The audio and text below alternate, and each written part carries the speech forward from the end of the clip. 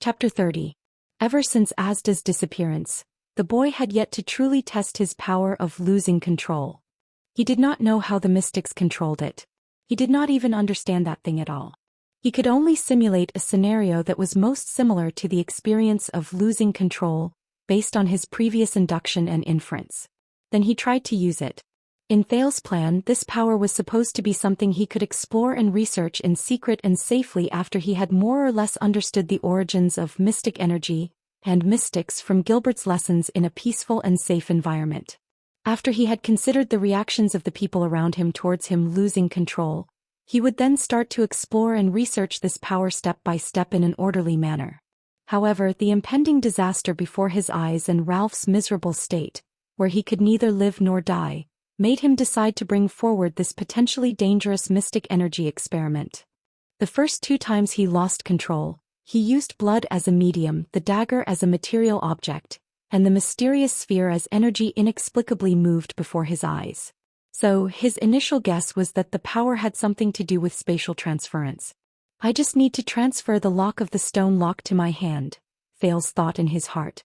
The process of the experiment was simpler than he had imagined. The burning sensation in his body grew stronger, the stone lock grew bigger and more scenes appeared in his mind. Then Thales lost consciousness. When he opened his eyes again he saw the moonlight, heard the wind, felt the cold and saw the blood clansmen on the ground who were extremely shocked. He was already in Ralph's arms, and the ground beneath his feet was gradually drifting further and further away. Even though the process is a little strange, Thales thought wearily, it looks like the experiment is a success. Although Ralph was in a sorry state and in pain, he had already freed himself from the burden of the heavy shackles. He forcefully controlled the wind and floated upwards. At that moment no one was more shocked than Chris. "How is this possible?" the old blood clansman mumbled with lifeless eyes. Istrone and Rolana were still young. Therefore, only he knew that the Nightwing lock, used to lock the superclass elite in the dungeon, was a secret treasure passed down in the Corleone family for nearly 1,000 years. It was a torture tool exclusive to the Blood Clan's Duke, and could only be opened with the blood of the person who was locked. It was used to trap supreme class elites. It was originally prepared to prevent Her Highness from going berserk when her mind was in a muddled state. After Her Highness' condition stabilized, it was used on the transcendent blood source. Even the most advanced magic gun in the world could not break the shackles. How did they open it? Before he was heavily injured, Ralph was the darling of the wind. He could even lie down 10 meters in the air with his limbs facing the sky for 5 minutes under the effect of the wind. But now, with much of his blood drained, he was extremely weak. He was tired and thirsty. The sudden loss of his legs also affected his balance. The sharp pain in his throat distracted his energy. Most of the superpower he was proud of had to be used to maintain the breathing from his throat to his lungs. He knew that he had no chance of winning against the 3 blood clansmen, and he also knew that Thales seemed to have activated a backup plan of convenience. So, after Ralph broke free from the chains, he only wanted to continuously use the wind to rise to a height that they could not reach. If the blood clansmen chased after him, he would try his best to use the strong wind to blow them down. But he still underestimated Chris, who had become a supreme class elite hundreds of years ago. Chris' movements were not slowed down by his surprise. 1,000 years had made him more resolute despite his age. His withered face darkened, and he instantly leaped more than 10 meters into the air, pouncing towards the 2 people in the air. "For Her Highness, I must snatch back that cub." He closed in on Ralph in an instant, and the strong wind rushed towards him. Thales was surprised to see that Chris, whose clothes and hair were fluttering in the strong wind, had actually turned into a bloody mist with an expressionless face. It was not a bloody water like Istrone's, but a bloody mist. In Thales' eyes, the bloody mist was dispersed by Ralph's wind, but it continued to spread upwards, passing through the strong wind barrier Ralph had built without any hindrance. The bloody mist seeped into the area in front of Ralph. Under the 2 people's solemn gazes, it gradually turned back into the pale old man with an obscure face and started to descend again. "Ah!" Ralph could not speak. He could only roar angrily. He raised his left hand and activated his psionic power, wanting to blow the old man down from the air. But before he could finish roaring, Chris Corleone's hand gripped Ralph's left wrist. Chris' tone was even colder than the temperature in the sky. he said in a terrifying voice. Do not even think of flying. Asterisk crack. Asterisk asterisk ugh. Asterisk the sound of Ralph's bones breaking and his pained moaning came from 20 meters in the air at the same time. Then Istrone, who was on the ground, and Rolana, who was covered in dirt, rushed out of the dungeon while holding her half-grown arm. They saw Ralph, who was holding Thales, being grabbed by Chris' left hand and pulled towards the ground by the latter's terrifying strength. Ah! Ralph looked as if he had gone mad. He used all his strength to urge the wind to blow him upwards, almost forgetting to breathe. But he still could not shake off Chris's sharp claws that had pierced through his bones and tightly gripped his wrist. Thales could not even open his eyes due to the strong wind. Exhausted, he had already used up all his trump cards. The prince was already powerless. Finally, Ralph, who was struggling with all his might, was inevitably pulled down from the sky by Chris. Ralph lost his balance. Almost exhausted, he tried his best to urge the wind, but Chris' great strength made it impossible for him to rise into the sky again. For His Highness, that cub must be alive, Chris said coldly as he fell from the sky with Ralph tightly clasped in his hand. Rolana licked her teeth with hatred on her face. She swung her newly grown arm and immediately smiled, getting ready to catch that cub. Beside her, Istrone's perception was slightly stronger than Rolana's. His expression changed and he suddenly looked outside the manor's gate. There, a concentrated tremor was getting closer and closer. Rolana, Istrone said anxiously, but Rolana's entire body and mind were focused on the two people in the sky. Thales did not dare open his eyes. However, the increasingly faster sound of the wind and the increasing sense of weightlessness in his ears indicated that the situation was not good. Is this move still too early because of this sudden accident? Ralph had already given up on breaking free from Chris' grip.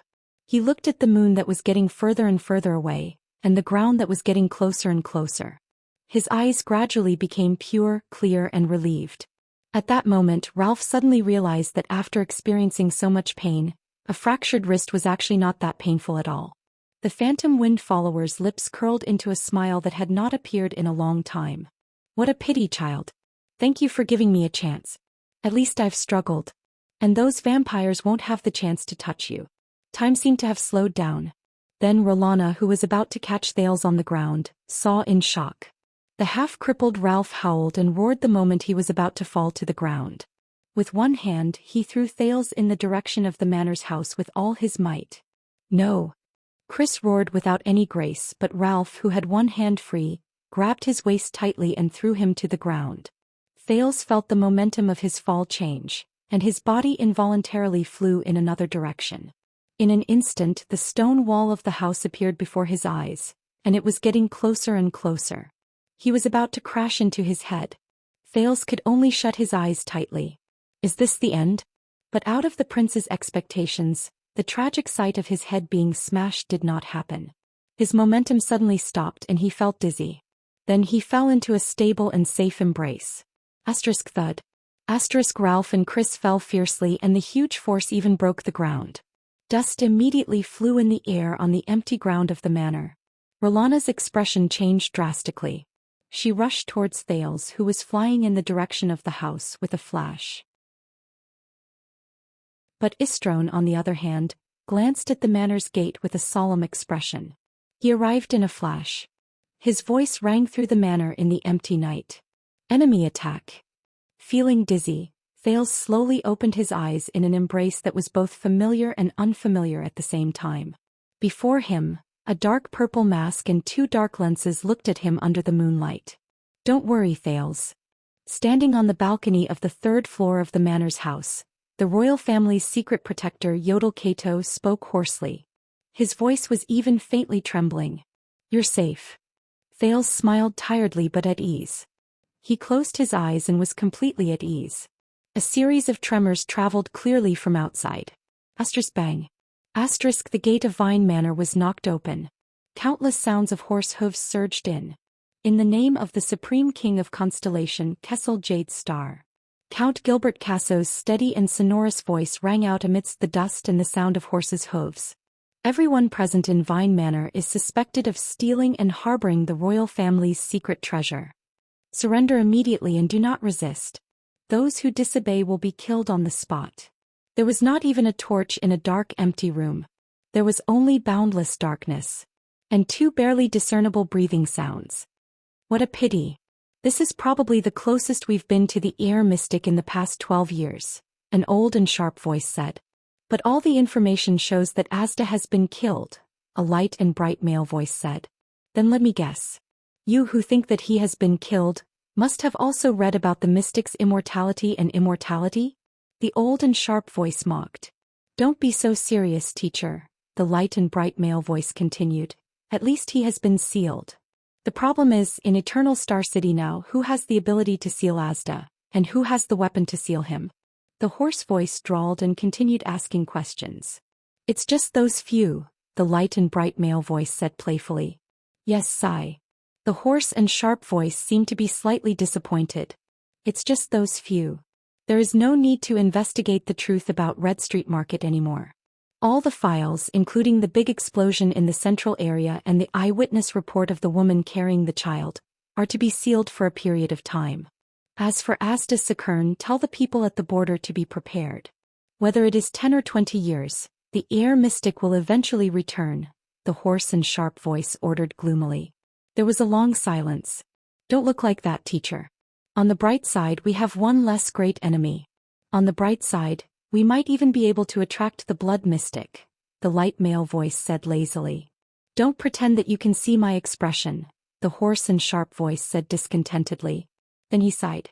Blood mystic, sigh this damned fate.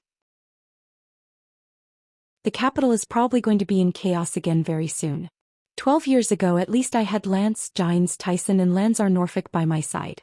Now the only person I can use by my side is you. The hoarse voice sighed. It was filled with desolation and loneliness. But it was also 12 years ago that even with your group of people, didn't the late king still pass away? It can be seen that strength isn't the key, luck is. The light voice seemed to have no qualms about talking about the tragedy 12 years ago. In the darkness, the two voices were silent for a long time. Yes, even if it was 12 years ago, the hoarse voice finally answered. This time his tone seemed to be filled with grief, indignation and dissatisfaction. The late king still passed away. The light voice seemed to have finally realized that the atmosphere was not right. He changed the topic stiffly. By the way, the secret room sent someone to deliver a headless letter. It said that yesterday, a figure from a gang left Extat and set off towards Constellation, towards Eternal Star City. The old woman also said that this was to repay your previous favor. Ah, the long-awaited cooperation between the Secret Intelligence Department and the secret room. The hoarse and sharp voice seemed to have been piqued. Coming to the capital at this time? The blood mystic? No, I sent someone to investigate. It seems to be a doctor from Blackstreet Brotherhood. His name is Ramon. Is there something wrong with him? Someone saw him performing a little trick on a small road in the countryside. Little trick? The hoarse voice finally became serious. Yes, a little trick, the light male voice said in a cynical tone. But according to the profound knowledge stored in all 20 levels of the Jade Star Library, I came to the conclusion that this little trick, that can instantly heal wounds, was commonly known as. His cheerful voice instantly became low. Magic. The voice slowly faded away. This darkness had truly sunk into a deathly stillness. It was like a graveyard in the middle of the night. After a long time. That old woman. The hoarse voice actually chuckled softly. She actually used this information as a favor to repay me. How cunning and treacherous, just like in the past. Gilbert took the lead. The guards formed by the swordsmen of eradication rode on their horses and charged into the manor. They surrounded the 3 blood clansmen. Unsheath your silver swords and prepare to meet the enemy. Gilbert did not waste any more words. He knew that his previous declaration of not killing those who surrender was just a formality. What was truly effective was usually only power and weapons. Just like diplomacy. Rolana. Istrone agilely moved his body and avoided the 2 swords that were aimed at his head. He shouted anxiously and angrily, "What are you doing?" He shouted anxiously and angrily, "Summon the shadow guards." Rolana landed on a window on the 2nd floor. She was extremely furious. Regardless of whether it was her unparalleled physique or her indestructible claws, she could not do anything to Yodel Kato, whose figure would disappear and reappear from time to time while he held Thales in his arms. She was also aware of the current situation. Hence, she spread her arms and let out a soundless roar with a strange rhythm towards the direction of the underground prison. Rumble. Suddenly, a tremor that sounded like a thunderstorm came from the direction of the dungeon. Gilbert's expression changed. He swung the long sword in his hand decisively, and the swordsman beside him shouted in unison. But it was already too late. A black tide suddenly erupted from the entrance of the dungeon. It charged towards the horse formation formed by the 30 swordsmen of eradication. Gilbert saw the thing that charged out clearly. With a steely expression he roared, "Form a ring formation. It's a blood thrall." The 30 swordsmen of eradication, who were at least of ordinary class, also saw the thing that charged out. It was a person with blood-red eyes and a crazed look on their faces. Almost all of them were battle-hardened guards. They knew what the creature in front of them was. It was the lowest form of the Blood Clan. It was formed by humans or other races who had accepted the blood essence of the Blood Clan and were transformed into blood thralls. They were hungry, crazy, loyal, and unafraid of death. Dozens of blood thralls surged towards the horse formation like a tidal wave. Gilbert saw the situation clearly and knew that Thales was already safe. Blindly relying on horsepower to attack these fearless creatures would only increase the number of casualties on his side. "Defend," he ordered loudly. "Ha!" The 30 swordsmen of eradication roared angrily. They got down from their mounts and quickly formed a circular formation. Each of them stepped forward with their left feet and slanted their right swords to protect the person beside them. This was the defensive formation that Constellation was famous for, returning light formation. At this moment, a figure slowly stood up from the pit that Ralph and Chris had created. Then the figure flickered and disappeared. "Please wait here for a while and rest." Yodel gently placed Thales on the balcony of the 3rd floor. He saw Chris' figure emerge from the dust and then disappear. "We will take care of the rest." Then Yodel also disappeared before Thales' eyes. In the next moment, Yodel's grayish short sword with a crisscrossed cross appeared in midair. It clashed with Chris's sharp claws, who was charging toward the 3rd floor. Sparks flashed in the air. Clang. A piercing sound assaulted everyone's eardrums. But surprisingly there was no collision of air. Yodel and Chris, 2 supreme-class elites who could be considered the best in the world in the Western Peninsula, roughly understood each other's strength after exchanging a few moves. They split up. This is the ability to move through shadows. Chris' expression was cold. His right claw pierced deeply into the wall of the 2nd floor and fixed himself on the wall. As someone at the peak of supreme class, even in Constellation, you should not be a nobody. Is it because the light of the kingdom's wrath is too bright and has been overshadowed? The old man said coldly. The battle between the blood thralls and the guards did not attract his attention at all. All his attention seemed to be focused on Thales on the 3rd floor. As usual, Yodel did not say a word, and his emotions could not be discerned. His strange figure stood lightly and illusory on a window pane on the 2nd floor. He looked like he was on the verge of falling, but he never fell. Under the manor, the blood thralls and the round formation finally clashed. Bang.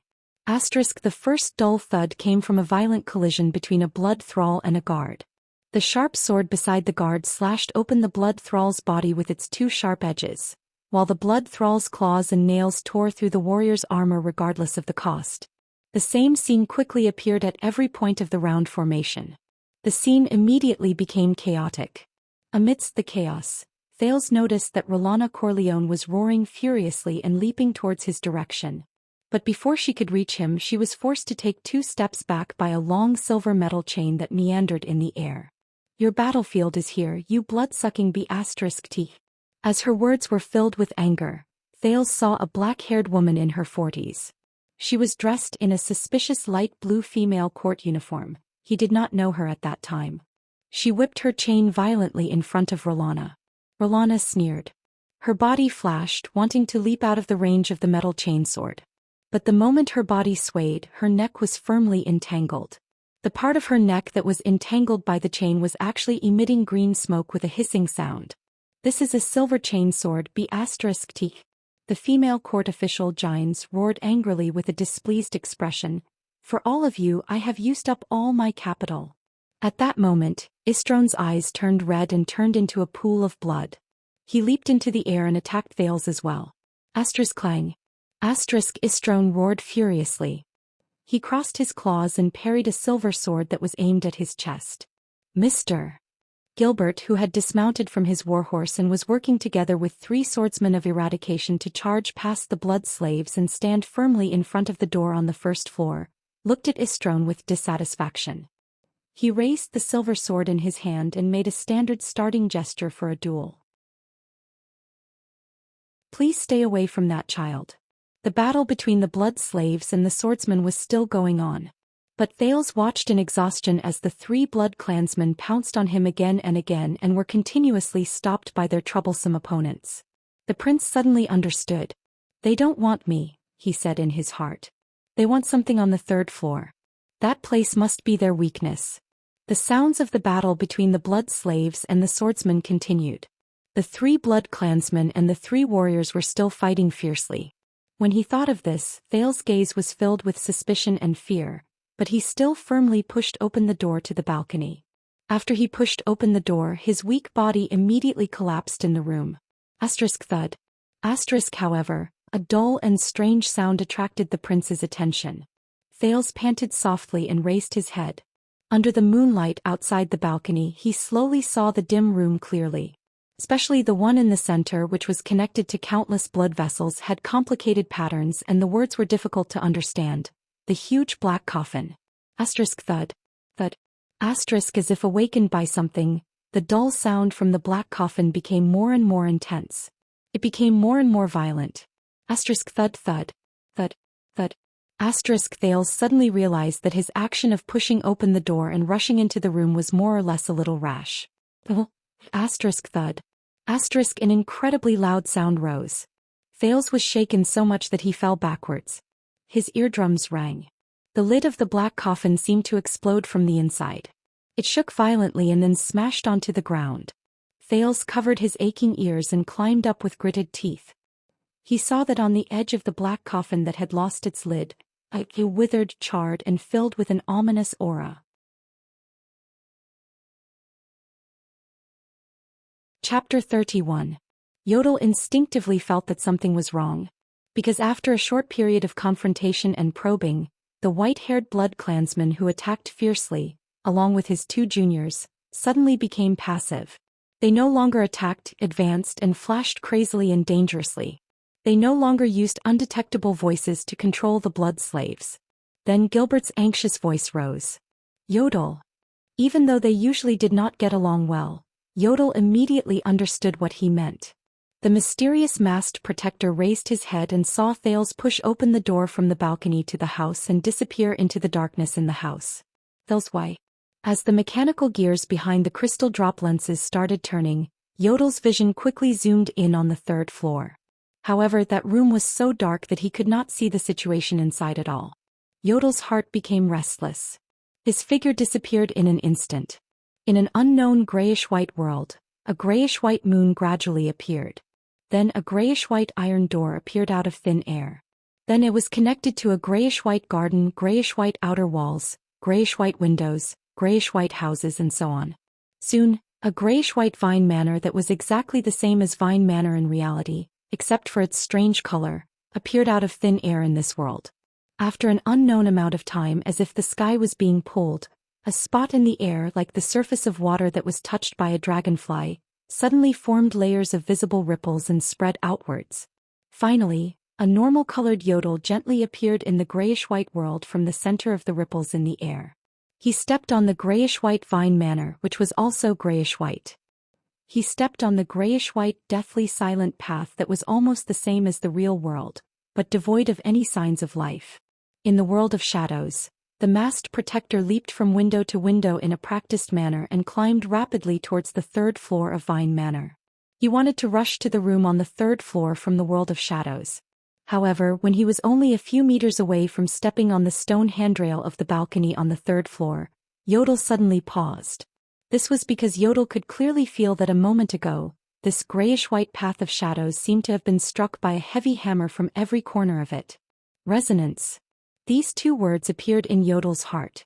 What a familiar feeling. He furrowed his brows and gave up on climbing. The next moment, Yodel's left foot kicked the grayish-white outer wall of the grayish-white house at lightning speed. He rose into the air like a swallow and rolled backward. Within a few meters of the grayish-white balcony where Yodel had just stepped on, a strange spatial ripple appeared.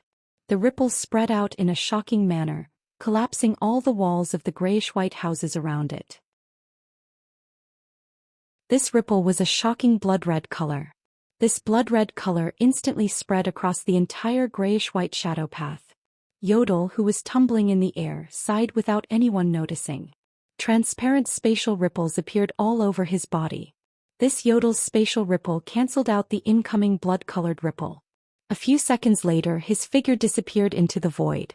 In the real world, below the observation deck on the third floor of Vine Manor, a bloody mist shrouded a large area of space in midair. It expanded and contracted as though it was vibrating rhythmically.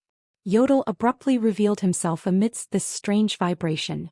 Yodel, who had revealed himself, tumbled and looked at the bloody mist surrounding him. He furrowed his brows in midair. It had been 12 years and once again he was forced out of the shadow path. It was done in the same way as back then. What awaited him was a well-prepared ambush. The bloody mist stopped vibrating. A suffocating aura swept up countless droplets of blood and attacked him at high speed. The bloody mist condensed into an old blood-colored right hand in the air. It struck out a seemingly light palm at Yodel, who was in midair and had nowhere to borrow strength from. He went straight for his chest. But before the palm could get close, the clothes on Yodel's chest and abdomen made an ominous sizzling sound and shattered in the air. If one observed carefully, they would discover that the surroundings of the blood-colored palm were filled with fine bloody mist that corroded all obstacles it encountered. For example, Yodel's heart. And he was stuck in midair, unable to dodge. The shadow path could no longer provide him with protection. In midair, Yodel, who was facing imminent disaster, could only calmly retract his chest and abdomen. He curled his body into a strange shape and increased the time it would take for him to meet the palm. A little more than a second passed. A lot of things happened in this little more than a second. The dark and gloomy short sword instantly appeared in Yodel's right hand. In the blink of an eye, the sword in Yodel's hand flashed and he slashed 3 times in a row. None of the 3 slashes hit the dangerous blood-colored palm. But the gears behind Yodel's crystal drop lenses spun rapidly. The fine bloody mist that filled the air appeared in his eyes as if it had nowhere to hide. Yodel waved his short sword and caused 3 ripples that were invisible to ordinary people to appear in the terrifying bloody mist. The bloody palm attacked without any resistance. It was only 1 second away. The gears behind Yodel's lenses spun in a different direction instantly. The color of the crystal drop lenses changed and so did his field of vision. The 3 ripples shook the blood around him. And behind the blood-colored palm, a special droplet of blood spun irregularly in the vibrations. In the next moment, Yodel's short sword drew an afterimage at an incredible speed and pierced the irregular droplet of blood. The tip of the sword gently tapped the palm formed by the bloody mist. Then it swiftly retracted. He did not waste even an ounce of strength, but he was not stingy with any bit of energy either. In the palm formed by the blood mist, a drop of blood that was neither too big nor too small shattered. Then the originally aggressive blood-colored palm instantly dissipated into nothingness the moment it was about to land on Yodel's chest. Yodel landed lightly on the ground. On the left side of his chest and abdomen, a piece of clothing that had been seriously corroded by the bloody mist turned into ashes, revealing a hidden muscle. The skin on the surface had long since corroded completely and blood flowed out. The bloody mist that filled the air gathered behind the disintegrated bloody palm. It reformed into Chris Corleone's lifeless figure in front of Yodel, but it could not reform into his right palm. Yodel did not even look at the wound on his chest and abdomen. He allowed the blood on it to stain the hem of his robe until his muscles automatically contracted to stop the bleeding from the corroded wound. Chris furrowed his brows and swung his right arm. A new crimson palm bone grew out from his missing right wrist. It was mixed with the bloody mist, and at a speed visible to the naked eye, muscles and skin formed again. The wound on Yodel's chest and abdomen seemed to be much more serious, but Chris' right hand grew out again, and it was completely unharmed. However, a haze seemed to fill Chris' heart. He knew that in the dangerous battle where the supreme class elites decided life and death in an instant, the proud immortal had already lost to this mortal behind the mask. At first, Yodel entered his unique path of shadows and disappeared from this world. However, he continued to move forward on the other side of the world. Immediately after, Chris used the omnipresent bloody mist to form tens of thousands of droplets of blood. With a sudden eruption and a powerful resonance, he forcefully shook the brilliant masked protector out of the shadow he enjoyed alone. Yodel, whose path was abruptly cut off, fell into Chris' trap in midair. The bloody mist, which was filled with a weak corrosive power, used the attraction of the origin blood to condense into a palm that was even denser and attacked Yodel. Yodel had no way to borrow strength, dodge or enter the shadow. Yodel was at an absolute disadvantage. But it was only for an instant. Yodel used the rapid turn of his body to gain more than a second.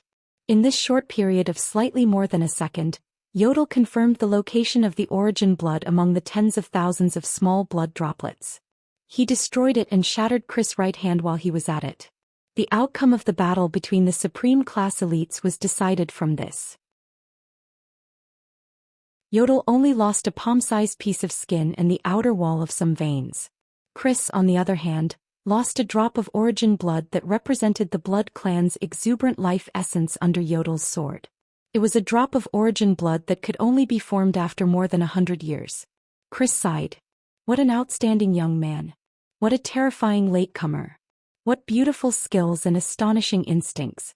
It looks like I was ignorant when I compared the kingdom's wrath to you. As Chris spoke, his body flashed again and he avoided Yodel's phantom-like sword strike. Even the kingdom's wrath can't do better than you. Yodel ignored him. He stomped on the ground and charged towards a window on the second floor. But Chris stood in front of him again. But there's nothing you can do now. Chris moved. While he avoided Yodel's attack, he also delayed Yodel's footsteps towards the third floor. The immortal old man did not stop talking, but his words were filled with the chilling insight of a long-lived person. Based on that boy's age, he's probably the smartest and calmest mortal I've ever seen in my 600 years of life. Chris, who had lost a drop of origin blood, no longer hoped to kill or even defeat this opponent. Supreme class elites were all dangerous people with vast power and high realms who could control them at will. With just a few moves, they had a clear understanding of the direction of the battle.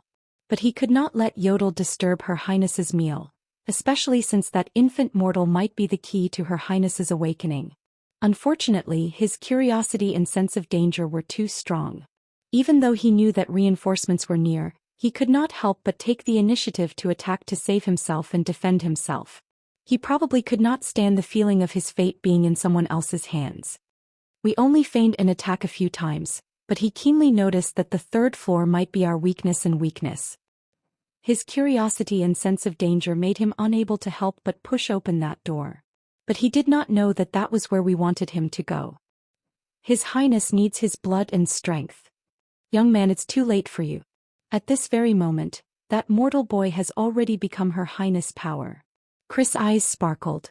For the first time, there was respect and admiration in his tone when he addressed Thales. Yodel's short sword trembled slightly. When Thales saw the charred, withered hand that stretched out of the strange black coffin, he was stunned for a whole 5 seconds. Intense memories flashed back to his mind, invading every cell in his brain once again. He grabbed a familiar scene from the void. He only heard the same delicate and gentle voice, but it spoke rudely at that moment.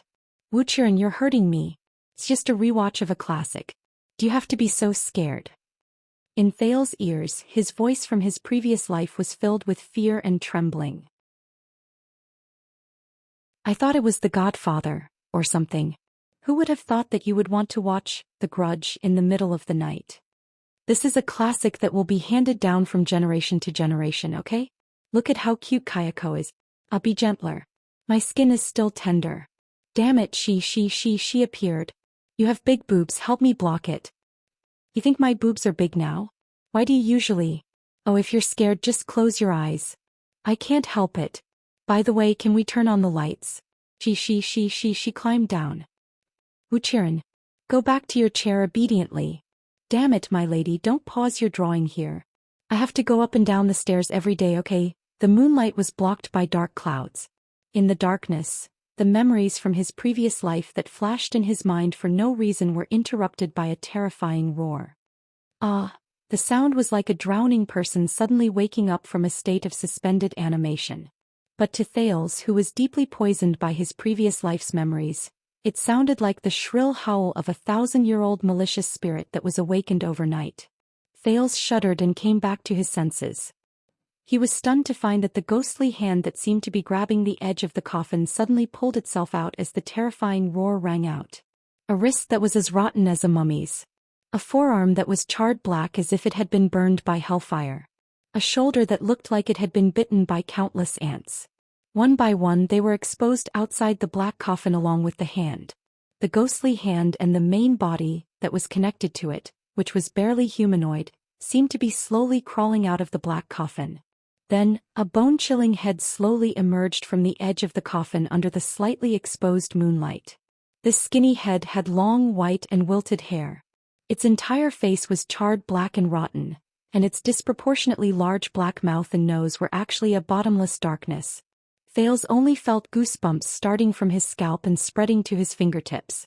Under the cover of the white hair, it opened its pitch-black mouth. The large black mouth split open all the way to its ears. Ah! A shrill roar traveled into Thales' ears. The boy's skin crawled and he almost fell to the ground. This monster did not stop. It crawled out of the black coffin slowly but rhythmically, as if it was feeling its surroundings. From its head to its upper body, from its left arm to its right arm, the head finally crossed the edge of the coffin, and its entire upper body fell to the ground. Finally, the left hand that was as shriveled as a ghost gently touched the ground. At that moment Thales' mind was blank. He trembled slightly and slowly inhaled a breath of cold air. At that moment the head that was stuck to the ground seemed to have sensed something. It paused for a moment, then slowly raised its head in Thales' direction. The shriveled white hair fell to the sides and its face was slowly revealed. It was facing Thales, and where the eye sockets should have been. But Thales saw, there were two large irregular black holes. The boy almost fainted from fear. This looks like a dried corpse that hasn't been completely burned. But it seemed that after transmigrating, the rich experience on the streets had made him a lot braver. Even though Thales was afraid, he still trembled and picked up what little rationality he had left in his brain. No matter what that thing is, Thales thought silently as he shuddered. I have to escape. Even though it looks scary, it's not fast. I just have to. Thales tried his best not to think about the scenes in the horror movies from his previous life. He turned his feet and twisted the comfortable children's leather shoes that Gilbert had prepared for him, even though they had been greatly worn out during the running. He was prepared to rely on his speed to escape from this dangerous place. I just have to wait for Yodel's rescue, Thales thought. But the moment he turned his leather shoes, the demon-like monster suddenly pounced out of the coffin. It was like a headless demon that had been blindly swimming around suddenly awakened. Ah, ah. The shrill roar rang again. Thales, who was filled with terror points, was so frightened that he turned around and wanted to run.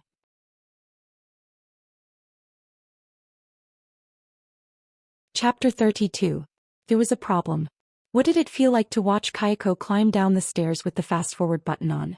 At that moment, Thales must have been crying angrily as he answered carefully. That's how I feel. Because of the evil spirits, corpses and monsters behind him. Who cares what they are? Is it important? Thales, who had yet to recover from his shock, was crawling towards him on all fours while dragging his damaged and charred body with incredible agility and strangeness. F***ck. Thales was scared out of his wits. He did not even think about whether this creature had intelligence, whether it could speak, whether it could communicate, and whether it could talk without fighting. At that very moment, Thales, who was running for his life in the small room, could even feel the liquid in his eyes gushing out without restraint. But Thales soon regretted his decision. There was no other reason other than that the monster-like mummy's speed was much faster than Thales. It roared and leaped, pouncing on Thales from behind. Thud. Thales and the mummy rolled on the ground. The 2 days of being unlucky seemed to have worked. Thales subconsciously pulled out JC's dagger with a backhand and stabbed it at the mummy with a trembling hand. He stabbed the mummy's heart if it had one. But Thales was horrified to find that the mummy, which had been pierced by the dagger, was not affected at all. It lay on his body and opened its terrifying black mouth towards his neck, revealing its similarly charred and irregular sharp teeth. Could it be that it was too scared that its hand trembled and missed? Thales felt the weight on his body. Strange, it's not heavy? He thought fearfully. But it was too late for him to regret. Grip. With a dull sound that sounded like leather being pierced. Thales felt hopelessly that the mummy had bitten through his neck. Thales opened his mouth in pain, but he could only let out a hoarse, muffled cry due to his lack of stamina. Under the effect of the pressure, all the blood in Thales' body surged towards the ruptured artery. It's over, Thales thought in despair. Those who kill must be prepared to be killed. He thought of this sentence and Quide who had died unwillingly while clutching his neck. Thales laughed bitterly in his heart. This was retribution. Strangely, the blood that was supposed to be gushing out of his body was quietly and orderly flowing out. Into the mouth of the mummy? Thales, who had his neck bitten, saw from the corner of his eyes that the mummy was like a water pipe that was being squeezed by irregular water pressure. From its mouth, to its neck, chest, abdomen and every other part of its body, it continued to swell and contract slightly. Like a thirsty traveler, he frantically sipped at the spring water. The mummy seemed to be sucking blood.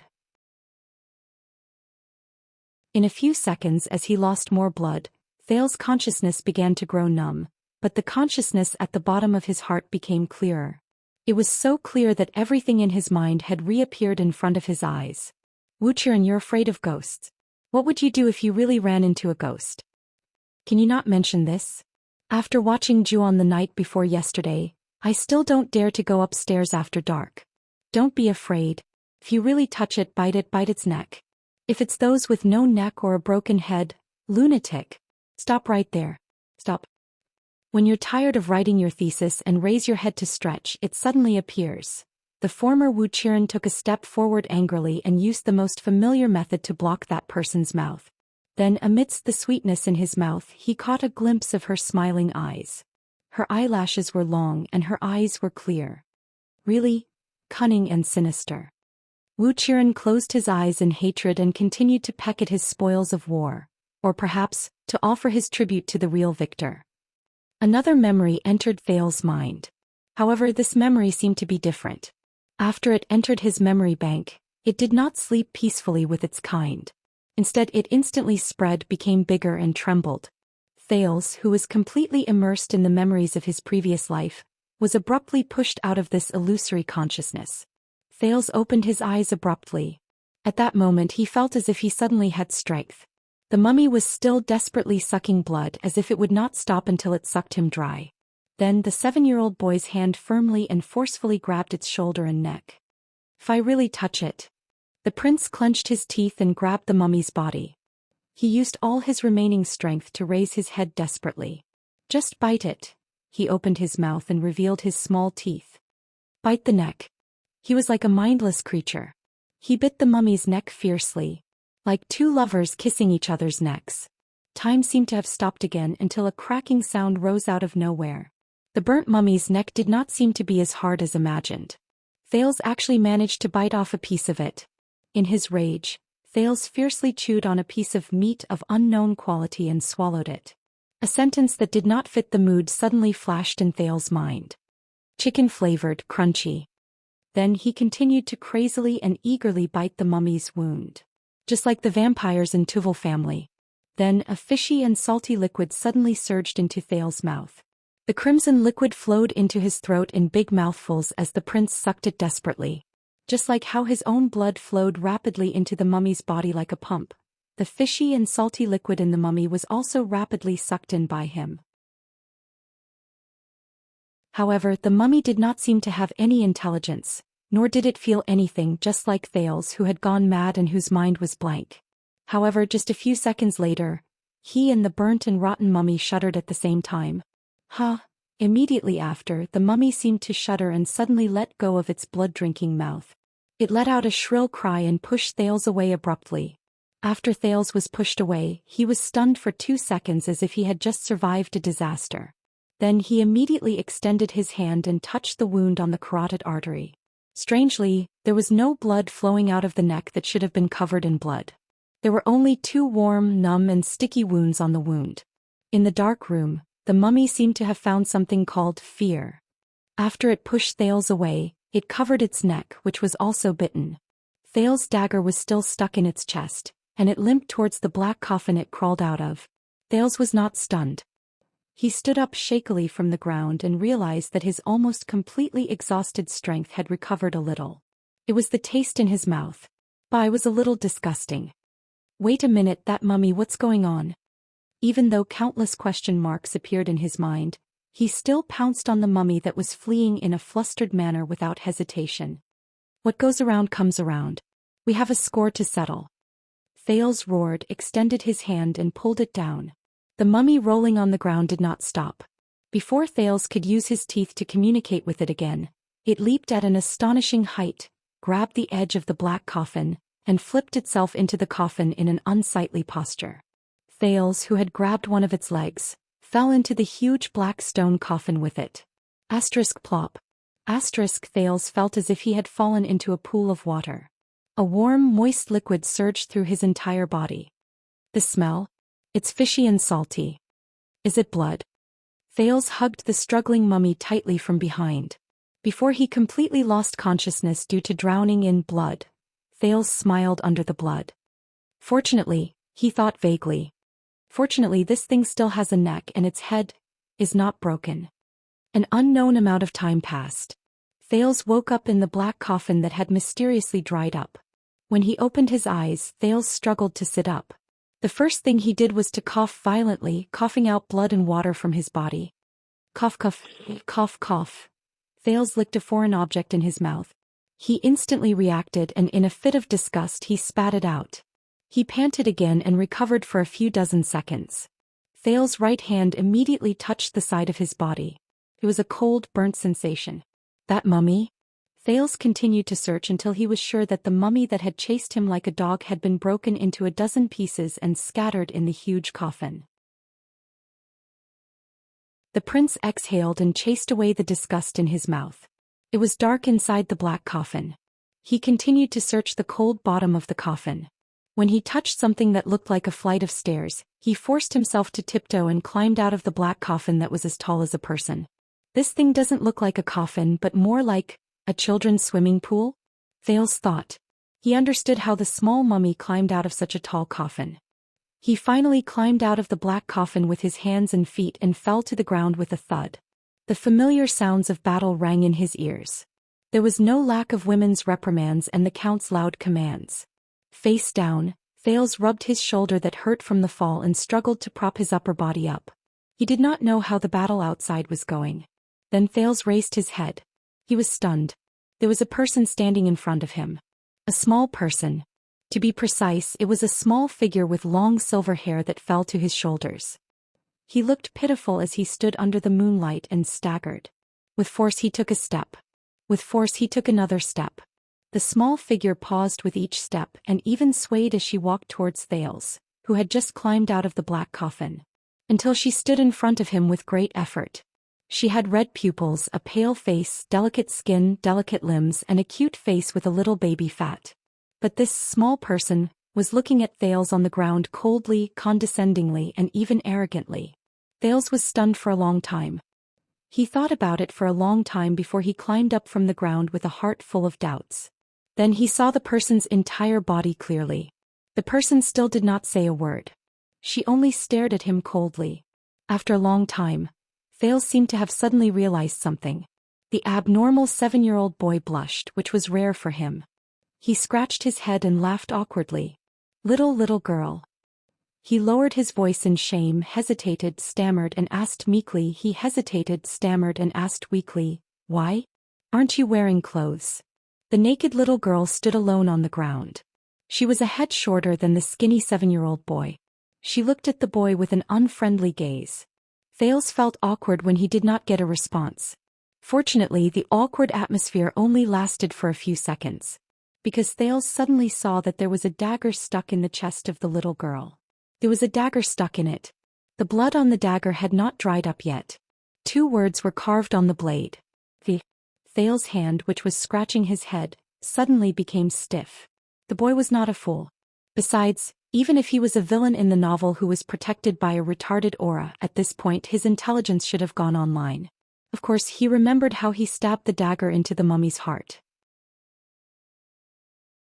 But the naked little girl, who did not seem to notice anything was wrong, still stared at him coldly. She did not say a word. Her round face was expressionless, and Thales' figure was reflected in her blood-red pupils. Thales gently put down his hand and adjusted his breathing. His vision switched back and forth between the cute and strange little girl in front of him and the terrifying mummy of a malicious ghost in his memory. This is really strange. Thales exhaled deeply. The naked red-eyed child mummy was still staring at him with that gaze like a statue. Anyone who had been stared at by this thing for so long would have felt their hair stand on end. Thales gulped and pretended to smile in a relaxed manner. He thought about it again and swallowed the question, "What brand of sunscreen repair cream is this?" Now was not a good time to test the waters. Although she looked cute if she was the mummy just now, it was unlikely that she would have any rationality. "Who are you?" A childish voice rang in front of him. Yes, although the little girl's gaze did not change. But the words that came out of her mouth were still relatively clear, understandable and rational. Compared to the roar of a malicious ghost from before, it sounded sweet, cute and, wait.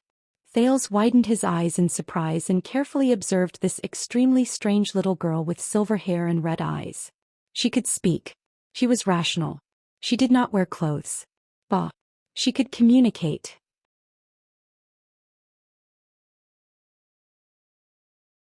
Chapter 33. A long time ago, before Prince Tormund led the survivors of the final empire to point at the stars above their heads and swear an oath to build Constellation, Eastern City District was just a suburb in the northeast of Eternal Star City.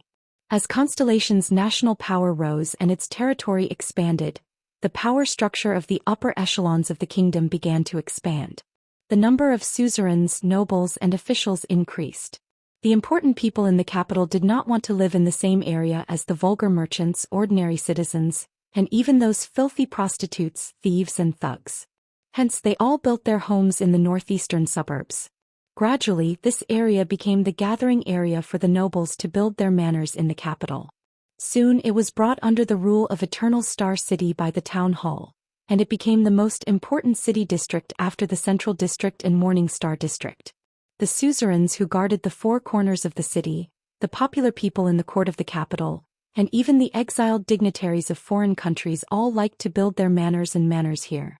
The area was filled with the properties of nobles and officials of various sizes. There were almost no residences or markets for commoners. Even the people who came and went were mostly servants and subordinates of the various families and forces of power. Aside from the ridiculously high land prices, there was also an unwritten rule in Eastern City District. The land buyers must choose a location that matched the buyer's status. You probably don't want to know what happened to those who violated this rule. Even though the 6 great clans and the 13 distinguished families each had their own manors in the suburbs of the capital, they had also built their own properties in Eastern City District. Naturally, they were all located in the best locations, regardless of whether the nobles of these families came often. Precisely because of this, the different manors in Eastern City District were very far apart from each other. However, the grass and trees between the manors were maintained by the town hall to be lush and strong. The main road was also built to be wide, grand, and stable. Every 20 meters, there was a large everlasting lamp provided by the town hall to illuminate the area. As for the police officers and city guards patrolling this avenue, they had to be cautious. Even their superiors couldn't bear the consequences of offending these big shots. Secondly, they could also be at ease. Under normal circumstances, when the police department and the city guards needed to intervene, the nobles often had their own ways to deal with it, so they didn't have to worry about it. As the captain of the city defense team who patrolled the main road in Eastern City District all year round, the sword and crossbow on Gened's body had almost never been used over the past 10 years. However, his helmet and armor were as bright as new. When he ran into the carriages of the nobles on the road, he was used to tidying up his armor and retreating to the side, taking off his helmet and saluting them. In the words of the police chief in Eastern City, they should have changed their heavy helmets into hats a long time ago. Taking off their helmets and saluting them was just too comical. Genid treasured his job very much. He knew how much effort his comrades had put in to get him, who should have been dismissed from the army and made a living on his own, to join the capital's city defense team. Moreover, he was assigned to the Eastern City District, which was stable, peaceful, and occasionally gave him tips. As a farmer who was born in the countryside of Doran County in the south, Genid's colorful experiences were definitely worthy of being sung by bards. More than 10 years ago, when he was about 19 years old, Genid no longer remembered his birthday after his father passed away. His village was struck by a natural disaster, and the village was then attacked and plundered by bandits. Unable to survive, Genid signed up to join the Starlight Brigade that Duke John, who was heading south, recruited and established. He fought bravely and had a bright mind. He was lucky enough to survive the dangerous battle to defend Jade City. He once took the risk of carrying 2 bags of flour and followed the main army during the retreat at Walla Passage. He then bravely followed the Duke's personal army and broke through the encirclement of the Land of Tusks. Before we meet up with the other troops, we owe you money for the 2 bags of flour. Duke John. Under the orders of his superiors, he once followed the troops into the welcoming banquet held by Earl Dale's family. He watched as the Duke, who was a guest, subjugated their private army without batting an eyelid. In the decisive battle at the Plains of Fire, he even rushed through the bombardment of the Mystic guns and cut down a battle axe. He once led a small team under the Duke's 9-pointed star flag and withstood the last desperate counterattack of the rebel army at Blade's Edge's Gap. Genid heaved a deep sigh and cursed the day where both victory and sorrow existed at the same time. Then he waved his hand at his team members and made way for the knights holding the iris flower flag on the other side of the line. That's right. There were 34 knights from the Covendier family. They did not have carriages with them. They were probably the subordinates who worked for their master. The 2 leaders seemed to have superclass or above. As for the others, judging from their movements on the horses and the positions of their weapons, they were all just for show. Genid pursed his lips without anyone noticing and retreated to the side. In just over a year's time, he had been promoted from a normal supply soldier to a combat recruit, then to an axeman and infantry captain, and the most glorious personal guard of the Duke.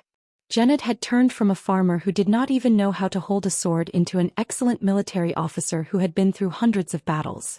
The rare battlefield experience had also made him a rare existence even among ordinary classes. As long as he had 3 to 5 companions to form a formation, he would not be afraid even if he ran into superclass warriors. Even in the days after the Starlight Brigade was disbanded, Genid still remembered the guidance of the respected captain of the Duke's personal guard in the Starlight Brigade. He had never slacked off in his training. He had seen countless knights during his most dangerous days. These warriors on horses were famous for their charging power. There were noble warriors who were brave and had extraordinary skills, but there were also cowardly playboys who bullied the weak and feared the strong. Of course, under Duke John's command, there were far more of the former than the latter. That was why Genid could tell with just one glance that the 2 leading knights had calm expressions and smooth movements. Their bodies were slightly bent, and they could exert their strength on the horse at any time. There was a sword at the side of their waist and on the saddle, and the swords were very close to their dominant hands. It was obvious that they were elites who had more or less experienced on the battlefield. These elites who were superclass and above would definitely be the officers of a battle squadron on the battlefield. Regardless of whether they were the vanguards, ambushes, defenses, reserve troops, or even the personal guards of the commander, these people were indispensable pillars and even the core of the army. For example, there was the famous Baron Alchemy in the kingdom. Right now, one of the 2 knights who brought more than 20 people and were supposed to overtake them stopped his horse and rode towards Genid. City Defense Team. This was a knight with sparse hair. He was in his 30s and the light green plate armor he wore was clearly a handmade aristocratic family heirloom. With a straight face, he looked down at Genid, who was leading the group, and scolded him. We saw the hoofprints of a large group of horses on the road. At this time, there shouldn't be so many cavaliers in Eastern City District. Did you meet them? Are you supposed to appear now? Genid thought disdainfully in his heart as he stared at the noble knight under the tricolor iris flowers. However, after 10 years of working in the city defense team, his edges had long since been ground away by reality. The former Duke's personal guard lowered his head in a humble and submissive manner and answered, Honorable sir, the suzerains are the ones who can mobilize a large number of private soldiers in Eastern City District. We dare not interfere with their affairs. Seychelles. Duke Xian's trusted knight furrowed his brows. Did you meet these cavaliers? Which family are they from? What flag are they flying? Genid was silent for a moment. Around 10 minutes ago, the 32 cavaliers that passed by ranged from ordinary class to super class.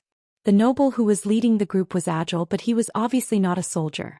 There was even a woman following behind him, but Genid did not see them flying any flags. However, as someone who had served under Duke John for many years, how could he not recognize the soldiers' movements, their equipment, and the style of their shields? In the past, many of the people in the Duke's personal guards were once the Duke's private soldiers from his family. They followed the Duke to the south and became his personal guards. Among those people, some of them had saved his life and he had also saved their lives. Almost all of them were people whose backs he could entrust to him. Good men. Oh, and a good woman, as expected of the warriors under the 9-pointed star flag. Yes, Genid told himself once again. Those 30 or so cavaliers are from the Jade Star family. They are the private soldiers of the royal family. Most importantly, they are the people from Duke John's family whom he swore to die for. Yes, honorable sir, Genid answered resolutely. We met them just now. They did not show any flags. I do not know where they went either. The former personal guard of Duke John bowed. How ironic. Back then, when he was under the command of Duke John, the king's younger brother, no one taught him how to salute nobles. Yet on the second day he arrived in the capital, a low-ranking official from the city hall angrily asked him to learn the standard salute posture. They are nobles, do you understand? Genid's former superior in the city defense team. However, this ordinary captain of the city defense team would probably not know how great of an impact the information he was hiding would have on the future of himself and all of Constellation. Seychelles furrowed his brows. He reached into his money pouch and grabbed a handful of silver and gold coins, which he had inadvertently grabbed, and threw them back into the pouch. Then he scattered the remaining copper coins to the soldiers of the city defense team. Your tips, he said. Then he turned his horse around and chased after his companions. Don't think too much and don't bother about the affairs of the other families. Just do what the Duke has ordered you to do. Both of us are here. As long as we don't barge into Renaissance Palace, there is nothing that the capital cannot solve. If those vampires do not cooperate, they will only die. Seychelles returned to the front of the cavaliers and listened to the other noble knight beside him, Cassine, speak softly with a calm expression. If they are other families, why didn't they show their flags? 30 to 40 unknown cavaliers galloping into Eastern City District at night. How long has it been since something like this happened? Seychelles still spoke carefully. Having traveled through the chaos of war in the Eastern Peninsula, he had learned to be cautious and meticulous from the people of the Eastern sages. His Majesty's 48th birthday is coming up soon. This birthday is too crucial. The nobles' messengers, suzerains' envoys groups, and even spies from various countries, representatives from the Tower of Eradication and the Churches of the Gods, as well as forces of various sizes hidden in the dark. It can be said that the entire world's attention will be focused on the capital. And all the great families in the country are also making their moves in many ways, whether openly or secretly. It is very normal. Aren't we doing the same? And we are working hard for it. Cassine turned his head and said flatly, if you are really worried after you are done with your task, just go back and report it. This has nothing to do with our mission. Let's hope so.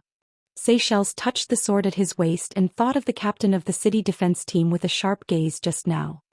He then said absent-mindedly, let's hope it is not the other family's actions.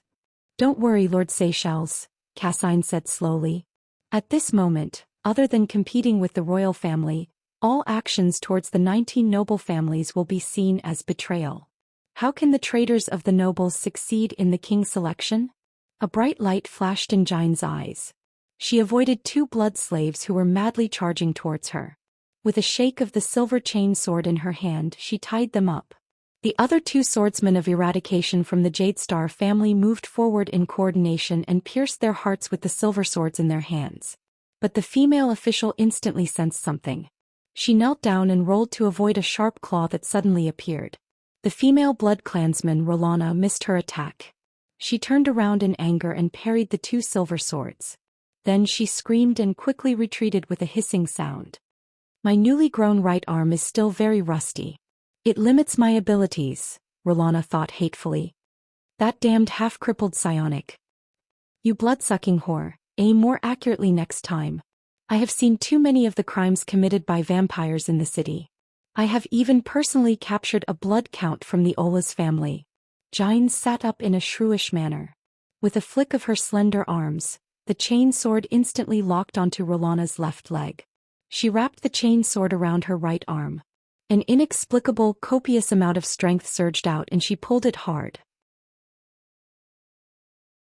Rolana, who had avoided a flash of the sword, staggered and was immediately pulled to the ground. She screamed as she was continuously dragged away. This female mortal's strength. Is she a monster? Rolana roared furiously and gripped the ground tightly to resist Jines' monstrous strength. But before she could stabilize herself, another silver sword pierced towards her. This damned sword formation. Rolana cursed in her heart. Facing such an enemy, her extraordinary speed and special abilities could not be unleashed at all. The astral formation was a circular defensive formation. It was the main body of the formation. A few smaller teams could emerge from the outer edges of the formation and act as the tentacles and probes of the entire formation. In a chaotic battle they could also advance and retreat agilely. As for the blood slaves, Rolana carefully avoided the silver sword while resisting Jines' monstrous strength and kicking away the swordsmen who attacked her. Under the siege of the sword formation, the number of blood slaves became fewer and fewer. After all, how could an irrational monster defeat a battle-hardened swordsman? Gilbert!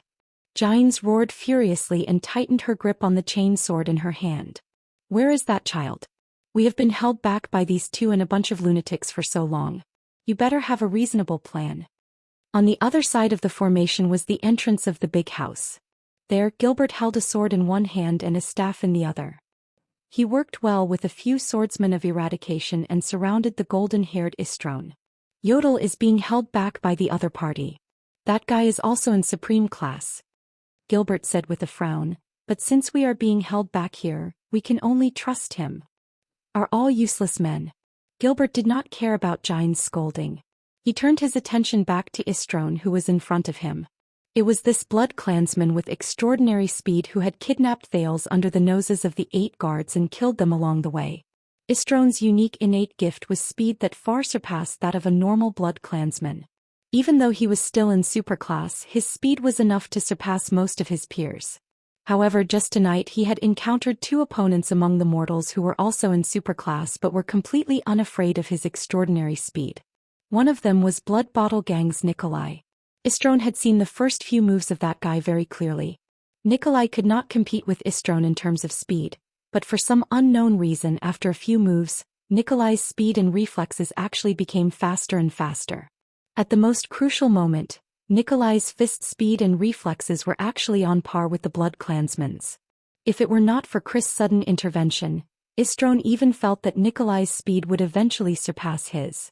The second opponent, Istrone felt his skin crawl. It was the middle-aged noble who looked elegant and noble, but who made him feel fear. Like Nikolai, Gilbert could not keep up with his speed either. However, this noble used his own method to forcefully restrain the high speed that Istrone was so proud of. The silver sword in Gilbert's right hand was very steady, and his footsteps were filled with the elegance of a noble in a duel. However, Istrone was not worried about his sword. The golden-haired blood clansman could easily deal with such sword speed, and he could even overturn 2 swordsmen while he was at it. What he was worried about was the staff in Gilbert's left hand. Compared to the standard swordsmanship, that walking stick was like someone else's. Every time Istrone dodged or parried the silver sword, just as he was about to counterattack, the strange staff would strike him from the air. It would strike precisely at the direction where he was prepared to counterattack, or at the critical point where he could exert his strength, forcing Istrone to retreat in frustration. Then he would fall into the encirclement of the other swordsman. Just because of that strange staff, Istrone even felt that he was not the one holding Gilbert back, but Gilbert was the one holding him back. However, Istrone did not know that he had fallen into Gilbert's trap right from the start. The key to the martial arts passed down in Gilbert's family was not his staff, but the sword in his right hand that conformed to the rules and seemed ordinary. Sir Chris. The golden-haired noble's ears twitched. He heard his cousin Rolana's soft murmurs in the midst of the chaotic battle. It's very difficult for us to hold on any longer. Has His Highness not woken up yet? If we really can't hold on any longer, let's retreat with the ancestral coffin. They did not know that at that moment Chris, who was holding Yodel's short sword in a death grip, had a face full of shock and disbelief. This emotion even infected the opponent in front of him, Yodel, who was behind the mask. Chris whispered something. Only Yodel, who was opposite him, and the blood clansman who had extraordinary hearing could hear it.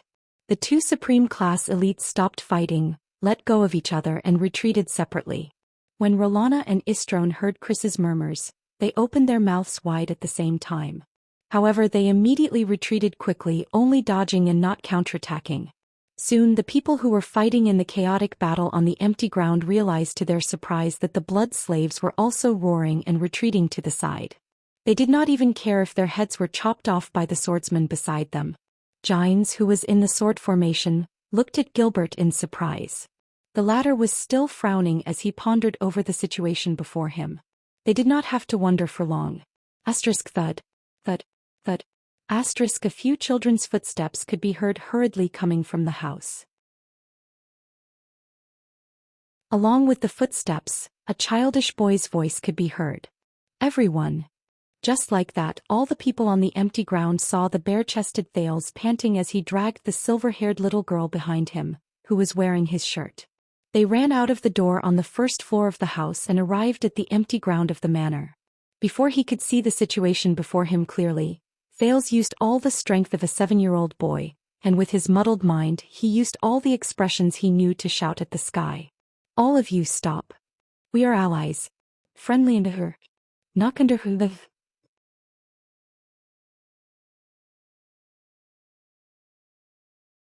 Chapter 34. The moonlight shone on the empty ground of Vine Manor. Everyone stared blankly at the two children on the ground. For a moment there was complete silence. Thales lay on the ground panting. There was nothing on his naked upper body except for the bandage on his wound. He only felt cold and pain. The silver-haired Loli in his arms pressed on his shoulder and propped herself up with a blank expression. She saw the bandage on his chest and the burn wound that was the size of a silver coin underneath. She sniffed the blood on it and revealed an expectant and intoxicated expression. This expression scared Thales so much that he quickly sat up. Before this dangerous blood clan girl, whom Thales had long imagined to be a boss monster that could turn into a blood-sucking mummy at any time, could bare her fangs, he pushed her away from his arms. Yodel and Chris instantly appeared in front of the two children. I'm fine, Yodel. Don't worry. Thales saw the wound on the secret protector's chest and revealed a tired smile. The latter took off the cloak that was on top of his tights and draped it over Thales. Thales nodded. Before that, there is an urgent matter that must be dealt with. He turned in another direction. There was a large pit there, and at that moment a legless, half-dead person was lying there. The phantom wind follower, Madeira Ralph, a free fighter who had broken free from his shackles. A survivor who did not want to die to be free from pain. Mr. Gilbert, please save that person. Thales' eyes dimmed, but he said firmly to Gilbert in the distance, if it wasn't for him I probably wouldn't have been able to hold on until all of you appeared. Also, the prince said in his heart, he's the first person I've truly saved in this damned world. Gilbert nodded and commanded the swordsman of eradication beside him to save Ralph. Your Highness. Chris' deathly still face was now filled with excitement. He knelt on one knee in front of the silver-haired Loli. There was already a blanket in his hand, and he draped it over her with trembling hands. Thales' shirt was not big enough and was torn in many places. It only covered the little girl's knees. The little girl's 2 white calves below her knees were exposed. When Chris thought of this, he glared at Thales with a fierce gaze. Although Her Highness had a noble status and did not care about the gazes of ants, as the loyal butler of the Corleone family for more than 600 years, Chris naturally had to consider everything for his mistress. Your Highness, you're finally awake. The cute red-eyed little girl nodded expressionlessly. She held Chris's hand habitually and said word by word in the tone of a superior, Chris, you did a good job. The little Lolita's chubby face was expressionless as she mumbled in a childish and cute voice, I'm sorry, loyalty will be rewarded. Beside him, Thales took 2 seconds to understand the meaning of this sentence. Loyalty will be rewarded. Then he burst out laughing. Such serious words coming out of the mouth of a young Lolita with missing teeth was truly a tragic sight. Chris, who was nodding gratefully, glared at him. Your Highness. Rolana and Istrone appeared in front of the little Loli with shocked and bewildered expressions. The former looked at her short stature and asked cautiously, Your appearance, how did it become like this? The little Loli raised her crimson eyes and looked at Thales with a complicated expression. She then said nonchalantly, As long as I drink recovery brew, I will return to my original appearance. After she finished speaking, the little Loli looked at Thales, who was trying hard to hold back his laughter. She did not seem to realize that there was a problem with her pronunciation. So with a cold expression she asked with a slightly puzzled tone, What is it that you want to show off? What is it that you want to show off? Thales could not help but laugh out loud. This time the 3 blood clansmen looked at him with unfriendly gazes. Istrone even looked at him with a layer of wariness and respect. Cough. The boy quickly covered it up with an unprofessional cough. There is nothing to show off, cough. Sorry. Gilbert, who had finished restraining the swordsman of eradication, walked over with Gines. The former leaned on his cane, took off his hat respectfully and said, Honorable Mr. Thales and this cute blood clansman lady, perhaps you do not mind explaining the current situation to us? Thales stopped smiling and glanced at Gilbert gratefully. Mr. Gilbert, thank you for your rescue and sacrifice. However, he suddenly felt that the charming lady in her 40s behind Gilbert was looking at him with a complicated expression. The meaning in her eyes was unfathomable. Is this that boy? He and that person's son? Gine's gaze immediately darkened. Thales did not think too much about it. He turned his head and continued, Let's postpone the self-introduction for now. Enough blood has been shed tonight. Because of this, I and this. When he said this, he glanced at the little Loli, who was obviously childish and adorable but had to keep a straight face. He paused for a moment. Little sister Serena Corleone. Lady. Looking at the red-eyed Loli's unfriendly expression, he quickly changed his words. After a friendly and pleasant discussion, the little Loli Serena suddenly felt an itch on her neck. She pursed her lips without anyone noticing. We have decided to put down our grudges, end our hostility and form an alliance. I will provide Princess Serena with my blood on a regular basis, and Princess Serena and her subordinates will serve me until... Before Thales could finish speaking, he felt Yodel's hand, which was holding him, tighten abruptly. Then he was anxiously interrupted by 2 people. Why do we have to serve you? We can use other benefits in exchange. The most we can just leave. This was the red-haired and unfriendly blood clansman Rolana. Mr. Thales, your blood. It's too dangerous. How can this be? This was Gilbert, who was eager to protect his master. However, Thales only suddenly raised his right hand and clenched it into a fist. This was a gesture he often used to calm down discussions that were becoming more and more heated and out of focus when he led university students during discussion classes in his past life. Both of them stopped talking at the same time. The prince took a deep breath. Thales left Yodel's support and ignored Gilbert's obstruction. He slowly walked towards the blood clansman and said softly, You will serve me in exchange for my protection. And I will provide you a group of political refugees who have no home to return to in Constellation. You can only use Corleone's name to cheat for food and drink under the symbol of the iris flowers. I will provide you with a better protection than the master of this manor. Chris, Istrone and Rolana's expressions changed at the same time. They looked at Serena. However, the silver-haired, red-eyed Loli only snorted coldly. I didn't tell him anything. He figured it out himself. Figured it out. Not getting along with Blood Bottle Gang, not being on the same side as the master of the manor, Istrone's words about, with our current situation, and the coffin on the 3rd floor that looked like a swimming pool but was actually a large nursing ward. The prince thought silently in his heart. Isn't it obvious when I sum up all these factors and signs? He knew that the blood clansmen opposite him were extremely wary of him.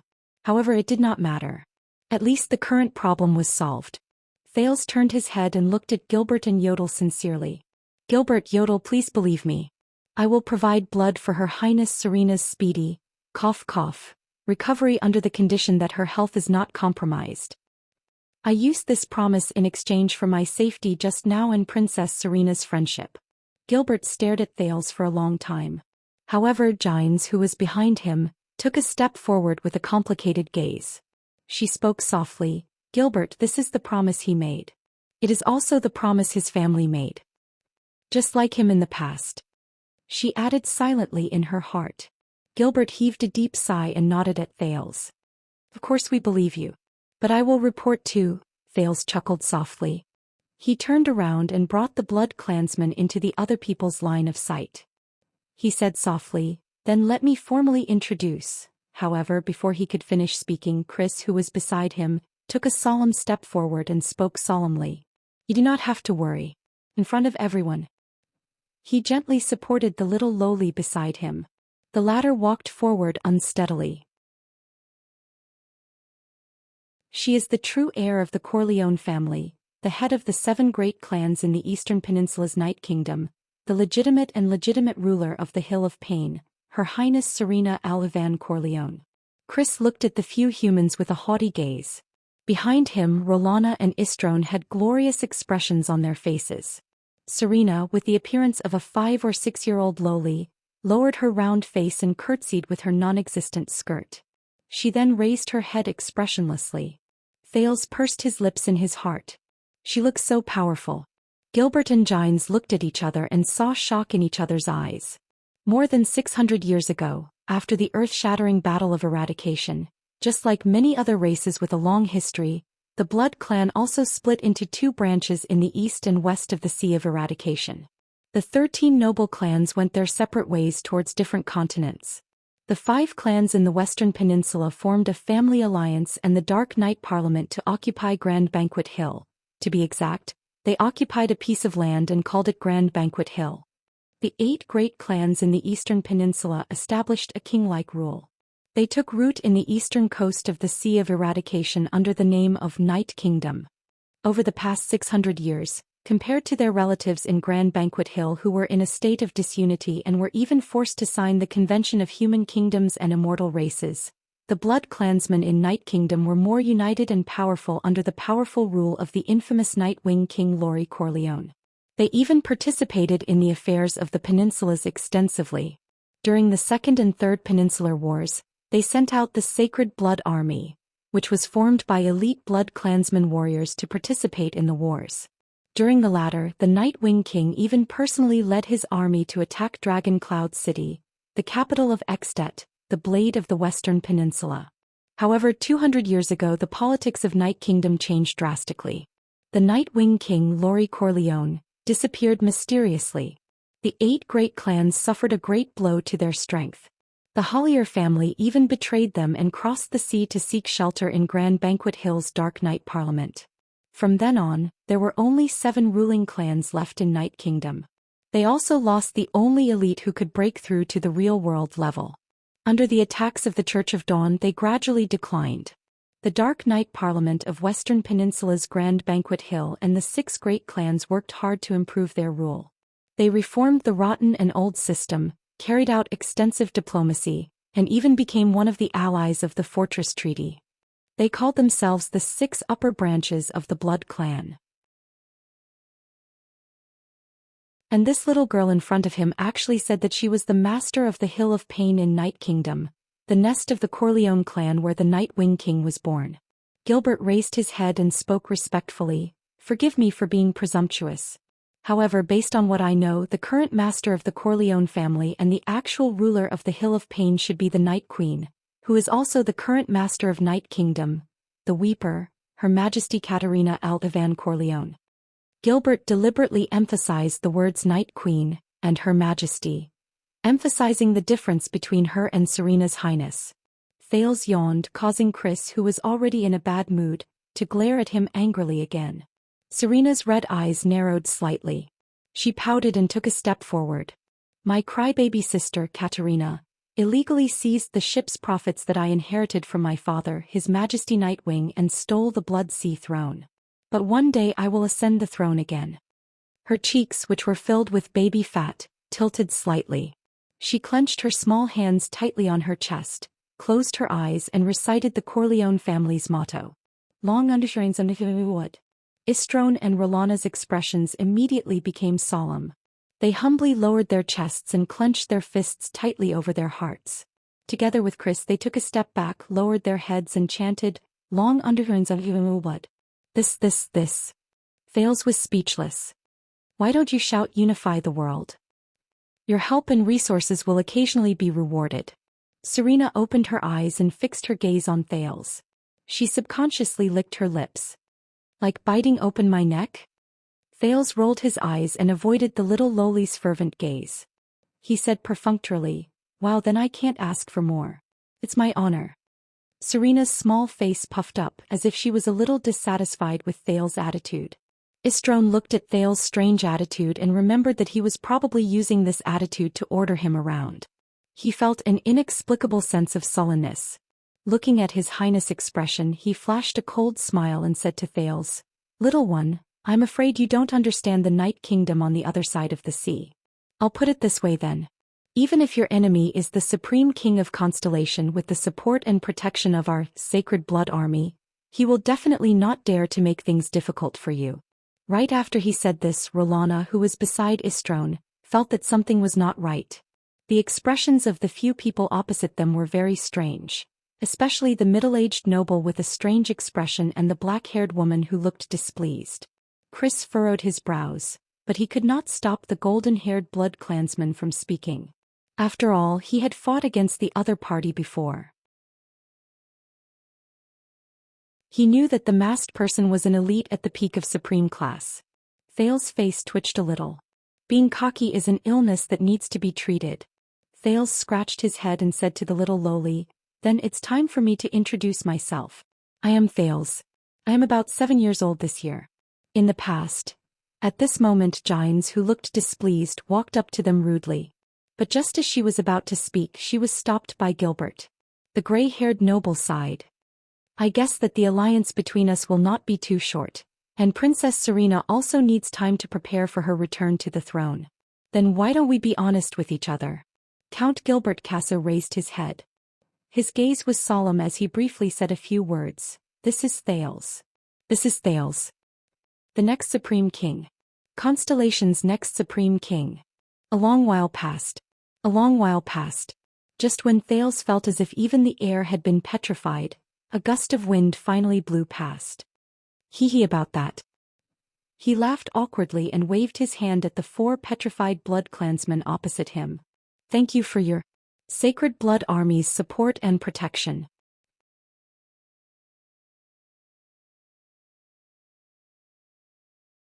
Chapter 35. At least 30 cavaliers broke through the gate. From the manor's empty space to the dungeon, there are signs of intense fighting everywhere. In Vine Manor, Lord Seychelles, who was a knight under the tricolor iris flower flag and wore a green patterned plate armor, frowned as he stroked the manor's metal gate, which had been deformed by the impact. Many of the knights around him spread out and searched the corpse-strewn but empty Vine Manor, trying to find even the slightest clue. The thin-haired Lord Seychelles said cautiously, a large-scale battle broke out between both sides. A large-scale battle broke out between the two sides. At least half an hour ago, this place was probably still in chaos. It's obvious that the Blood Clansmen lost the battle. The corpses on the ground only belong to the Blood Thralls, and it matches the number reported when the fleet transported them across the sea. From the wounds on the corpses, the other party used high-purity silver weapons. They came prepared. The Blood Clansmen from the Corleone family are all missing. If they were not completely wiped out and their corpses were taken, they were captured alive, escaped, or even all three. No matter what, we do not have to worry about the secret they are hiding anymore. If they did not fall into the enemy's hands, they were destroyed without a trace. Seychelles' heart sank. With his right hand, which was covered in an iron glove, he stroked the few strands of hair he had left. Another voice came from behind. The only good news is that the Duke did not intend to use them, so they do not know our plans and actions.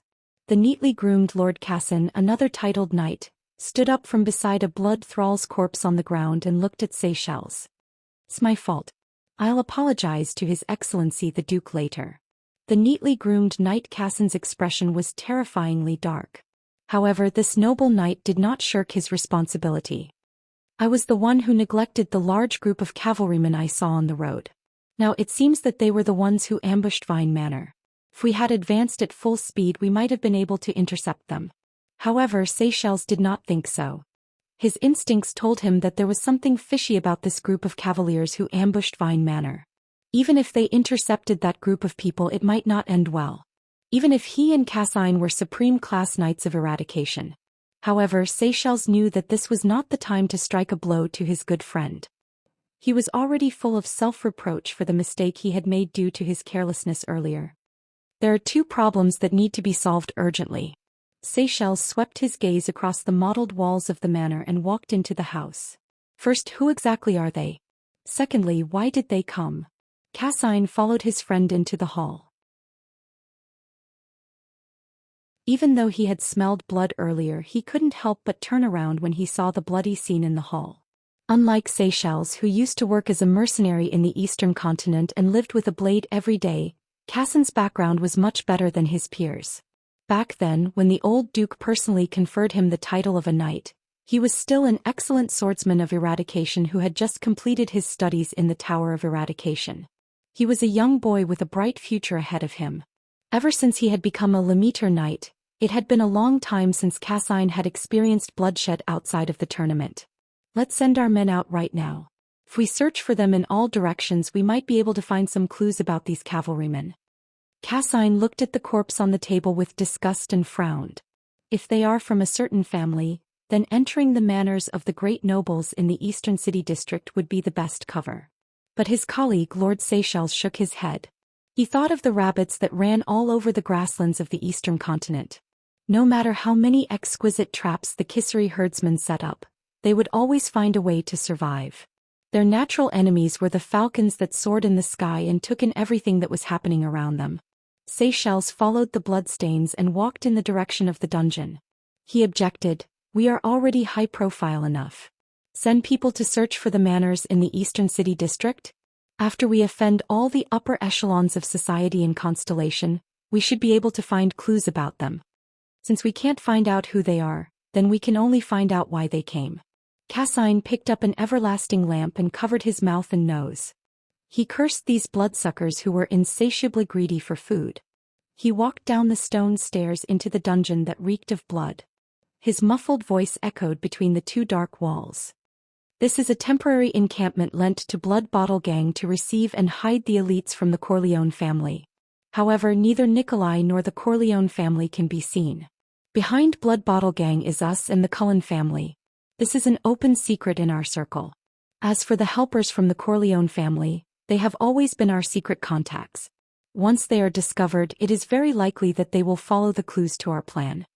All the families who participated in New Star would more or less know about that plan. This is nothing to worry about." Lord Seychelles did not feel anything strange as he walked in the thick bloody air. He calmly analyzed the situation. "I have already sent someone to report to His Grace. Blood Bottle Gang will contact us soon. However, what secret is the Corleone family hiding? Why would they attract such a group of people?" Cassin raised the everlasting lamp and tried his best to maintain his appearance. He stopped at a ruin in the dungeon and looked around with a puzzled gaze. It could be seen that the ruin was originally a prison cell. However, at that moment it had completely changed. It looked as if it had experienced terrifying destruction. The iron bars, chains and wall stones were all shattered into small pieces. They were scattered all over the limited space in the prison cell. It was as if someone had cut it into minced meat.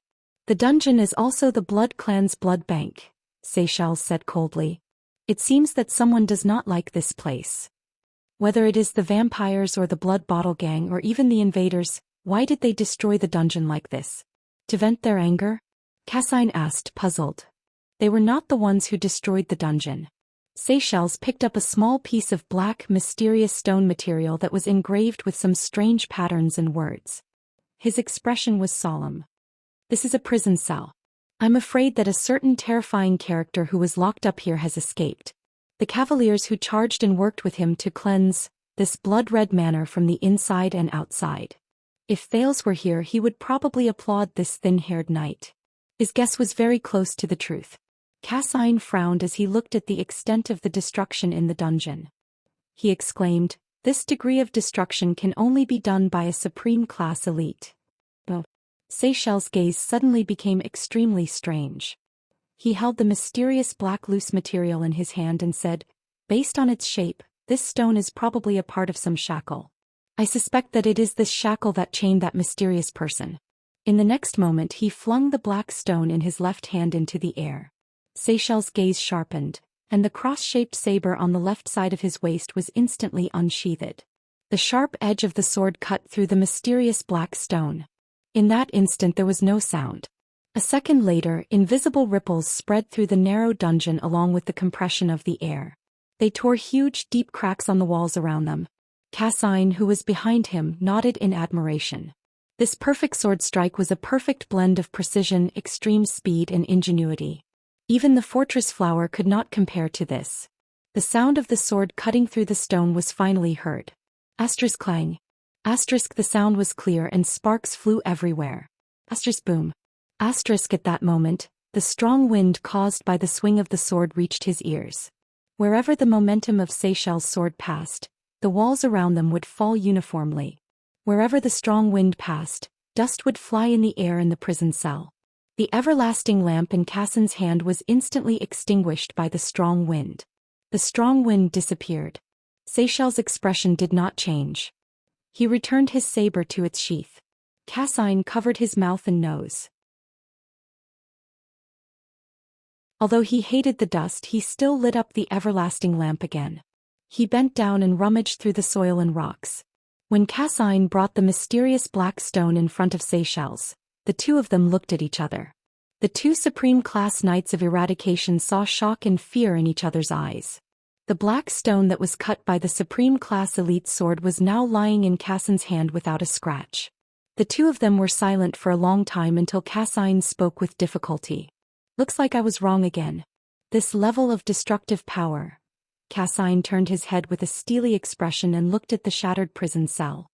His face was full of disbelief. Even a supreme-class elite could not do this. 11 o'clock at night.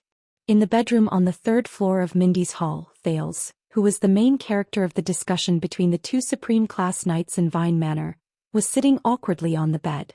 His clothes were clean and tidy again. He stared blankly at the female official who was in her 40s but still as charming as ever. She had a beauty mole at the corner of her mouth. She was scolding someone. Unfortunately, Thales thought. If only she could be gentler.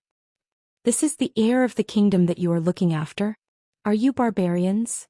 What His Majesty entrusted to you is his bloodline. The future of Constellation. Not a giant gray lizard that can survive if you throw it on the island. You can't even take care of the giant gray lizard in this state." The dignified female official was using a domineering roar to reprimand His Majesty's two most trusted subordinates, Count Gilbert Casso and Guard Yodel Cato. However, the latter two obediently lowered their heads and accepted her reprimand. "His daily diet is just bread and beef. Do you know that his body is still growing? Did you give him a bath or not? Don't tell me that wiping him with water is considered a bath. Can't you see that the wounds all over his body need to be carefully cared for? Bandages? What are those? Didn't you teach him how to wear his clothes properly? Don't use the lack of time as an excuse. What kind of bedding did you find for him? This kind of quilt and pillow is practically a child killer. You actually don't allow him to appear outdoors? Do you know how important sunlight is for growth? Safe? Don't find excuses. Wasn't he abducted right under your noses when he was indoors? Move that little vampire girl's room 100 meters away from here." "What? There's no such room? Then go and dig one out for me immediately. From tomorrow onwards, aside from protection and teaching, both of you are to stay 10 meters away from him. You two useless men." After a long while, when Gines finished lecturing in anger, she chased the two useless men out of Thales' room. "Go and prepare everything on the list immediately. Gines." Then she suddenly turned around. Thales, who was holding a glass of water and watching the show on the bed, was so frightened that he shrank back half a meter. Looking at Jine's fierce gaze that had yet to fade away, the boy remembered his former high school class teacher. However, Jine's only looked at Thales hesitantly and with a complicated expression. In the end she sighed softly. She forced a smile and tried her best to speak gently. "Don't be afraid, Thales. You are very safe now and you will always be safe. During the month you are in Mindy's hall, I will be in charge of your daily life." Thales gulped and nodded. "Thank you, Jines finished his sentence gently. "I am Jines Bajkovic, a first-grade female official, your father's loyal friend, vassal and, how should I put it?" When she said this, Jines paused for a moment as if she was thinking about something. But in the end she still raised her eyebrows as if she was thinking about what words to use. She said decisively, "And his lover." Thales did not manage to hold himself back and spat the water on the bed. On a road not far from Mindy's hall, Yodel appeared out of thin air. He knelt down on one knee in front of a strong and burly figure. "You should go in and take a look," Yodel said hoarsely. But the strong figure only remained silent. After a long while, "Just like 12 years ago, you always make choices that deviate from your original intentions," the strong figure said slowly, "even though you know his background and have met his mother." Yodel knew that the man was not talking about Vine Manor. "But you sent Gilbert here." Yodel lowered his head slightly. "You are also hesitating." The strong figure did not speak for a long time. Finally, he raised his head and glanced at the lights in the room on the third floor. He turned around decisively and left under the escort of a group of elite guards in silver armor.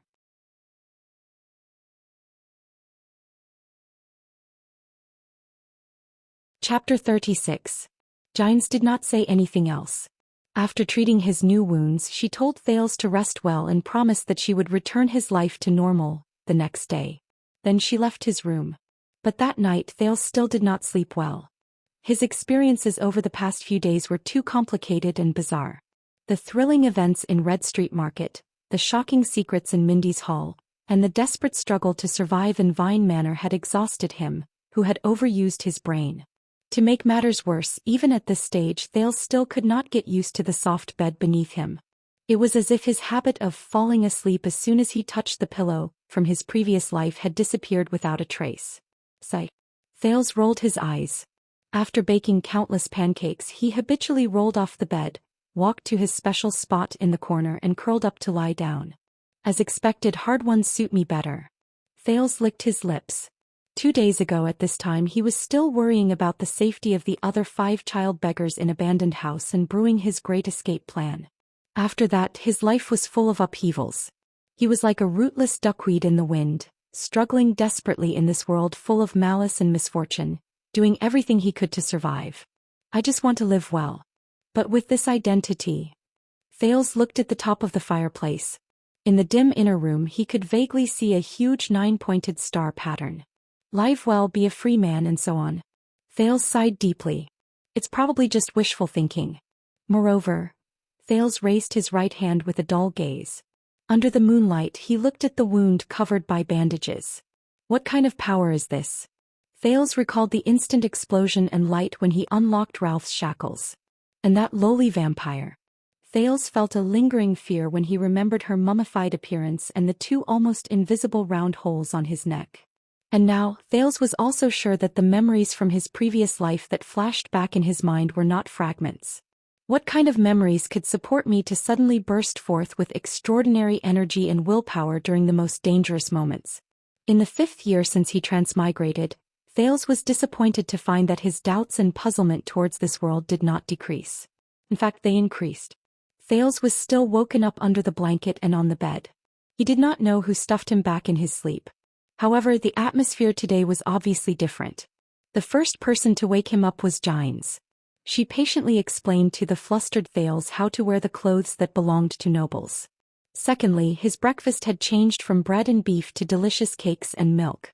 The guards in the hall were busy, carrying items that had just arrived today into the hall. Then Gilbert appeared with a solemn expression and informed him that Thales' private, customized lessons would start at 9 in the morning and last until 9 in the evening. This made Thales truly feel that his daily life was now completely different. This was because the first class in the morning was already filled with content that he had never come into contact with before. After the events of the past few days, after careful consideration and careful decision, young Sir Thales. After breakfast, Thales was led by Gines to the backyard of Mindy's hall. On an empty space that had been cleared out and was covered with soft sand, Gilbert Casso leaned on his exquisite staff and stood in front of a dazzling weapon rack, sword targets, arrow targets, sandbags, hitching posts, and a young horse. Gilbert Casso told Thales in a serious tone, "That's right. We believe that you urgently need basic training in fighting skills and self-defense skills. A child who grew up by Lord Mon's side should naturally be proficient in horsemanship and basic swordsmanship. Rest assured, we, mainly Madame Gines, will ensure that the training will not affect your existing wounds." "What?" Thales took a deep breath. He was surprised to see Gines take a step forward and say to him coldly, "Don't be surprised, child. Morning is the best time for physical training. Since you are the future heir of Constellation, you must naturally have a body that can bear this heavy burden. And I will ensure this." Thales looked at Gines' mature figure under the morning sun. She was dressed in the elegant attire of a female court official. He looked at the empty surroundings and scratched his head. "Why isn't Yodel teaching me? He seems to be very powerful." The image of the secret protector's swift body movement technique that allowed him to move through the city surfaced in Thales' mind. "Are you expecting a supreme class elite who is rare in the entire kingdom to teach a newbie the most basic things?" Gilbert, who was at the side, took over the conversation. He put his hands behind his back and said, "Also, please believe me, Yodel's method does not suit your identity and characteristics." Thales nodded, not really understanding. "What is supreme class?" At this moment, Gines clapped her hands and walked to the center of the field. She crooked her finger at Thales. "Gilbert will explain this theoretical knowledge to you during training. Now attack me with all your might. I want to evaluate your existing foundation." Thales stared dumbly at Gines, who had her hands behind her back and was standing still in the field until she urged him again. "All right, training and leveling up.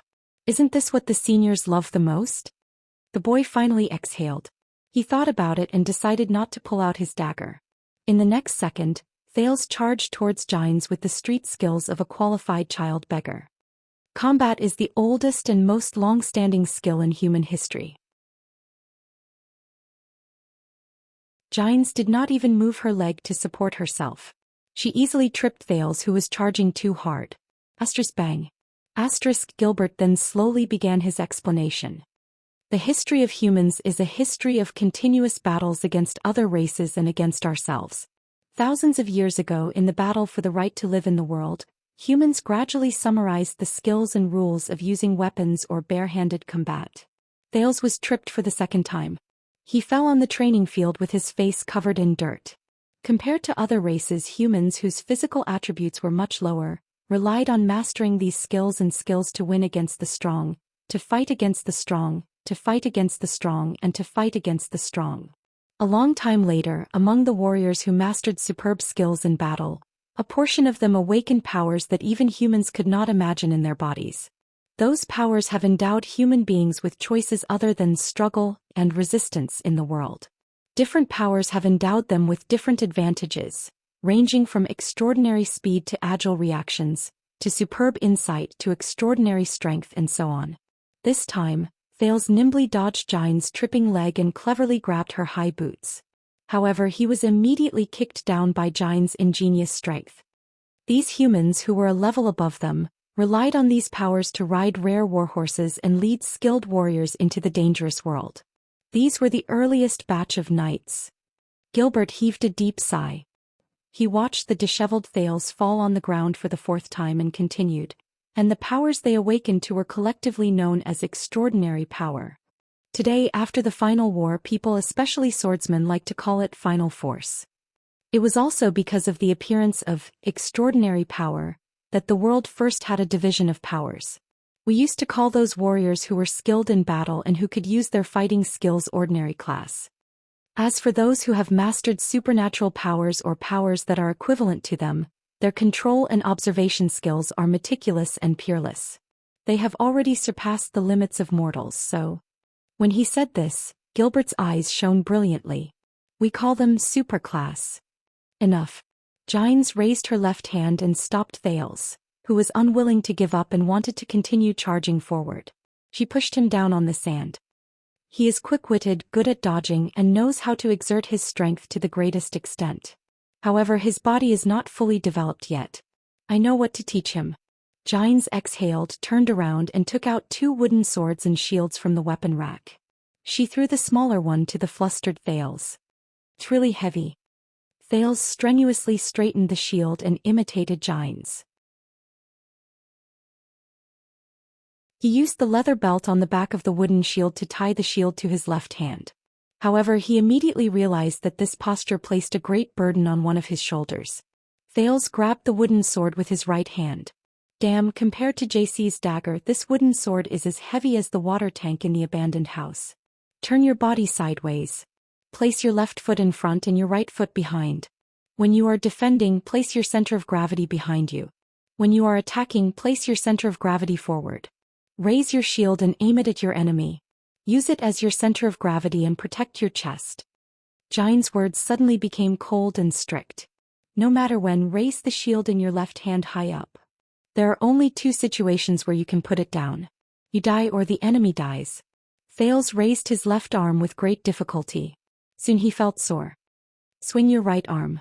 Use the sword as your second forearm. Use your shield and the weight of the center of gravity in the front of your body to swing it like a whip. Thales, who was already panting from exhaustion, raised the sword in his right hand shakily. He tried his best to swing it left and right while he heard Gilbert's words. At that moment, Count Casso's words were filled with nostalgia and reverence.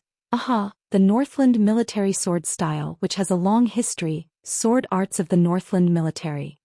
In the bard's poems, it is the mortal's last weapon, the knight's sturdy body, the northern ice and snow barrier, and the orc's nemesis on the battlefield. His next words made Thales widen his eyes.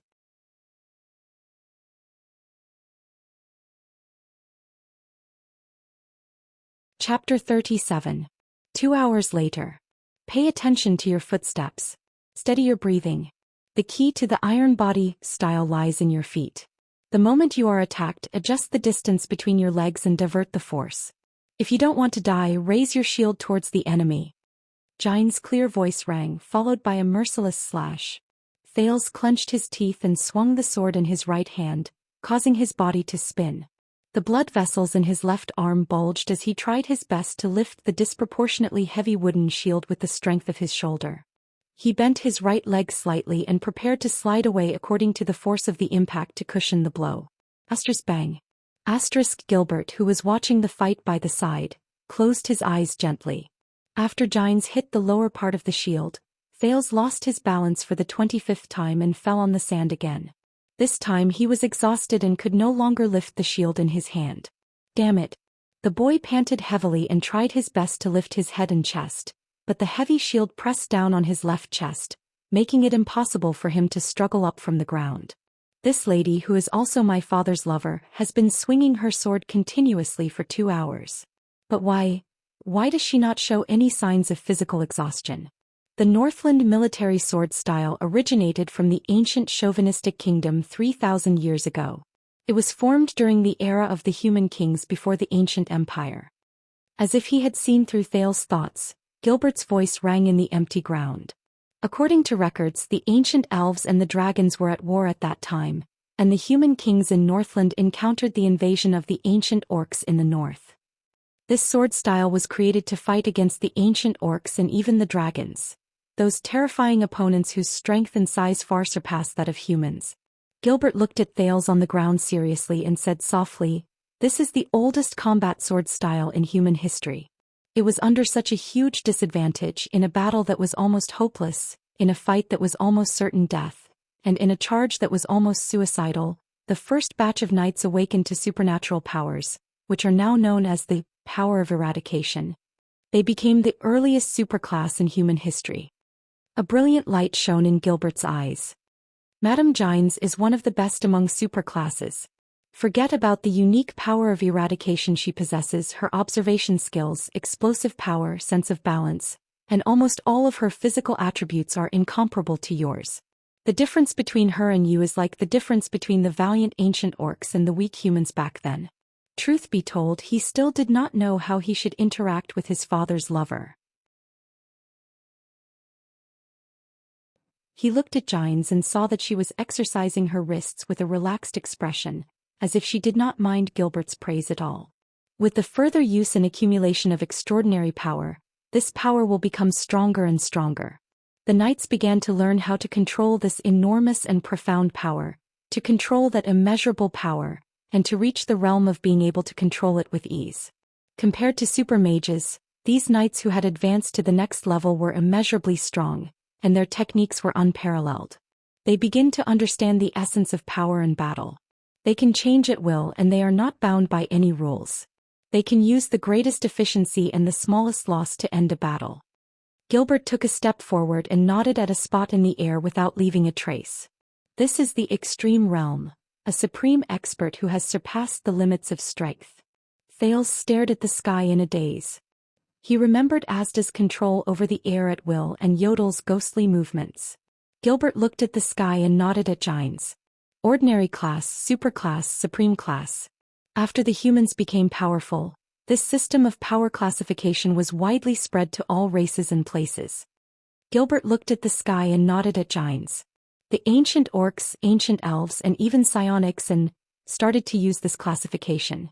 And all of this originated from the ancient Northland military sword style. It originated from the courage to fight against the orcs and dragons for survival. Gilbert's words made Thales fall into a daze. Now the threat of the ancient orcs is no longer there, the dragons are no longer in the world, and the Northland military sword style is no longer in circulation. Even the Extet army, which took pride in the Northland bloodline and occupied the ancient lands of Northland, has long since abandoned this sword style. Now the only places that have the complete legacy of the Northland military sword style are Constellation and the Tower of Eradication. Lady Gines is one of the few who are skilled in this field. Young Mr. Thales, please have respect for this sword style that once saved our ancestors and practice it tirelessly. A sword style that fought against the orcs and dragons? No wonder. Thales thought gloomily when he snapped out of his daze. No wonder I felt like a grandson when I swung the sword. When he recalled how he lifted the shield and swung the sword like an idiot, he was swung along by the sword, how he moved his feet, he was dragged along by the inertia of the shield, and how he sparred with Gines was training him. Thales felt like he had been beaten up like a grandson for 2 hours. He sighed speechlessly and fell backwards with a face full of regret. Your previous wound is already showing signs of tearing. That's all for this morning. Gines looked at the sun in the sky, threw down her sword and shield and spoke with her usual expression. These 3 defensive styles of the Northland military sword style will be your homework for this week. As for riding a horse, Gines looked at the little colt that was happily running around a butterfly beside the stable, then at Thales who had struggled to free his left arm from the wooden shield. She sighed, shook her head and said, "Go take a bath. Have lunch. Gilbert has prepared an indoor class for you at 1 o'clock in the afternoon." An afternoon class? My God, do I still have to do night self-study at night? Thales, who was used to living an irregular life of smoking, drinking and smoking, exhaled once again. He felt his entire body ache and he closed his eyes, resigned to his fate. Constellation's most respected illegitimate child helplessly and laboriously took off the equipment on his body. He pulled his left arm out of the shield and limped into Mindy's hall. He only had an hour to bathe and eat. I have to say his understanding and comprehension are pretty good. It has only been 2 hours and he has already begun to understand the basic spirit of this sword style. Gilbert watched Thales leave and broke the silence. He nodded softly and said, "When I was his age I used my body to practice with the sword, but this child used his brain to learn the sword.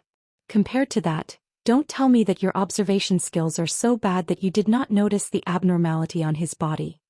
Gines watched Thales' back disappear and her expression suddenly became solemn. As she spoke to Gilbert, she suspiciously sized up the air around her.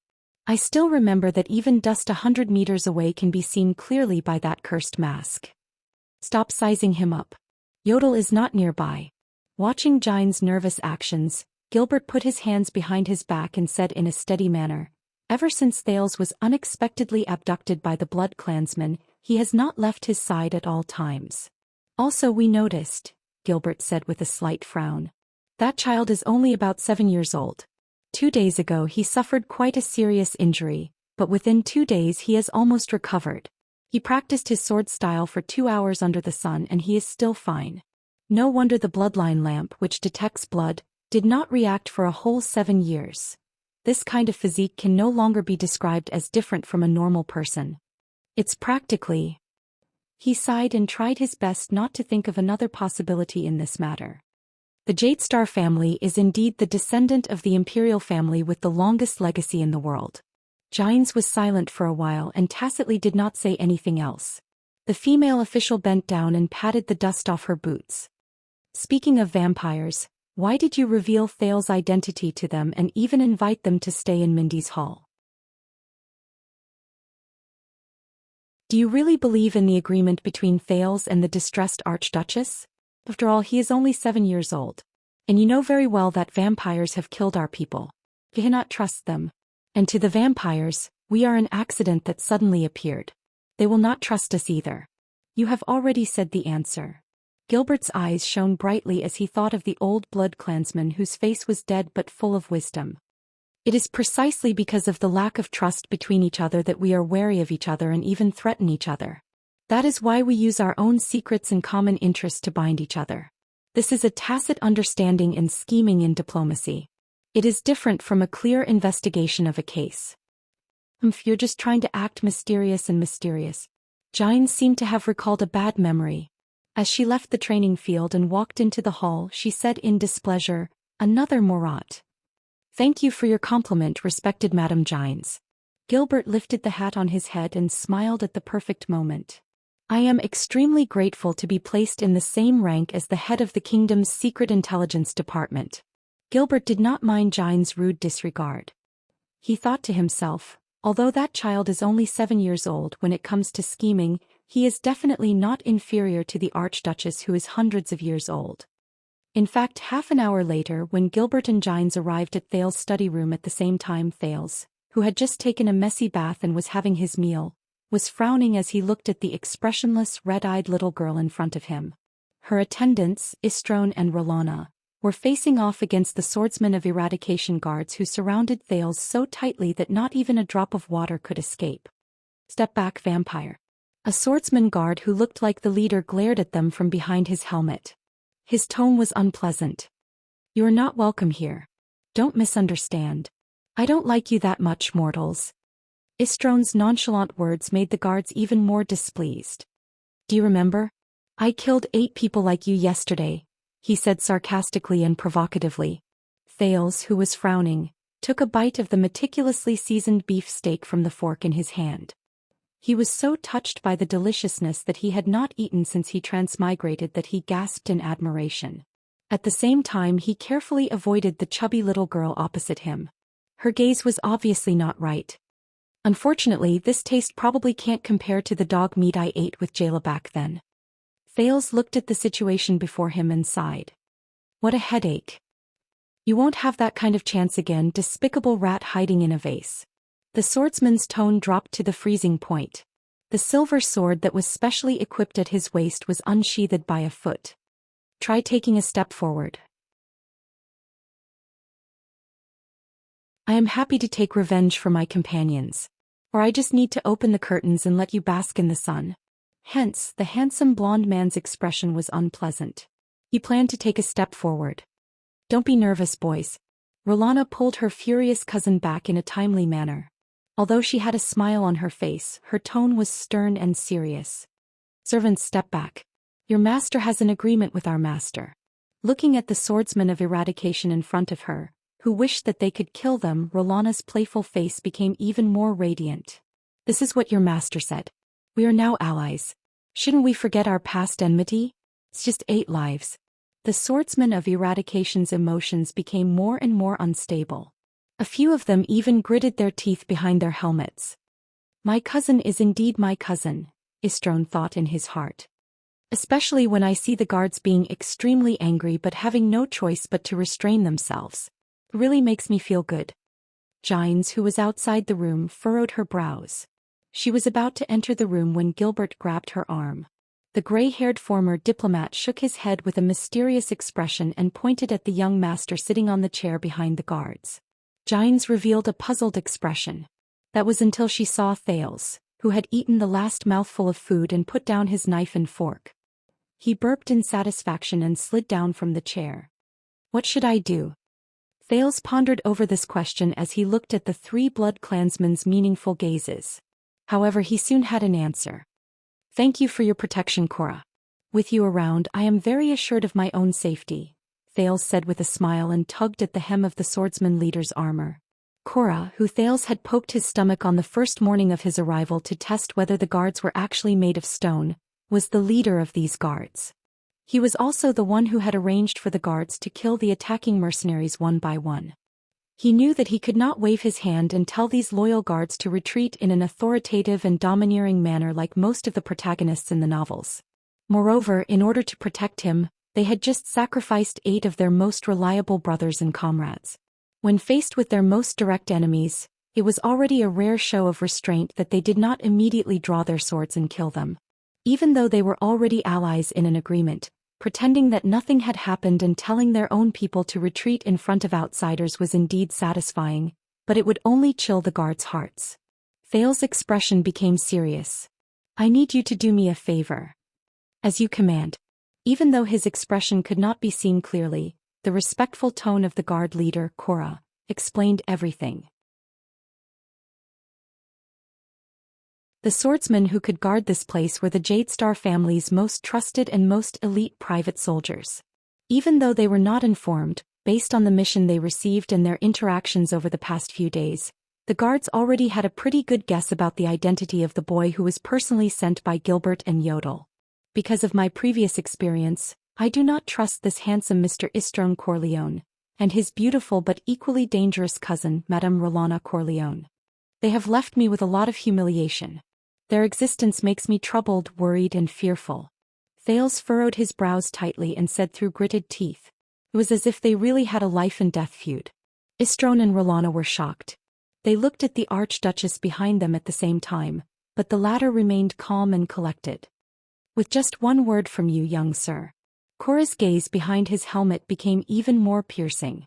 The sword at his waist moved out another inch. Our swords will be unsheathed for you. When the swordsmen of eradication around them heard this, they placed their hands on the hilts of their swords. Their gazes became increasingly hostile as they shared a common enemy.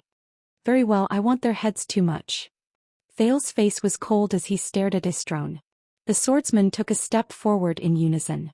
They vaguely surrounded the blood clansmen. Istrone looked at the boy's expression and his heart skipped a beat. Rolana put on a fierce expression and stretched out her hands. No way. Istrone felt an inexplicable fear in his heart and subconsciously took a step back until the Archduchess' secret voice rang quietly in his ears. Steady yourself, Izzy.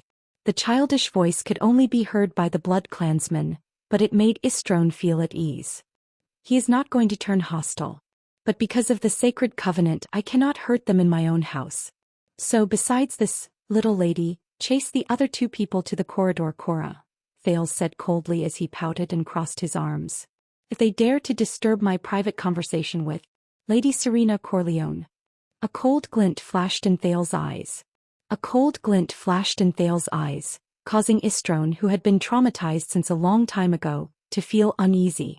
The prince turned his head and continued to speak mercilessly to Cora. Cora and everyone else. All of you will have a legitimate reason to take revenge and wipe out this humiliation. Especially that golden-haired one. Istrone's heart tightened.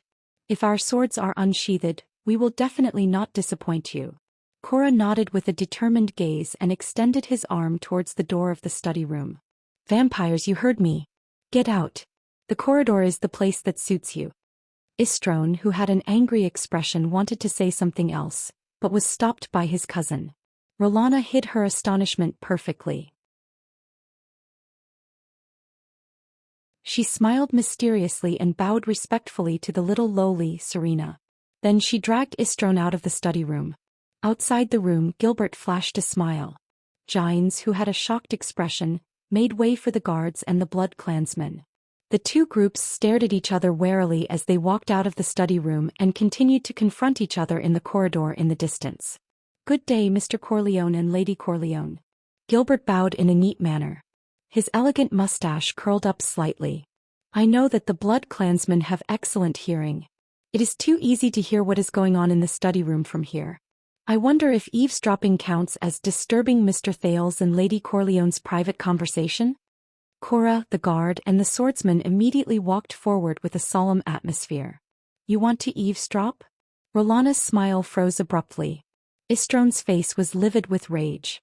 Gines looked pensive as she watched the Blood Clansman being forced out of the stairs by the furious swordsman before stopping. Gines lowered her head quietly. "So what Gilbert said is true. He is really a smart and steady boy. However, he is a little too smart and steady." Thales exhaled. Under the red-eyed Loli's slightly strange gaze, he pushed the heavy study room door shut and considerately drew the curtains to block the sunlight. The study room on the third floor had perfect soundproofing. Gilbert had assured him that even with the Blood Clansmen's hearing, they would not be able to penetrate it. Thales exhaled and said with a serious expression, "All right, we were pressed for time yesterday. Now let us discuss the terms of the alliance agreement in detail. Especially the part regarding my blood and the fact that all of you are working for me." "Very good." Lady Serena, the Loli who spoke with a lisp due to her shrunken body, also nodded seriously. "We might as well include the matter of your identity in the terms that we need to discuss." Thales had a puzzled look on his face, but when the red-eyed Loli said the next sentence, his expression changed drastically. "Her Highness Serena L. Corleone, the true heir of the Corleone family, the legitimate ruler of the Hill of Pain, the Archduchess, who wore the appearance of a little girl, spoke faintly and with a lisp. In other words, the problem of my right to inherit the throne as a prince has yet to be recognized." What they did not know was that while Thales cleverly avoided the irresolvable enmity between the guards and the Blood Clansmen and started negotiating with Serena, Chris Corleone was hiding behind the shadow of the fireplace chimney on the top of the study room on the third floor, avoiding the sunlight. His posture was strange and his face was expressionless. "All right." The pale-faced Chris Corleone's ears twitched. He turned his head and said, "Our people are not fighting. I think His Highness and that little friend have already started talking. Both of us are supreme class after all. There is no need for us to maintain this awkward posture, right?"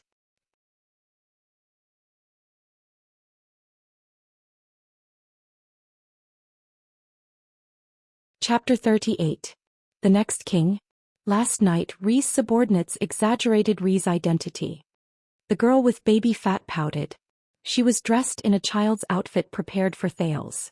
She looked comical and cute as she sat on the carpet by the fireplace. She continued to speak with an air leak. "But we found out that right now Rhee is not even a prince." "Of course not. The number of people in the kingdom who know that the king has a son is probably less than 2, Thales said in his heart. "Am I supposed to tell you that Gilbert said that on purpose because he was unhappy with that golden-haired brat's smug look?" Thales rolled his eyes in his heart. "I thought." Thales took a deep breath and looked at the pair of red eyes in front of him. He said, "We talked about it in Vine Manor. Since my blood is very tasty, as long as you forget about sucking me dry in one go, I will provide you with a small amount of blood on a regular basis. As long as you enjoy my blood and work for me, I will guarantee that you will have a safe place to stay in Constellation." "But Rhee does not have this kind of power," Serena said slowly but surely, "to protect us." "Right, that's right. I am just an illegitimate child. So it is not me but my father who will guarantee your safety." Serena stared straight at him and suddenly interrupted him, "But Rhee is not Rhee's father and Rhee is not the king." "So," Thales said helplessly, "I am very sorry but you are already in Mindy's hall. Your secret has also been found out by us. I think the Covendier family will probably not welcome you back." "Half a pint," the red-eyed Loli said expressionlessly. "What?" "I need half a pint of Rhee's blood every day." She looked into Thales' eyes seriously. "Half a pint a day?" Thales also narrowed his eyes and looked at the Archduchess of the Eastern Peninsula. "Just for my blood." "This boy's blood is different," Serena said in her heart. It was the blood that was full of vitality and power that woke her up from her murky slumber. Although waking up to a fellow gnawing on my neck is not very pleasant. Serena pouted in displeasure and touched her neck. Don't forget yesterday it was this little girl's mummified version, Thales thought in disgust. She almost took your life. When he thought about how a mummy once bit his neck like a water pump, Thales, whose emotions were complicated, turned his neck in an unnatural manner. The two of them stared at each other silently until one of them broke the silence. Are you kidding me? Half a pint a day? You might as well suck me dry. Thales stood on tiptoe and slapped the table, or else he would not be able to hit it because he was too short. He stared at her without showing any signs of weakness. Occasionally, when he thought of her mummified appearance, he still felt a little creeped out. I can't wait to suck every single drop of blood from Ri's body. Serena glared with her red eyes and replied in a serious yet creepy manner. But it's obviously more worthwhile for Ri to provide my blood for a long time. You really know how to be calculative. Thales retorted sarcastically. 3/4 of a pint a day. I need to fly back as soon as possible. Serena's eyes turned cold and her tone was unquestionable. Do you think I'm a cockroach that has full HP and full MP every time I level up? Thales gritted his teeth as he stared at Serena. Donate blood to you every day? No way. I don't understand what you're talking about. The cold-faced lowly chose to ignore the crazy words that the boy accidentally revealed. Once a week 2 pints. Once every 6 months. 1/10 of a pint. This is for the sake of our friendly negotiation, Thales said fiercely. Once every 2 weeks 1.5 pints. Please use your actions to prove to me that Ri is friendly. At most once a month. I also need time to produce new blood after I lose blood, okay? Serena slowly stood up from the ground. Her red pupils stared at Thales, making the latter's skin crawl. Brat, don't test my patience. Ri can still stand here and breathe in air because I'm interested in Ri's blood. Serena's pupils shrank. Her expressionless face suddenly turned cold. If we want to leave without caring about the sacrifices, Ri can't stop us. Moreover, Serena's eyes moved mysteriously, but her pupils never left Thales' gaze. It made the boy's hair stand on end. Here hides Constellation's secret heir. Ri, would some of the suzerains and nobles be interested? Thales immediately felt his skin crawl. This damned old witch. Thales cursed in his heart. But his field research experience from his previous life made him realize that as the other party in the negotiation, he could not show weakness. All right. Thales tried his best to release a cheerful smile on his face. Your sister must miss you very much too. Especially since you not only came to Constellation for a vacation, but also became a cute little chubby girl. When that time comes, I can't become the heir and you can't return to the Night Kingdom. Since we're so compatible, Thales smiled even more brilliantly. Why don't you marry me? His voice faded away. Serena's expression did not change. Her gaze did not shift and her body did not move. But for some reason Thales shuddered. In that instant he felt a bone-piercing chill. Both of them stared at each other for more than 10 seconds. In the silence, Serena spoke very slowly and uttered a sentence. That's right. It seems that Ri really wants to break off relations with me. As she spoke, Serena suddenly grinned, revealing her small fangs. Thales was shocked.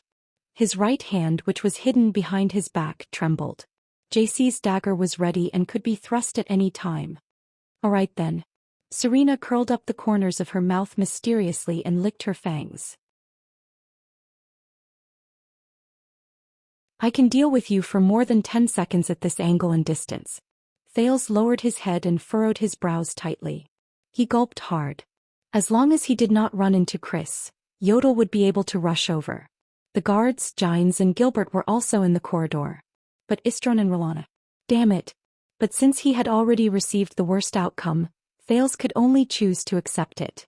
He bent his legs slightly and spread his feet apart. He prepared to raise his left arm and hold the dagger firmly in his right hand. He was about to strike a standard iron body style.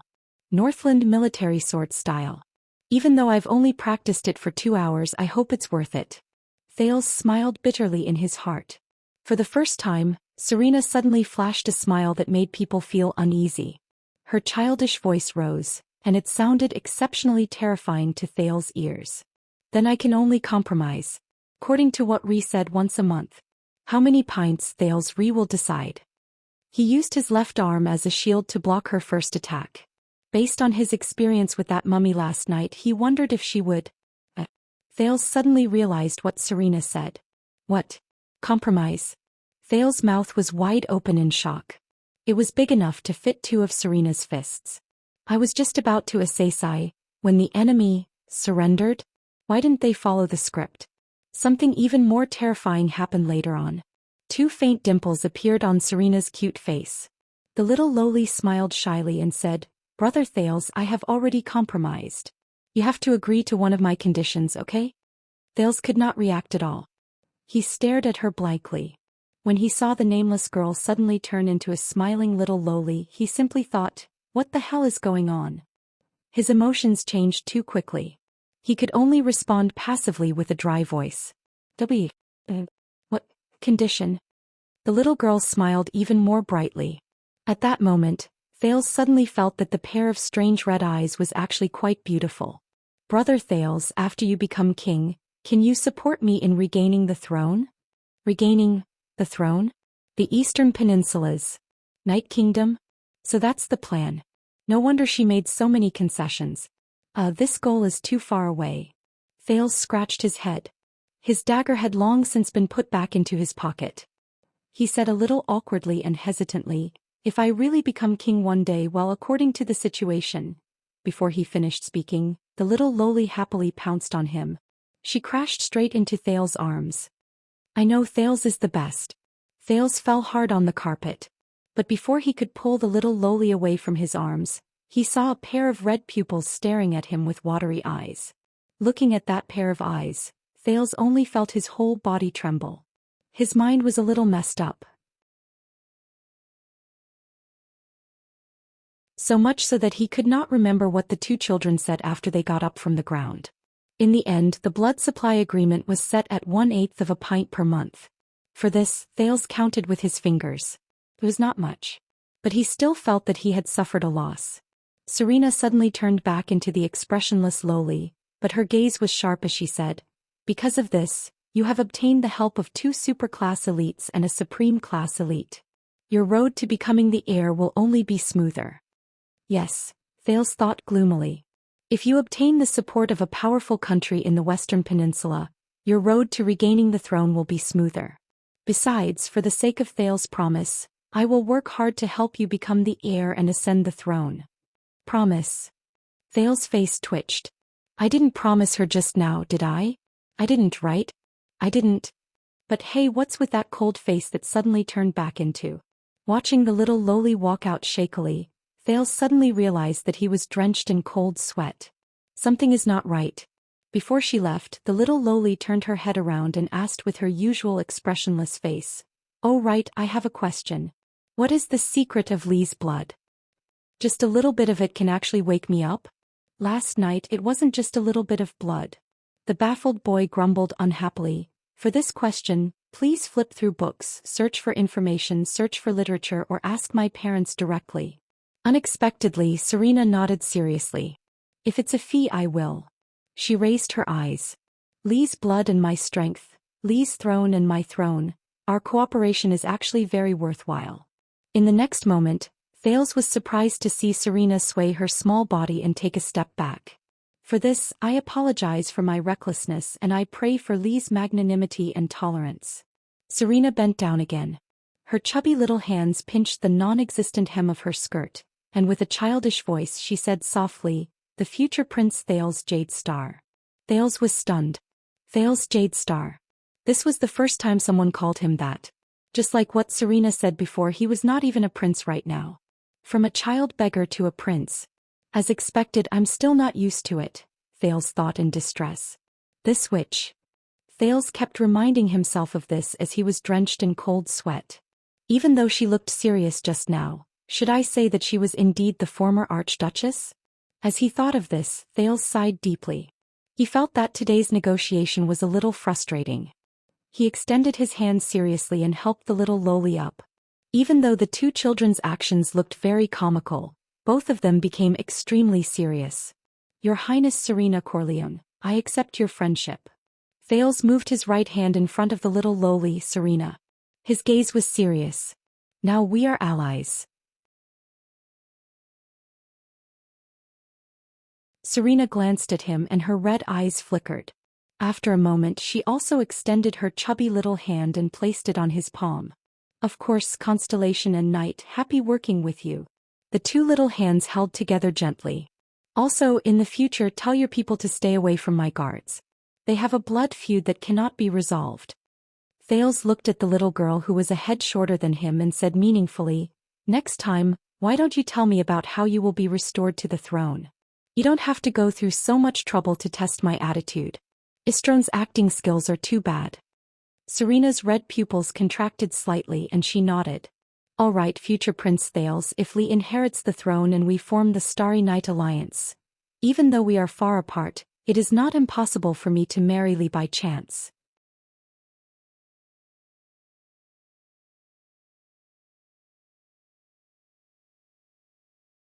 Chapter 39. 3 o'clock in the afternoon. What's wrong?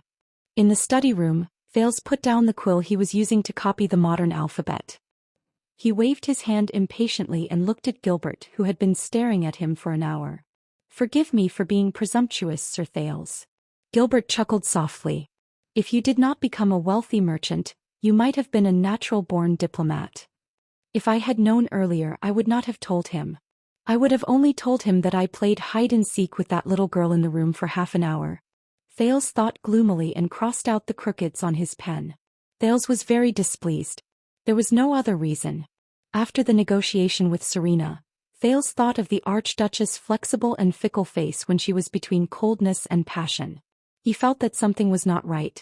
Hence just now Thales had asked Gilbert to analyze the situation for him. To put it simply, Thales had been set up. It might seem like Serena had given in on the issue of blood, but this was Mindy's Hall. Be it Gilbert Yodel Gines or even his unreliable father, His Majesty, none of them would watch as half a pint of blood was drained from him in a day. In other words, 1/8 of a pint every month was definitely within the other party's expectations. So Serena did not give in at all in exchange for an ambiguous promise from Thales. Help her take back the throne? Thales realized to his chagrin that he was the loser of this negotiation. Merchant diplomat. Why do I feel like you are secretly laughing at me? Thales lowered his head and flipped to another page of Cahill Yellowhammer's poetry collection that Gilbert had given him. He copied the sentences on it and identified the words and their usage. The night was about to break, the sky was not yet bright, the holy sun shone brightly in the 9 earths. The land was about to collapse, the sea was about to overturn, the evil spirits hid the vault of heaven. Thales copied down this poem that had Dongfang Minnie's style. He pursed his lips and tried hard to understand the meaning behind it.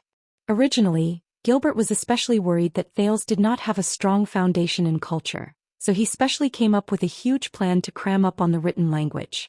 After all, it was very normal for a gangster who was born on the streets to not know any other words other than his own name and the numbers on coins. However, ever since he transmigrated, Thales had been paying attention to the words around him. Coupled with the fact that he was fluent in the language and his brain, which seemed to have expanded its memory at some point in time, he only spent slightly more than an hour to master the basic recognition and writing of letters. Then he could easily enter the stage of spelling words and copying long sentences. Their speed was so fast that even Gilbert gasped in admiration. He could only attribute it to the Jadestar royal family's outstanding bloodline once again. Thales' reaction to this was to roll his eyes. No, your response was very good. Gilbert walked to his side and watched as Thales copied down the complete long poem.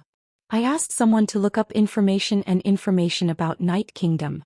Compared to her sister who has superb skills, Serena Corleone may not be famous, but she does indeed have the blood of the Nightwing King. She appeared before the Third Peninsular War, and her age is likely to be more than 400 years old. Even though she is living under someone else's roof and is in dire straits, she still sent Istron to take the initiative to force you to make a choice between the loyalty of a subordinate and the strength of an alliance. She shakes your reputation, and at the same time she tried her best to remind you of the fact that you have yet to become the heir to deal a blow to your confidence and confidence. These two incidents show the cunning and shrewdness of an archduchess of the Blood clan who has been around for many years, or the shrewdness of that supreme-class butler. Fortunately, you did not let her have her way with this.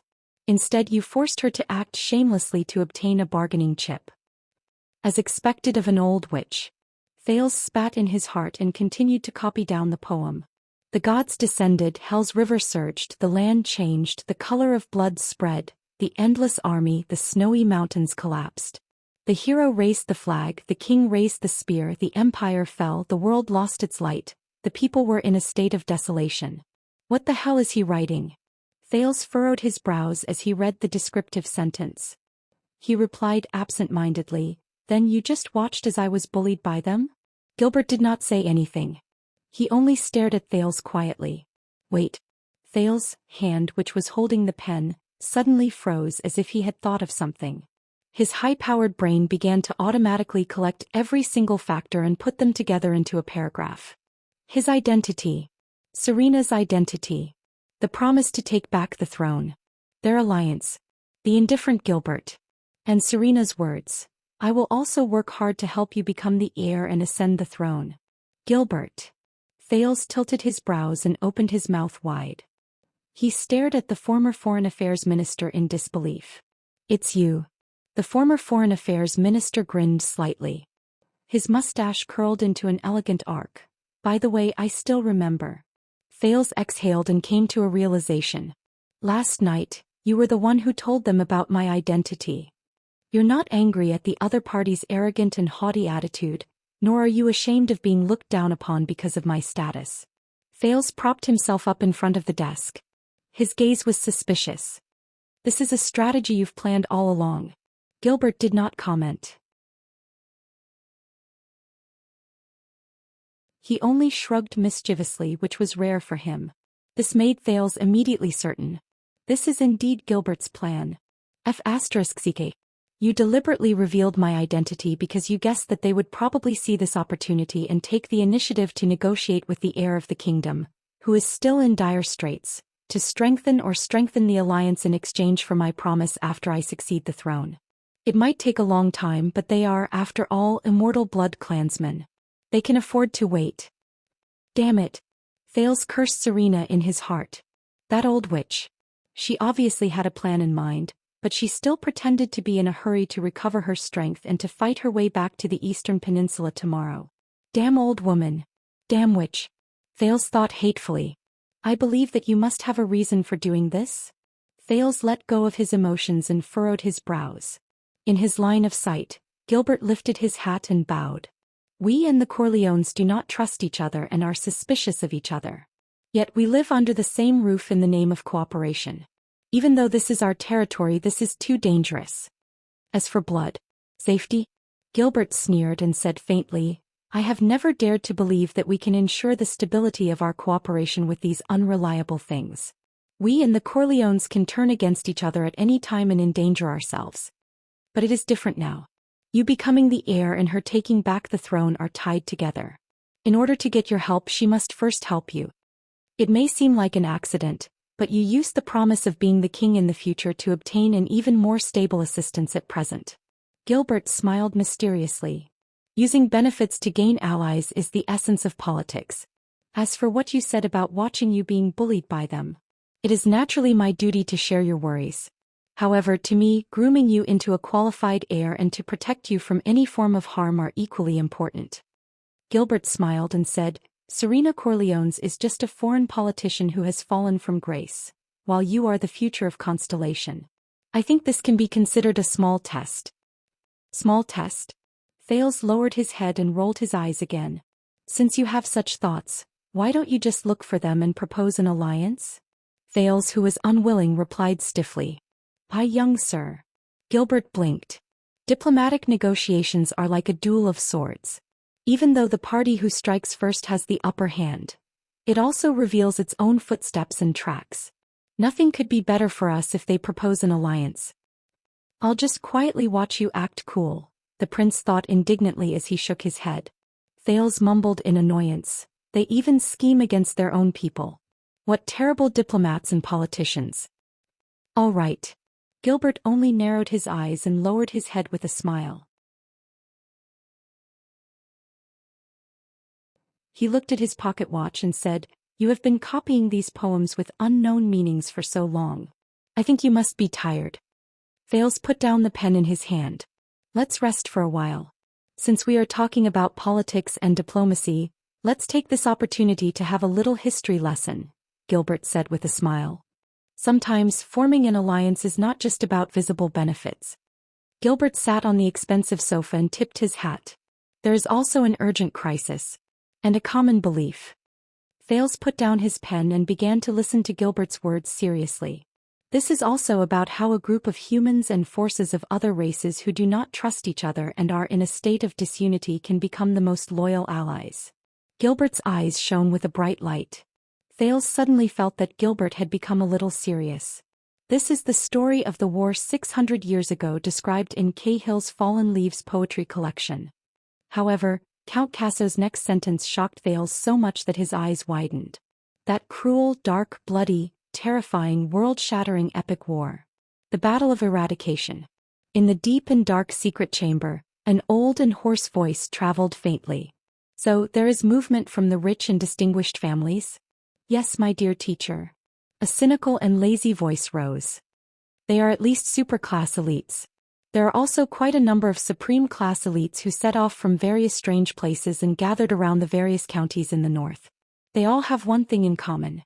When investigated, they are not related to the nobles or suzerains at all." "Can you get an exact date?" the old voice asked indifferently. "I am afraid it will be very difficult," the relaxed and cheerful voice answered.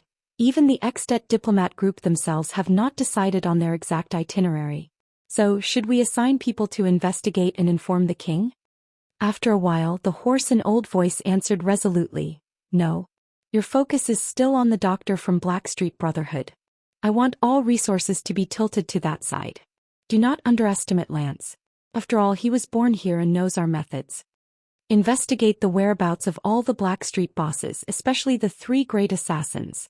It is too difficult to find Black Sword, Prison Scythe and Reversed Machete, but at least make sure that they are not nearby. I believe that Black Sword will not be so stupid as to protect a wizard. Also, even if everything goes smoothly, do not let your guard down.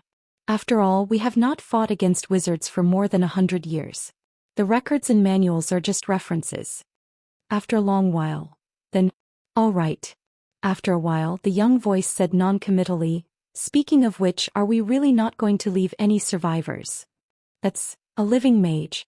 In the darkness, the sound of a person sitting up from a chair was suddenly heard. "There's no need." The hoarse and old voice then rose. "Things that have long since disappeared, let them be buried completely along with the Battle of Eradication." The book page had been unreachable on Chidian for 3 days. Today the page was suddenly restored. "All right, I Hu Hansen am back."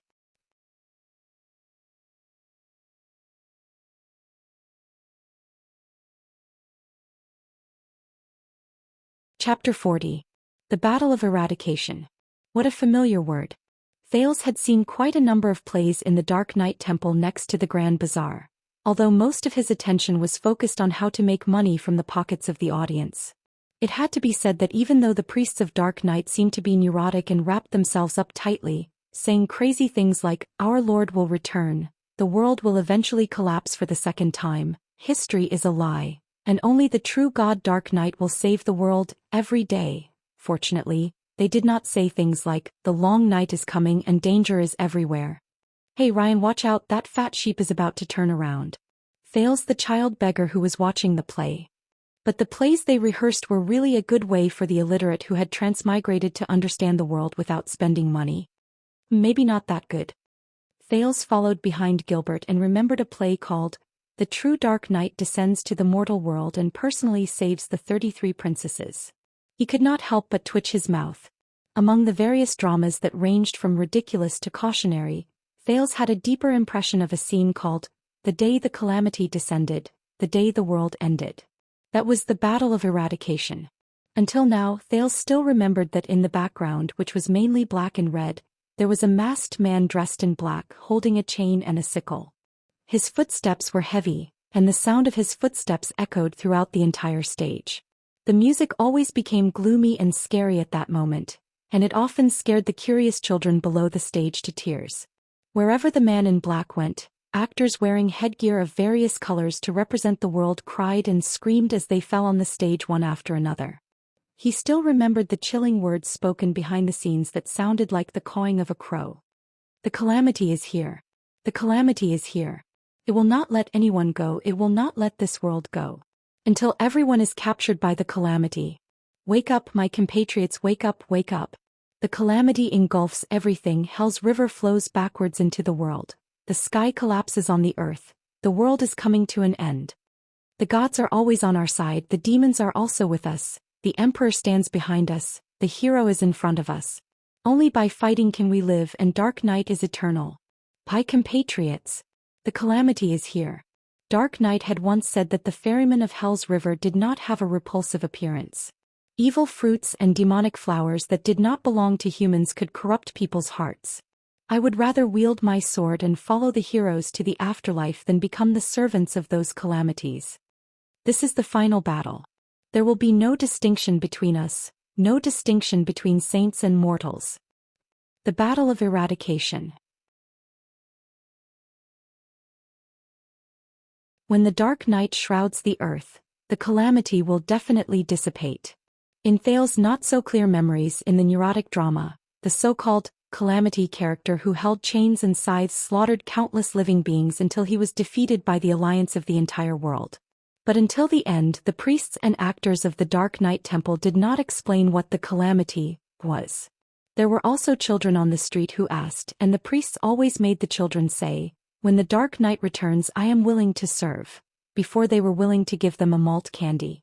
Then they would smile and say, "Calamity is the enemy of the world." Thales was so engrossed in his thoughts that he did not notice that Gilbert had already led him to the stairs leading to the second floor. The three huge portraits of the kings of Constellation that he had seen before were hung neatly on the wall. Lusaka Colden was a famous portrait painter during the reign of Mendes III. His portraits pay particular attention to combining history, relying on the environment and movements to best display the spirit and temperament of each character. Gilbert said in a daze as he stood under the portraits of the three former kings of Constellation. The three Constellation kings. These are the few kings and sovereigns in Colvin's masterpieces, just as His Majesty introduced them to you before. A masterpiece? Thales then raised his head and looked carefully at the portrait in the middle of the wall. The young knight who was holding a spear and riding a horse. Judging by his posture, he seemed to be continuously moving forward, and his seven-pointed star emblem.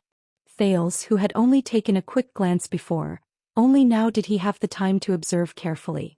Only then did he notice that this seemingly valiant and heroic knight had a bent spear, a damaged and mottled crown and bloodstains all over his armor. His steed also looked tired. The knights behind him were all injured. Some of them were charging forward with shields, some of them were covered in blood, some of their armor was in tatters, some of them were supporting each other on their horses, and some of them only had one arm left. Under the setting sun in the distance, there were mountains of corpses and weapons everywhere. There were only a few people standing, and they decorated the tragic battlefield in loneliness. Blood and darkness dominated the remaining colors. Other than the young knight with the seven-star crown who seemed to be roaring madly, the six people behind him had desolate and sorrowful expressions. However, they still had expressions that showed that they would not turn back as they followed Tormund I, who was roaring furiously with his spear raised. When he saw this, Thales thought of something and suddenly remembered Kessel V's words. That is Tormund I, the last prince of the final empire, the founder of Constellation and the king of Renaissance. His bravery in the Battle of Eradication is still being praised to this day. He is. Thales' expression changed slightly and he looked at Gilbert beside him. Yes, the king of Renaissance Tormund Jadestar, Gilbert answered with a profound expression. During the Battle of Eradication more than 600 years ago, he was the person with the highest status among the surviving empire's commanders in the Western Front. He is also your ancestor, the founder of Constellation after the war. Western Front, surviving empire's commander, highest status. Thales immediately grasped the key word. Empire's commander? Which empire? What is his identity? Other than the Western Front, are there any other battlefields? Who is Tormund's enemy? Gilbert was already used to Thales's learning style of interrupting and asking questions, or even refuting, at any time. He smiled and said, "Of course it is the one and only the Empire." The one and only Empire? Yes. Gilbert inhaled and revealed a nostalgic smile. Did you know, young Sir Thales? Originally, our known world was a vast piece of land shaped like an arm. And we, the original land of Constellation, is at the position of the wrist. Thales raised his head abruptly. What? He interrupted Gilbert in shock. An entire piece of land? Then the Eastern Peninsula and the Western Peninsula separated by the Sea of Eradication. But Gilbert only smiled and raised a hand, gesturing for him to quiet down before the portrait of the late king. Let me finish. The answer lies in the Battle of Eradication. But Thales had already figured out an answer that was not far from the truth in his mind. The Battle of Eradication. Wait a minute. The ocean between the two peninsulas is called the Sea of Eradication? Two peninsulas? When he thought of this, Thales could not help but ridicule. Gilbert, are you trying to tell me that a powerful foreign being brought an army to invade our world, and we defeated its intentions in a fierce battle, but inadvertently broke a magic well and blew up the world into two peninsulas? Gilbert's smile froze. What? Then the one in the west is still called Kalimdor, Shu. Gilbert smiled helplessly and interrupted him. My young sir, you do indeed have the ability to write novels and make up stories. If it were not for your identity, you might have been able to become an excellent bard or poet. However, we are now in a history lesson. Thales shrugged and shut his mouth. He placed a piece of memory that he had just found into the depths of his brain. It was still related to the girl with the Chinibu syndrome. Gilbert looked at him patiently until Thales stopped talking and became solemn in front of the portrait of his ancestor. Then he continued to explain. More than 3,000 years ago, after humans understood supernatural powers, superclass and supreme class elites emerged one after another. The combat power and equipment of the army were continuously strengthened. After many years of friction, war, and union, humans finally became one. They won the war against the other races year after year, and they became the rulers of the known world in the peninsulas. Gilbert's expression was one of reverence and longing. His gaze drifted about as he said faintly, "They built a huge country that spanned across the 4 seas and intimidated the entire peninsulas. It practically touched every corner of the known land. Northlanders, Redalians, Nidar, Karanzarians, Red Earthlings, and aside from a small number of Far Easterners, almost all humans were under its protection and rule. They did not decide on the name of the country or the name of the dynasty. The highest ruler called himself the Emperor. That unprecedented country, it's called the Empire." Thales sucked in a cold breath. What he felt in his heart was not glory or pride. Instead, there was only sorrow and a sigh. War creates the country and the country creates war. He quietly added a sentence in his heart. It was a sentence that he learned from the master's book in his previous life. Integration and war. It's easy to say. How many wars, how much blood, and how many massacres were needed to create a huge country that was unprecedented in history? However, Gilbert's expression immediately became gloomy. At the height of the Empire's rule, a new race that was so powerful that it was almost terrifying was born among the humans without a sound. They were immortal, indestructible, and had peerless strength. Even supreme class elites were powerless to fight against them. Even the true gods and demons were no match for them. What was even more terrifying was that they had a completely different way of thinking and way of doing things compared to humans and even the other races. They were unreasonable, wild, and crazy. They were difficult to communicate with. Thales froze slightly. That neurotic figure in blue robes with brown hair seemed to have appeared before him again. He opened and closed his mouth. They stood above the heavens, surpassed the gods, and looked down on all life. Thales snapped out of his daze and saw Gilbert sigh. They were like calamities. When they descended upon the world, they continuously brought chaos, disasters, blood, and massacres. The once great empire gradually declined under the heavy blows, and in the end it was destroyed. A new race? Born among the humans? Unreasonable? Calamities? Thales thought of something. His heart began to beat irregularly. During Tormund I's era, which was the era when the empire calendar and the calendar of eradication alternated, The empire had already been destroyed for more than 300 years. The world of humans and other races returned to chaos and division. The final empire where Tormund was only built by the survivors. It was a remnant of the empire's name, but its system, territory, and people were completely different. Historians are used to calling the former great empire the ancient empire, and the latter weak empire the final empire. In the year 1609 of the empire calendar, which was the year the Battle of Eradication took place, the final empire was just a middle-sized country in the world. The ancient empire's spiritual legacy and orthodox name did not bring glory and inheritance, but burdens and hatred. The former vassal lands were full of ambition. The vassal races were restless, and the numerous countries were eyeing them covetously. Although it inherited the ancient empire's glory, the final empire had enemies everywhere. There were endless wars and its tax burden was heavy. There were years of civil strife, and the emperor was muddle-headed and his rule declined. The empire's glory was about to end in the year 1609 of the empire calendar. But in that year, that race, those calamities had already bewitched many believers and followers all over the world. With unprecedented power, they officially declared war on the entire civilized world. Thales shuddered slightly.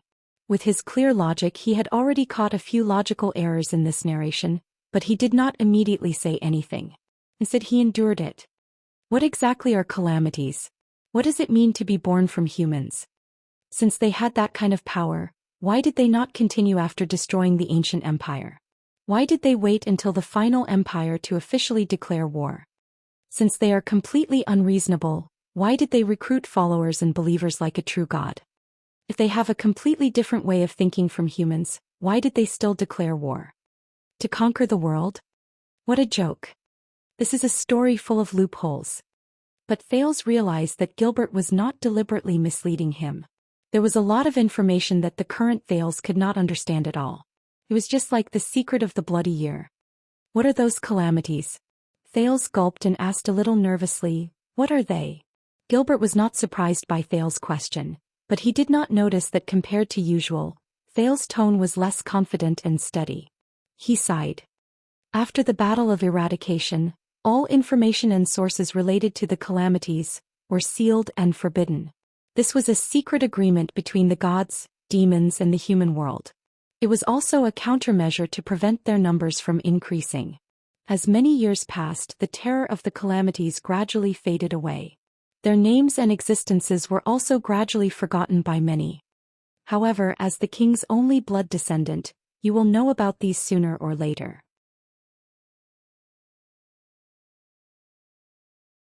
Gilbert took a deep breath and said with a serious expression, those calamities were once humans or members of other intelligent races.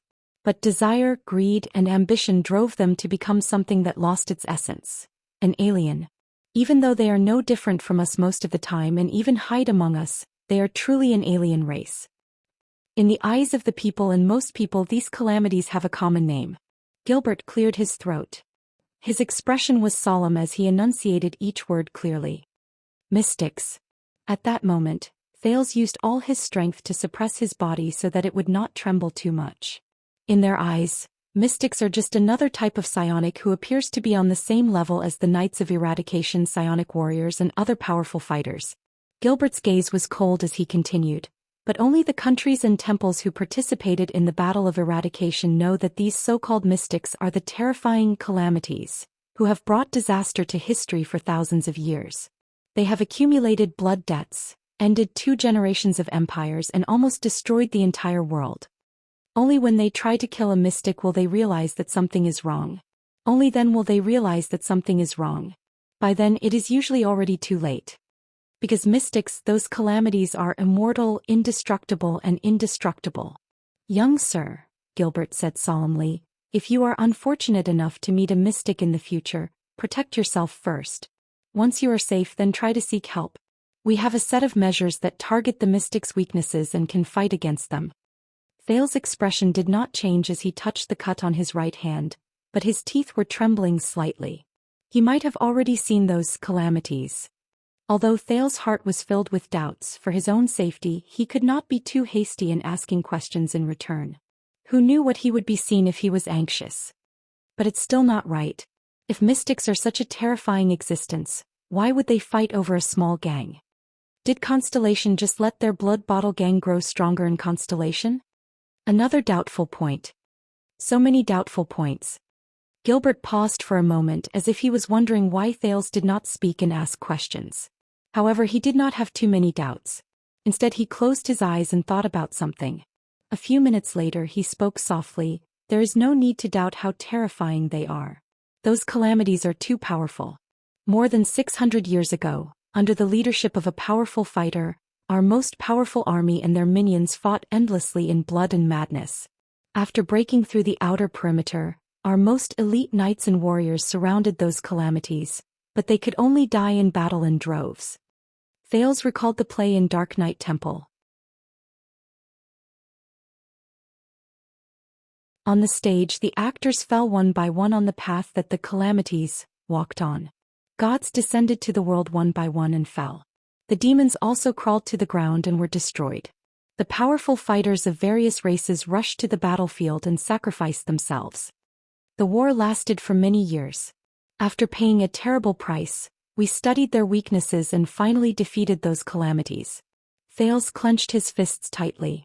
Asda's lonely words seemed to ring in his ears. We lost. Gilbert's words interrupted his memories of Asda. But the power of those cursed calamities is too strong, it's just too terrifying. In the final decisive battle between those above supreme class, those cursed calamities, those bastards who could almost destroy the world. Thales, who was carefully observing Tormund's charge, shuddered. He suddenly knew what was going to happen next. Gilbert calmly said the next sentence.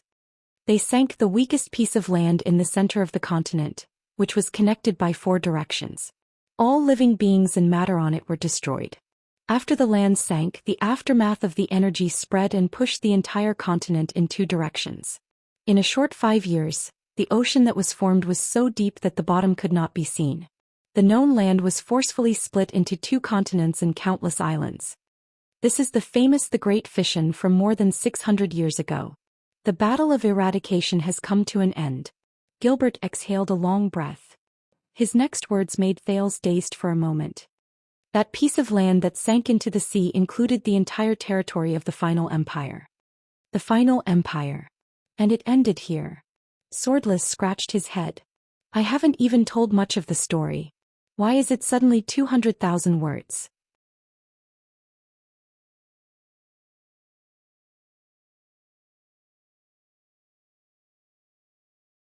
Chapter 41. The empire sank, the heavens fell and the earth cracked. The capital of triumph, the capital of the empire with more than 2,500 years of history since the Age of Kings, witnessed the rise and fall of 2 generations of empires. As the final empire sank, it was completely buried at the bottom of the Sea of Eradication. Gilbert's compassionate words even affected the guards on both sides. Thales could clearly feel that their hands, which were pressed against the hilts of their swords, were trembling slightly. Gilbert pressed down on Thales' shoulder and looked at the young knight on the wall, who was forever roaring and charging forward, but looked as if he would never reach the end. Thales could feel the weight on Gilbert's hand. He heard the former Foreign Affairs Minister quietly recite a poem from Cahill's Yellowhammer's collection of poems. The hero raises his flag, the king raises his spear, the empire has fallen and the world has lost its light. 10 years of blood and fire we returned victorious, but we can never return to the homeland we fought endlessly for. The emperor no longer exists and the nobles are all black. When he said this, Gilbert said absent-mindedly, Thales, my young sir, can you imagine that feeling? Thales stared at Tormund, who was charging forward with an indomitable will. The young knight looked so brave and fearless. Even on the horrifying battlefield he still shone brilliantly. At that time will he know that he can never return to his hometown? Gilbert did not wait for Thales to reply before he sighed. No, at least I can't. Thales did not say anything, but there was a strange feeling in his heart. Living beings in fear, desolate with nowhere to go. Thales calmly recited the last 2 lines of the poem. Living beings in fear. In his imagination, A majestic and magnificent city appeared, but it was slowly sinking. Everyone was running for their lives, shouting in panic and panicking, but they could only watch helplessly as the seawater drowned everything. At this moment, Thales suddenly raised his head and asked with a solemn and slightly resentful tone, "Who are you?" With a heavy and slightly resentful tone he asked, "Where are those people?" While immersed in the memory of the King of Renaissance, Gilbert turned his head and looked at Thales in puzzlement. Thales also looked at Gilbert. He calmed himself down and his gaze was calm. Not only the royal family and nobles but also the knights and soldiers. They were participants in the war. But there are also countless people who live in that land, farmers, merchants, the elderly and children, the boy said calmly. Regardless of whether they are rich or poor, whether they are high or low, whether they are high or low, and whether they are of different races, they are involuntarily involved in this war. Everyone. During the war, when the continent sank, they were more innocent than the calamities, the emperors, the nobles, and everyone else. But they are the reason for the empire's existence. Did none of them manage to escape? Gilbert stared at Thales and narrowed his eyes slightly, as though he was seeing Thales for the first time and was re-evaluating him. Just like your grandfather, young Sir Thales, who sympathized with the people, you have a compassionate and benevolent heart. Gilbert sighed. Sympathize with the people? Those who could use the word sympathize probably never put themselves in the same dimension as commoners. As for compassion and benevolence, the prince shook his head silently in his heart. But Gilbert immediately lowered his head dejectedly. His eyes were filled with disappointment. The entire world, the final empire from the nobles to the commoners, all sank into the sea. Only Tormund and his army were left. This proves that the final empire and even the ancient empire are not legends. They truly existed before. Thales lowered his head, closed his eyes and exhaled softly. At this moment Gilbert's hand, which was on Thales' shoulder, suddenly exerted more force. He spat out the following words, one word at a time. He enunciated each word clearly, and at that time, Prince Tormund was just the most unfavored illegitimate child in the final empire's royal family. Thales shuddered. Thales turned his head abruptly and looked at Gilbert in disbelief. He knew why Gilbert said all this. Forget about titles, territories and assets, he did not even have the right to inherit his family name. Even the title of prince was just a form of courtesy. Gilbert looked at Thales with a firm gaze. Compared to you right now, he had nothing. The situation he faced was 100 times more dangerous than yours. Thales looked at Gilbert in a daze, then looked at the illegitimate king on the wall. Gilbert shook his head and put down the hand on Thales' shoulder. He continued to speak. The battle of eradication was won. Humans and the entire civilized world celebrated the great victory. The world's politics also changed. In the east, the King of Peaks brought the hopes of the Far Easterners and overthrew the old dynasty to establish the main Nox dynasty.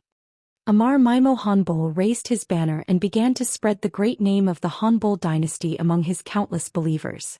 In the west, the hero Rykru Extet was crowned king amidst the cheers of the people. The powerful and proud Extet kingdom was born. But compared to this, Gilbert looked at Master Colvin's painting with a stern and pitiful gaze. The final empire, which inherited the glory of the empire, lost all its land and citizens in one night. Only its last bloodline was left. In one night, the originally insignificant illegitimate child became the only remaining supreme leader of the empire that no longer existed. Regardless of whether it was land, people, supplies or wealth, Tormund had nothing. Other than the 6 knights by his side, he only had 2,000 soldiers left. They moved in fear in an unfamiliar land. Their hopes were cut off and their future was bleak. At the age of 24 he moved between many forces of power and suzerains.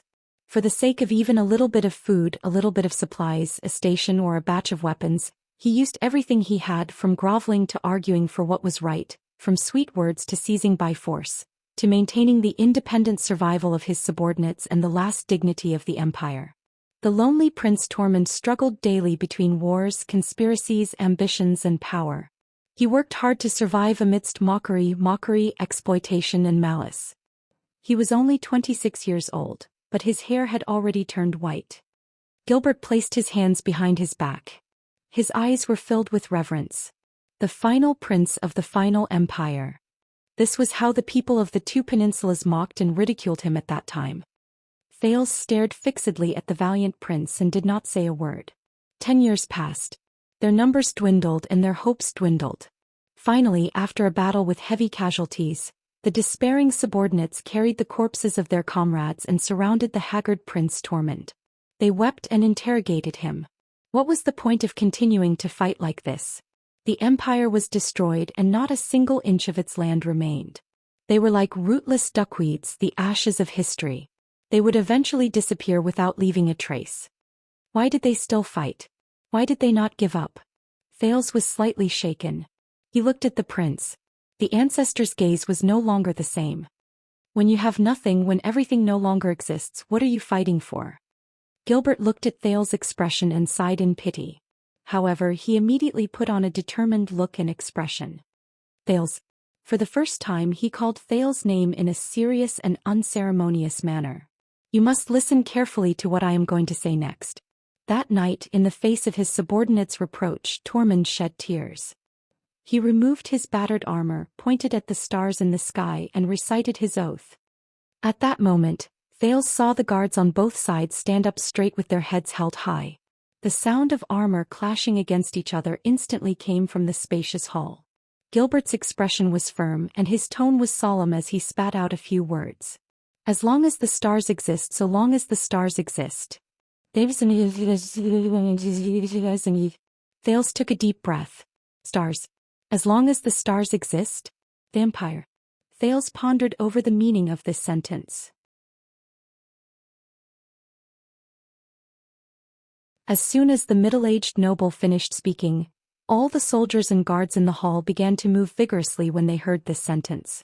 Asterisk thud. Asterisk then they swung their fists at the same time and punched the gold and silver 9-pointed star shield. Asterisk boom. Asterisk the spacious hall was instantly filled with a clear echo. Thales, who was shocked by history and in a daze, took a step back in fear. Thales. Before he could react, Gilbert suddenly squatted down and held the boy's shoulders with both of his hands. He looked at him at the same level and said sternly, he looked at Thales at eye level and said sternly, please do not underestimate yourself, your bloodline, and the meaning they represent. The existence of you and Jadestar is the golden age of mankind. It is the strongest proof that the great ancient empire and the heroic final empire still exist in the world. At this point, Gilbert's eyes were filled with excitement. His hands were trembling, causing Thales to feel inexplicably anxious. He continued to speak loudly. That day, year 10 of the calendar of eradication, 27th of September, was the day Constellation was founded. Prince Tormund, who swore while pointing at Constellation, took Jadestar as his surname, and became the founding king of Constellation, Tormund I. In the decades that followed, Constellation became the most powerful country in the Western Peninsula. Together with Extet, they were known as the Western Peninsula's shield and blade. The empire was reborn from the ashes, and in the name of Constellation, it stood in the world again. The glory continued and the greatness was reborn. When Tormund Jadestar was mentioned, no one remembered the former, final prince. He was only known as the King of Renaissance. Gilbert's mustache trembled and there seemed to be flames burning in his eyes. The Jadestar family's motto was also born from this. Thales felt a little unnatural. Even though he also sighed endlessly because of Tormund's story. But when he looked at the zealous Gilbert before him, he still found it difficult to blend in with this emotion. Did Constellation only exist for the former empire? This spirit of building a country is not right. There must be something wrong. However, when he looked at Gilbert's burning gaze and the breathing of the guards on both sides that had clearly become heavier, he could only clench his teeth and nod heavily. Thales furrowed his eyebrows tightly and spat out the words through gritted teeth. As long as Constellation exists, the empire will live forever. At this moment, a delicate rebuke filled with anger traveled into their ears. Enough. Thales and Gilbert turned their heads at the same time. They saw Jines Bajkovic, who was standing on the stairs with a cold expression. She looked at the teacher-student pair in displeasure. It's dinner time.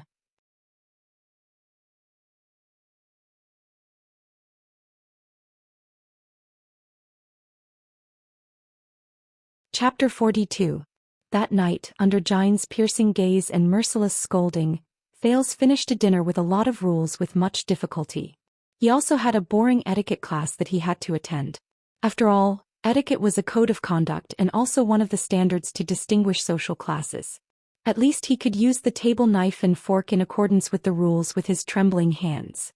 However, Thales could feel the anger and dissatisfaction hidden in Jine's beautiful eyes. He vaguely knew that it was related to the history of constellation that Gilbert was talking about in the afternoon. As long as constellation exists, the empire shall exist forever. Even for someone like Thales who was not familiar with the legend of Tormund I's founding, he could not help but feel his heart beat faster and his blood boil with passion. Gilbert and the guards in the hall. Thales only found out later that they were all descendants of the final empire's remnant army, were such representatives. However, Thales could keenly sense that Gines hated this sentence and even the meaning behind it. However, he did not dare to ask. He did not know what attitude this female official who claimed to be his father's lover had towards him. When Gines looked at him, Thales saw a flash of disgust in her eyes. He also saw her forcing herself to endure it, as well as her repeated hesitation when she approached him. However, he did not see a sincere smile on her face. So the entire etiquette class was unusually dull. That was until Gines, with a burning gaze, broke the silence, contrary to Thales' expectations. "You don't like these rules and etiquette, do you?" As she watched Thales bend his wrists with all his might to avoid exceeding the standard arm swings during a meal, Gines suddenly said coldly, "Your expression is even uglier than a horse that has just been shaved." Thales was shocked by the sudden question. In a flurry, he tried his best to answer appropriately. Madame Gines, I know that these are necessary. I am still trying my best to get used to." However, his words were interrupted by Gines again. "Of course you must learn these etiquette," she said coldly, but her voice was filled with mockery and disdain. "But it is best not to become their captive. Walking, sitting, or lying down in a so-called noble manner does not mean that you are really noble. Similarly, bearing those glorious and proud histories does not mean that you are really—" Gines did not continue. She subconsciously bit on the second half of her sentence. Thales felt a chill in his heart. It seems like this lady has a different opinion about Gilbert's teaching method. "Madame Gines," he cautiously probed, "Gilbert's history lesson in the afternoon. You don't seem to be, not. What kind of joke is this? That is their great and ancient kingdom. How would I dare to have any opinions?" Gines snorted and denied Thales' words. However, the latter could clearly see the mockery and sarcasm in the female official's eyes. Thales fixed his gaze on Gines, his father's lover. "Madame Gines," Thales said carefully and softly, "you were not father's female official from the beginning, right?" Gines raised her eyebrows, and the beauty mole beside her lips trembled slightly. "And you don't like these etiquettes and rules either. You don't even like them." Thales hesitated for a moment, but when he looked at the knife and fork in his hand he still asked, "You don't like this country?" His voice fell. Gines stared at Thales in a daze. This child. How sensitive. Gines turned her head and looked at the gold and silver 9-pointed star symbol above the fireplace in the study room. She did not speak for a long time. Just when Thales stuck out his tongue, thinking that he had asked the wrong question, and was about to lower his head and continue fighting with his knife and fork as if nothing had happened, Gines sighed. She stared at the knife and fork in Thales' hands in a daze. She said softly, "I was born in Bachkovik City in Sid County. It is a small city near the sea in the eastern part of the kingdom. It is not a prosperous trading port, but it is self-sufficient by fishing. It is considered a good place in Constellation. The city master's my father. He is quite famous in the eastern counties. All this while he has strictly trained us to obey the rules, conform to etiquettes and become ladies. He hoped that one day our family could also become a famous family with a long legacy." Thales' gaze became solemn. He quickly exercised his already stiff wrist while Gines was not paying attention. "But I just had to be a rebellious daughter. I hated these rules and etiquette since I was young. As a result, when I was 16 years old and about to become an adult, I was a wild girl who did not even know how to dance in court. I ate crudely and talked impudently." Gines smiled bitterly under the lamp. She looked at the moon outside the window, but her tone was filled with nostalgia. Of course, my father would not let me do whatever I wanted. In short, those memories were not very pleasant. Things became a little awkward. My family wanted to take away my identity and right of inheritance, and sent me to the temple to be a priest. Thales stuck out his tongue at a place where he could not see. He knew that the priests in the temple usually swore to remain unmarried and serve the gods for life. At this stage it was probably not as simple as, a little awkward. Gines lowered her head slightly. Her gaze dimmed, but she immediately raised her head and flashed a happy smile. But at this time a prince came to our castle as a guest. What? When he heard this, Thales, who was exercising his wrist, stopped. Prince? Can't be that melodramatic plot that I think it is, right? Gines continued. He heard my story but he just laughed.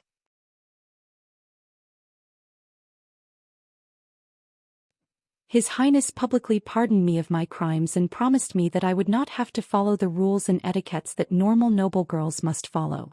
But the prerequisite was that, after I became an adult, I had to find a way to earn a living on my own outside of my identity as a noble girl. This is indeed melodramatic.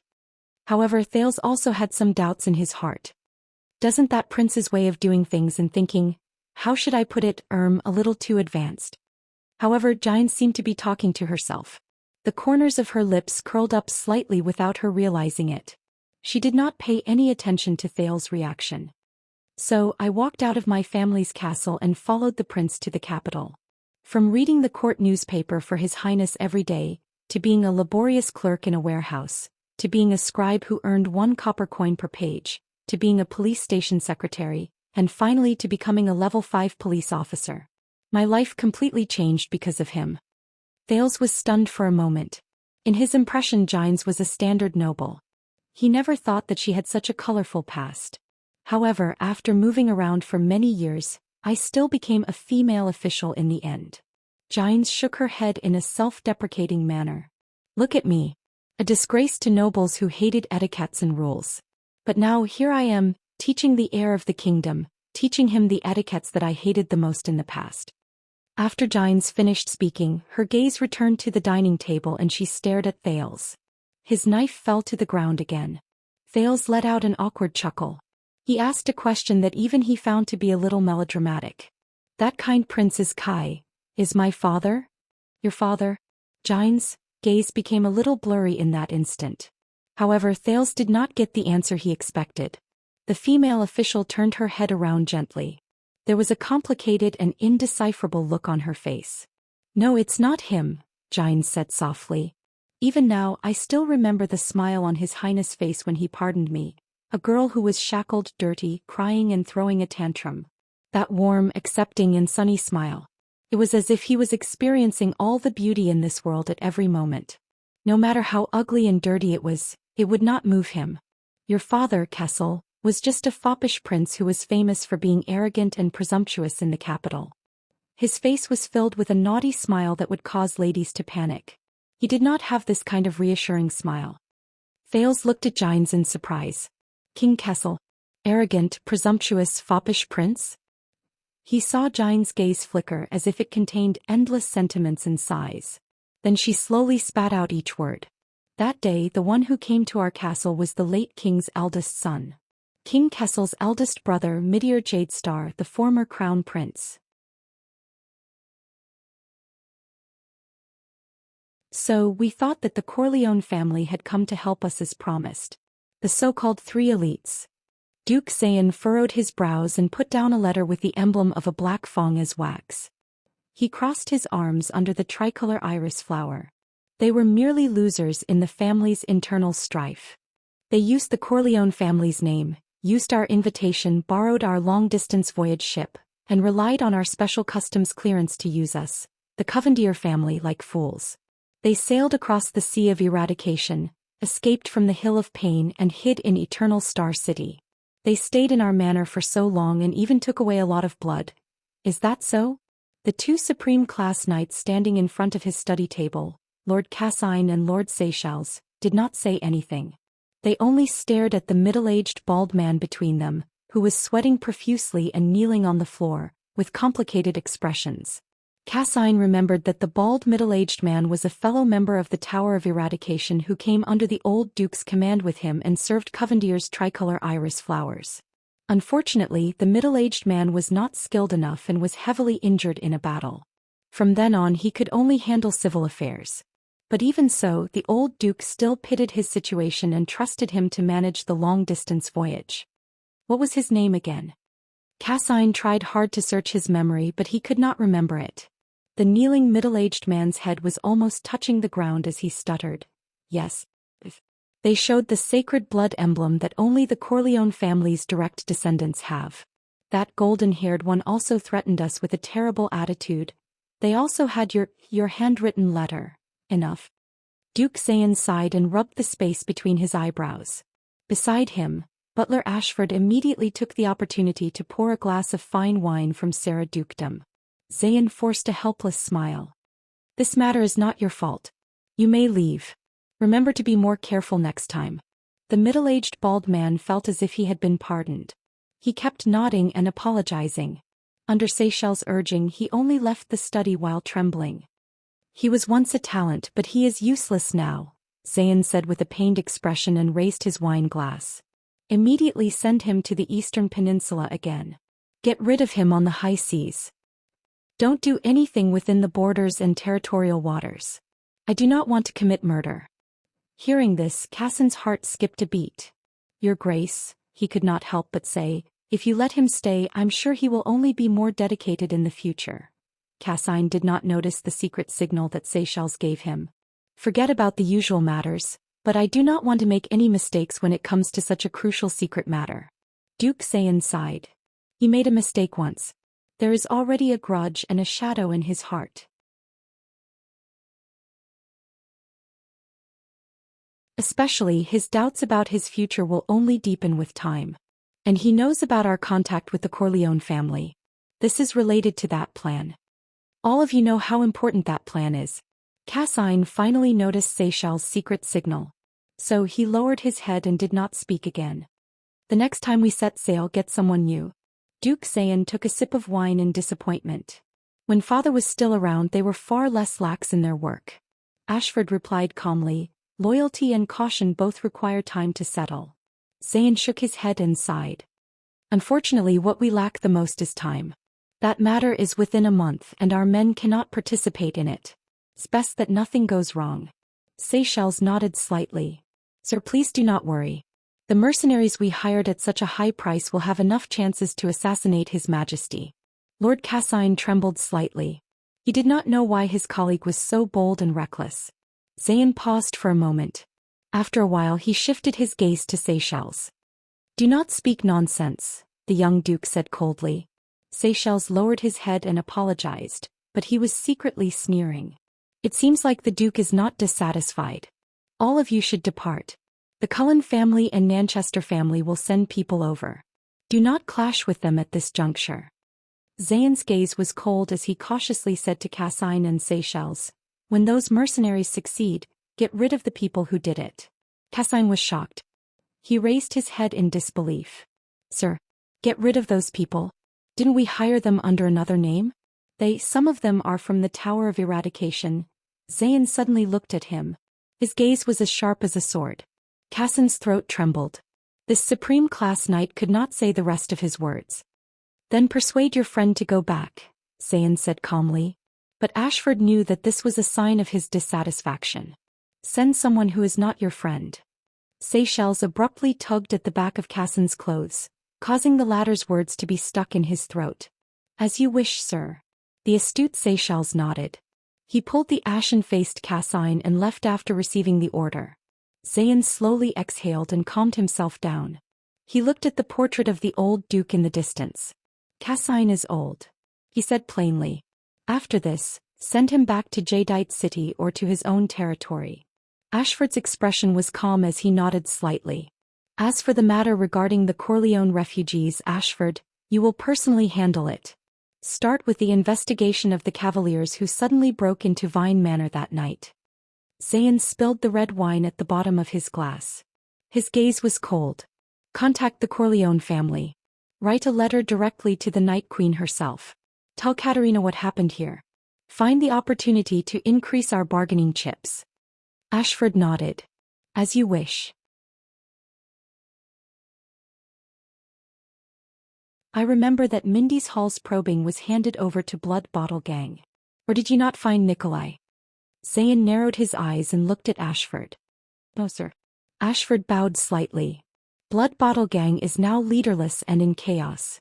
There are rumors that he went abroad to search for the Blood Mystic. Blood Mystic.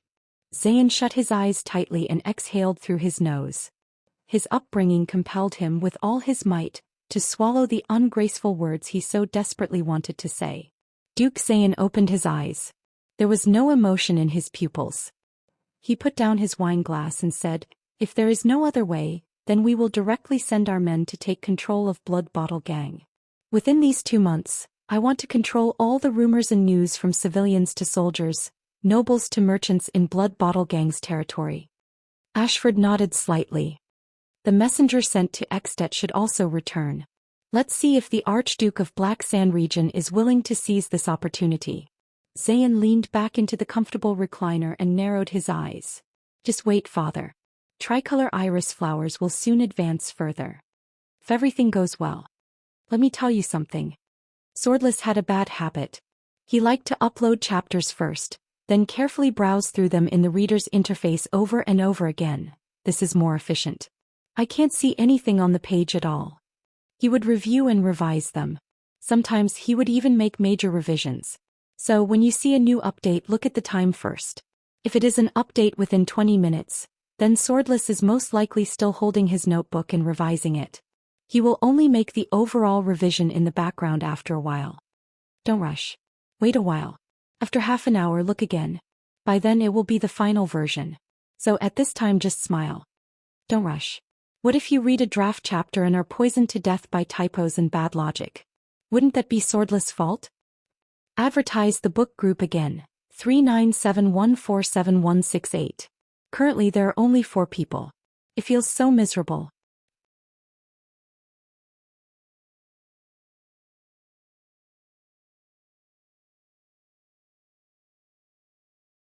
Chapter 43. In the next 20 days the weather in the capital city turned cold and winter arrived. Under Jine's fierce training, Thales learned 3 defensive styles, 7 offensive styles, and 1 combined style of the ancient Northland military sword style at the cost of more than 2 hours in the morning and 2 hours in the evening, under the prerequisites of exhaustion and backache. Only when his arm began to get used to the shape and weight of the shield and sword did he finally change to a larger sword and shield. Listening to Jine's words, he began the process of passively getting beaten up, to learning to get beaten up, which was still what Jine said. In the past you were the one getting beaten up. Now you need to know why you are the one getting beaten up. This was the extremely strict Jines. Isn't I still getting beaten up? Hey madam, you haven't shouted to start yet. Hiss. This was the flustered Thales. Under Gilbert's strict supervision, Thales basically learned the advanced grammar of the common language and the basic usage of the ancient empire's language during his culture classes in the afternoon and evening. He began to come into contact with the rhetoric of Constellation's nobles and some necessary foreign languages, such as Far Eastern proverbs and elven warnings. He also learned some basic knowledge of Errol from his tireless history classes. In Constellation, a noble who does not know how to use the ancient empire's alphabet and ancient grammar as rhetoric is not qualified. And Mr. Thales, I believe you will need some time to familiarize yourself with the complicated and ever-changing ancient empire's alphabet. In the next second, as he watched Thales casually write down the ancient empire's alphabet, Gilbert sighed gloomily and threw away his dignity as a teacher into the sea of eradication. All right. Let us enter the next chapter, the basic rhetoric of the ancient empire's language. In Thales' eyes, other than the pony that enjoyed throwing him around and the various strange noblemen's etiquettes, there seemed to be nothing else that did not go his way. Even the Corleone blood clan trio and the lowly archduchess did not bother him. So, Thales nodded slightly in his heart. It's time to explore the mysteries surrounding me. On a slightly warmer afternoon, Gilbert, who was holding a book and a cane, saw Thales standing on a chair in the study room and searching for something on the thick bookshelf. He could not help but ask curiously, "What are you looking for, my young sir?" Gilbert, wait for me for a moment. According to this alphabetical order it should be here. Why is this book so thick? Gilbert chuckled softly and walked to the bookshelf. He helped Thales, who had just finished training with his sword in the morning and was physically weak, pull out the thick book from between the books on both sides. Thank you, Gilbert. Now all the books are here.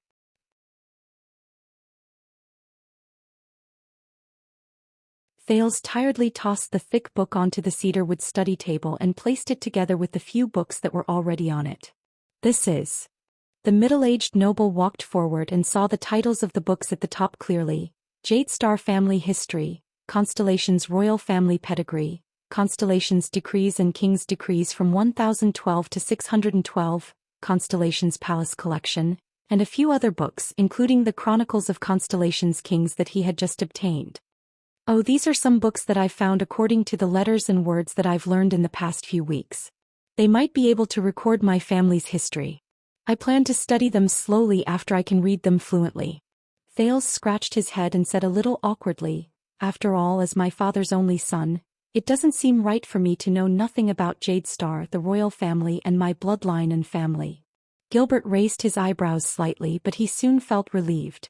When he thought about their conversation in the secret chamber, he knew that he should not underestimate this young man's adaptability and precociousness. This is especially so after I heard you talk about the King of Renaissance, Tormund, and Madame Gines told me some things about the late king's eldest son, who is also my uncle, Prince Midir. Thales spoke excitedly as he arranged the books on the table. Without batting an eyelid, he piled a few books under the other books. The prince continued to speak. So, I am even more curious about Jade Star and the family that I come from.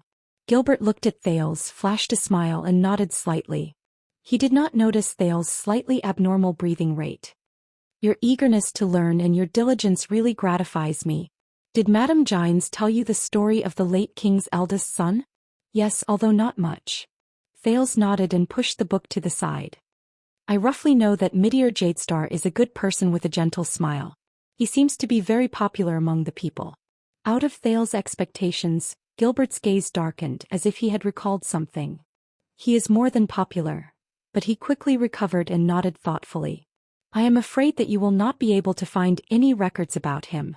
After all, he is not the king of Constellation and it has not been long since he passed away.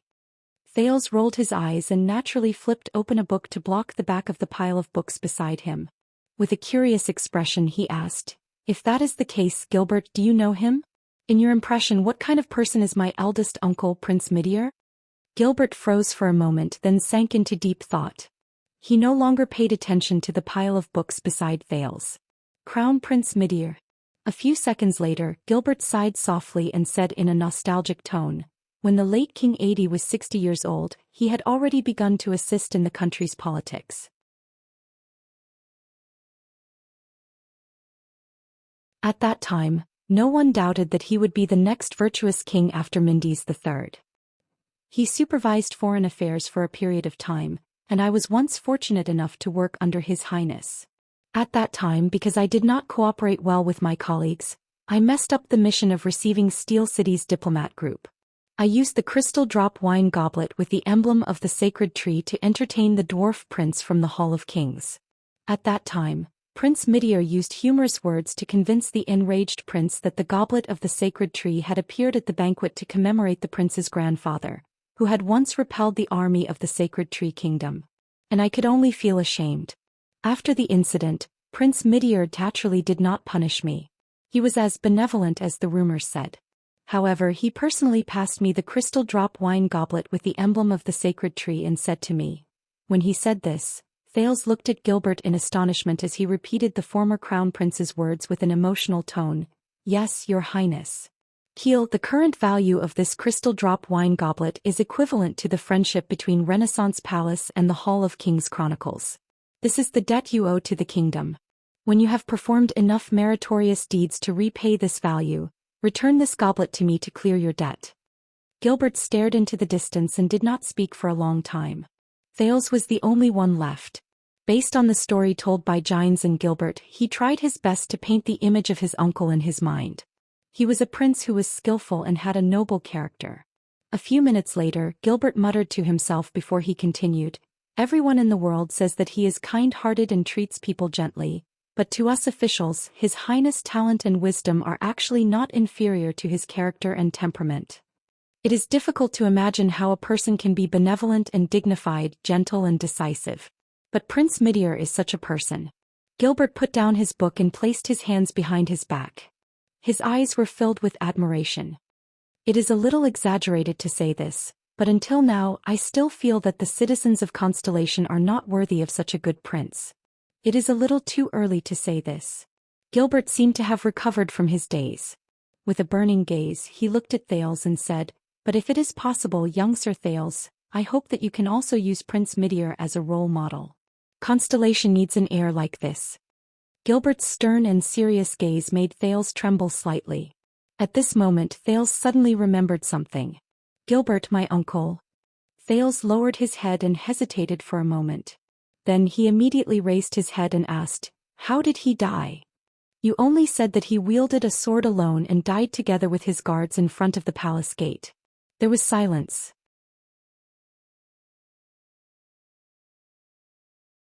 "Hey." Gilbert closed his eyes and heaved a heavy sigh. He then said, "During the Bloody Year he ordered his guards and soldiers to retreat and walked into the crowd alone. Without wasting a single soldier, without harming a single person, he quelled the crisis of the mob charging at the palace gate. Unfortunately, even though his guards reacted in time, the assassins hidden among the mob had planned for a long time and prepared 6 hidden swords and knives smeared with poison. At that time I was busy with my diplomatic work, which was going from bad to worse. When I found out that the royal family had been assassinated." "Hey." Thales looked into Gilbert's eyes and did not speak for a long time. The boy then recalled the story of Prince Midir that Gines had told him a few weeks ago in an abnormal manner. Especially the last 2 sentences she said. "Thales, I know what Gilbert said to you today, but I do not know what you think. However, I still remember that Prince Midir gave me a letter in the past. I only wish to pass it to you in its original form. Madam, I forgive you out of admiration, not out of pity. I admire your courage to break free from your shackles and break through your shackles. But since you have made your choice, please do not hesitate. Do not weakly return to the birdcage that once suffocated you. Do not let the birdcage of your spirit shackle your wings of freedom. Do not sacrifice your true self for an illusory rule. I sincerely hope and bless you. I hope that your life will only belong to you from now on. I wish that you will pass the police qualification test smoothly." Thales was engrossed in thinking about the meaning of these words. What kind of state of mind did a crown prince who was born in the birdcage that he spoke of say these words? Then Gilbert called him back from his reminiscence and absent-mindedness to begin their afternoon lesson. As Thales listened to Gilbert explain the 4 different voices of the common human language using ancient proverbs and poems as examples, he glanced at the pile of books beside him. He did not tell Gilbert the truth just now. He was not looking for the Jade Star family's history, nor did he want to understand his uncle who was like a saint. What Thales wanted was information about mystics. From the first day he arrived at Mindy's Hall, Thales had been planning to explore mystic energy. After experiencing the unstable but effective explosion in Vine Manor, his desire to explore his own secrets became even more urgent. Gilbert's narration of the history of the Battle of Eradication, as well as his attitude towards the calamities, the so-called mystics like Asda, made him even more apprehensive. Even though, Thales whispered to himself, Yodel might have heard my conversation with Asda.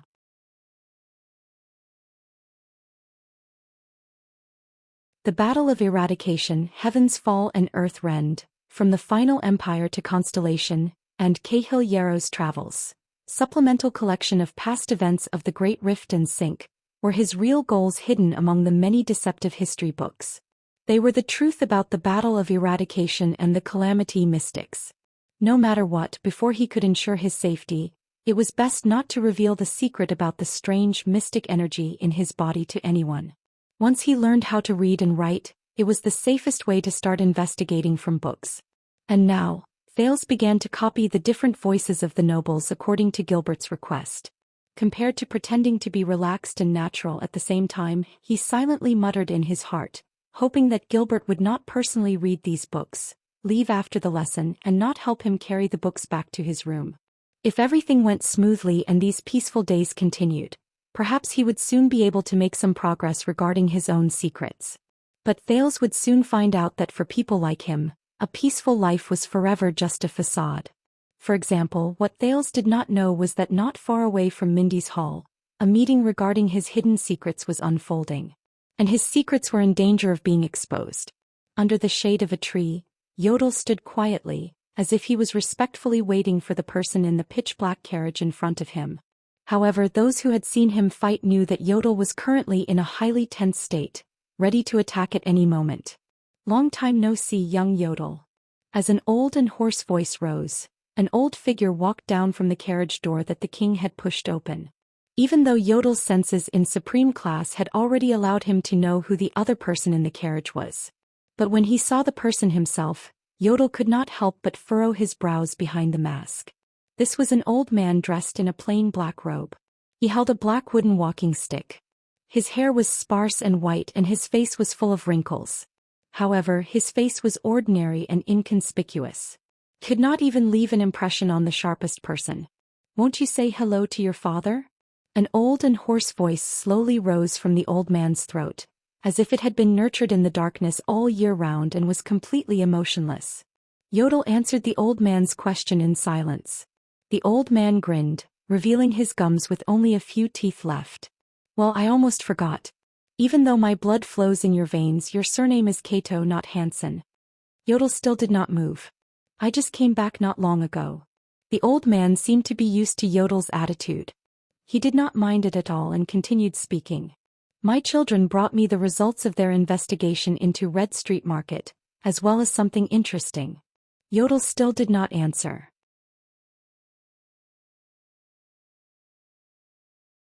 The old man chuckled softly and said slowly, "You're right.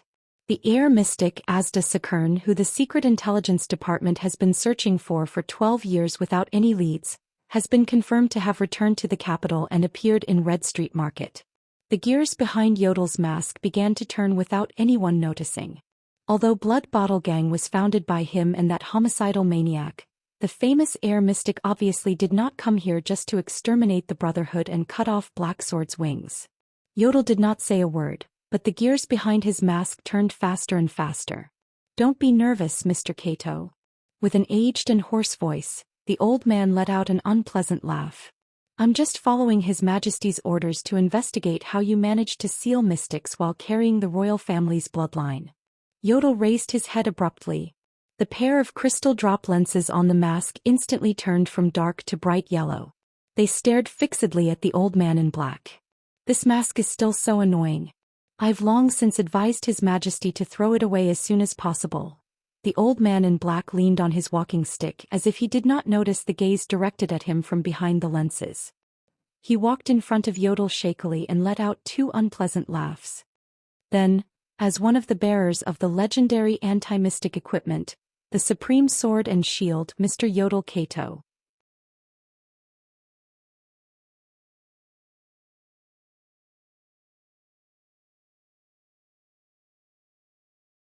Chapter 44. Red Street Market. 8:00 p.m. The police station and the city hall had been evacuated 2 days ago.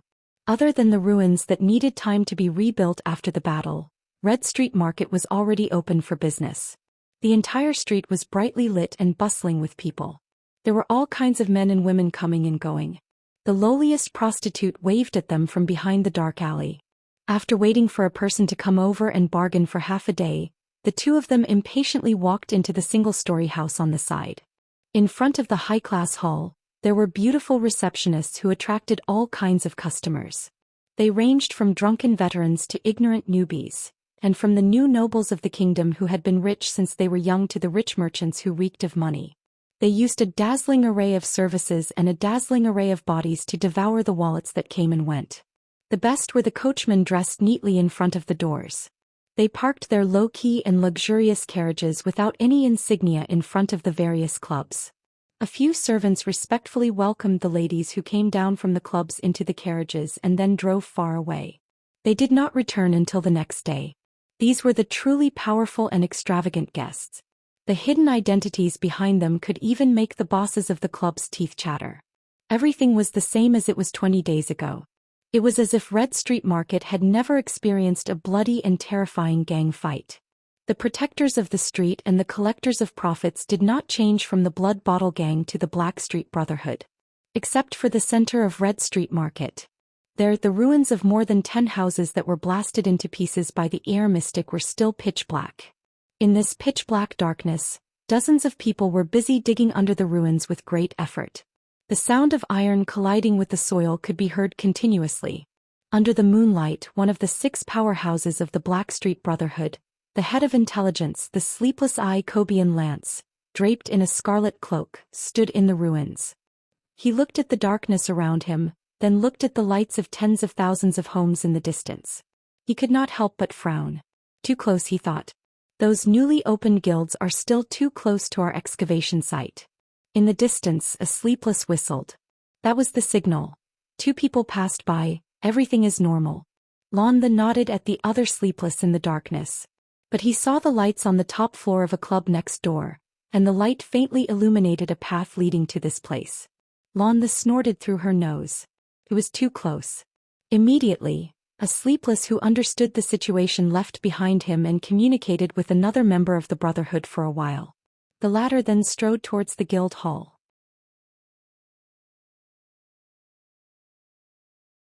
Not long after, the lights on the top floor of the clubhouse dimmed, and the surroundings of the ruins fell into darkness once more. Lance then nodded. I should have asked Rick to extend the closed hours. It will affect our homework too much. And we could only do it at night. However, Lance knew that it would be faster for the nobles to cut off an acre of land from their own territories and hand it over to the Brotherhood rather than forbid Red Street Market from doing business. Londa walked forward slowly. It had been 10 days and 10 nights. They had dug 10 meters deep and 20 meters wide under the chess room, but they had found nothing. Right now he could still use the excuse of searching for clues about the air mystic, and finding the truth behind the deaths of the Talon brothers and Moria, to cover it up. But if he still could not find it, if we don't, we'll be discovered sooner or later, Londa thought grimly. Whether it was the secret intelligence department or the stubborn blood bottle gang. Even the other venomous snakes hidden in the darkness. Even if Red Street Market now belonged to the Brotherhood. Fortunately, the air mystic had blown up the surroundings for them. Otherwise, they would have had to put in a lot of effort to seize the ownership of all the houses in the vicinity from the owners of Red Street Market, who had more or less powerful backgrounds. However, the current situation was not bad. According to the plan, the excavation could only start after a year and a half or even longer. Now they could start just a few days after taking over Red Street Market. Of course, the unconcealed excavation site also made it more difficult for them to cover up the secret.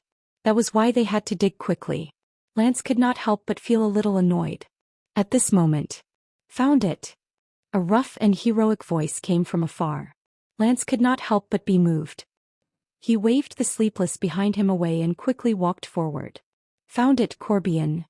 A tall and thin figure walked forward while tightly hugging a long object wrapped in cloth. It was a man with a long and narrow face.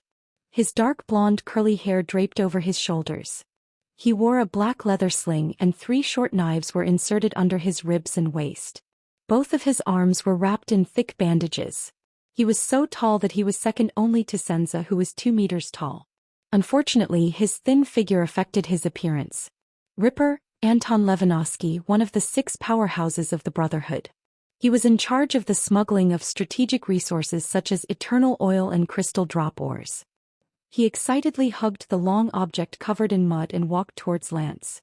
Behind him, a fat figure, one of the 6 powerhouses, Morris, who was in charge of the human trafficking business, walked forward with a displeased expression. This should be it. I opened it and took a look.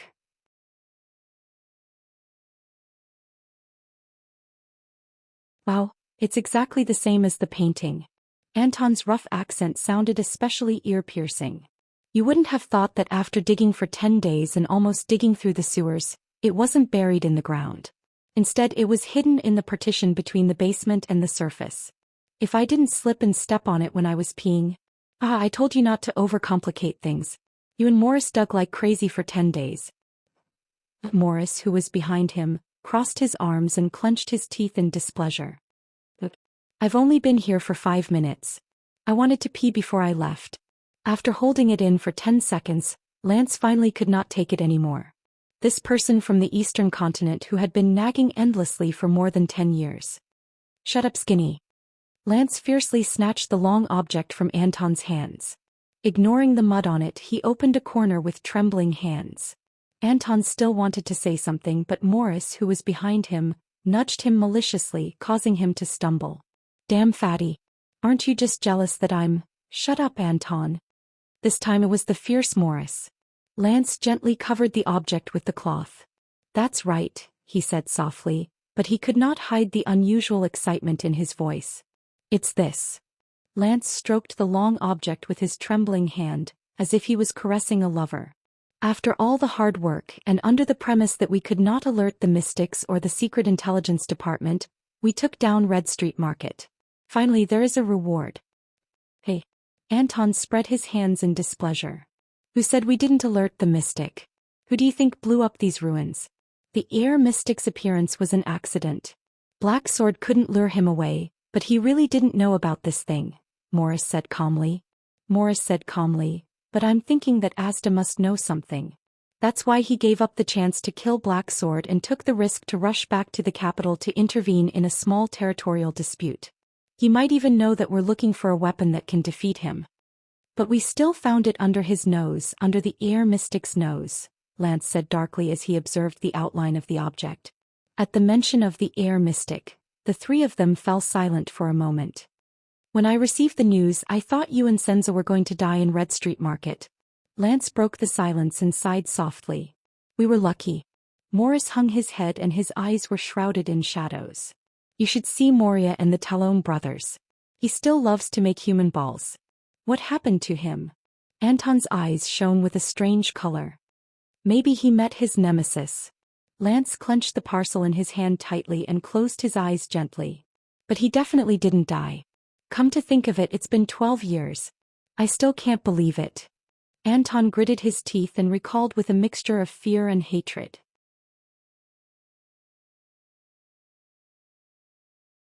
I saw it with my own eyes.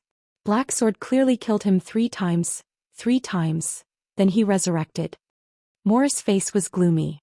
He gritted his teeth and said, in 2 hours he resurrected 3 times. 4 times, Lance added quietly. Outside the palace after the crown prince was poisoned, Great Charlton killed that monster once. In an instant the air between the three of them seemed to sink. Anton looked at the long object in front of him. With lingering fear and doubt he asked, We've been looking for 10 years. But this thing, is it really useful? After all, the entire continent is filled with anti-mystic equipment. The things on those guards can only slightly weaken the influence of mystic energy, Lance said without hesitation. Only the legendary anti-mystic equipment bestowed by the Empire can truly deal with mystics. This is what Morat told me when I was still in the Secret Intelligence Department. I don't really dare to believe the information about your former boss. Anton's expression changed. As if remembering something, he shuddered again. That old man, even his saliva was poisonous. Oh right. The kingdom's Secret Intelligence Department actually didn't intervene in our operation this time? Morris said worriedly. After all, according to what you said, this is a legendary anti-mystic equipment that isn't on the books. It's even more serious than privately owning a mystic gun. Privately owning a mystic gun? Lance snorted softly in his heart. Privately owning a mystic gun is nothing more than a death sentence. As for the legendary anti-mystic equipment that isn't on the books. However, Lance just shook his head. The king is almost 48 years old. The matter of choosing the nobles as the crown prince is enough to make them anxious. Besides, I made a deal with Eksted's secret room. They will release news that Morat is interested in. Ramon will attract all the attention of the Secret Intelligence Department. Morat will not discover our goal. I know my teacher too well. But fortunately, neither the Blood Bottle Gang's mystics nor the Secret Intelligence Department know the importance of this thing. Lance caressed the cloth in his hand and pondered about something. Oh right. Are we really not going to tell Senza, Fiso and Rhoda about the truth of this matter? As he said the names of the other 3 powerhouses, Anton also frowned like the other 2. Anyway, the air mystic has also disappeared. Lance shook his head solemnly and passed the bag in his hand to Morris. Nikolai and Catherine have set off to look for the blood mystic. Believe me, I have seen the records of the Secret Intelligence Department.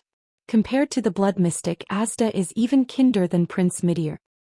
The Brotherhood's 3 powerhouses and Black Sword will be enough to face the mystics. The less the others know, the safer they will be. Morris nodded and tied the long object in his hand tightly.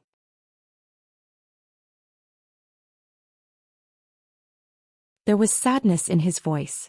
For the former 9 powerhouses.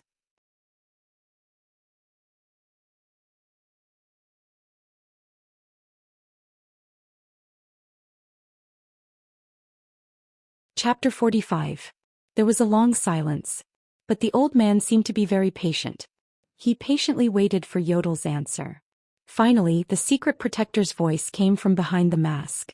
You shouldn't be here, Yodel said coldly.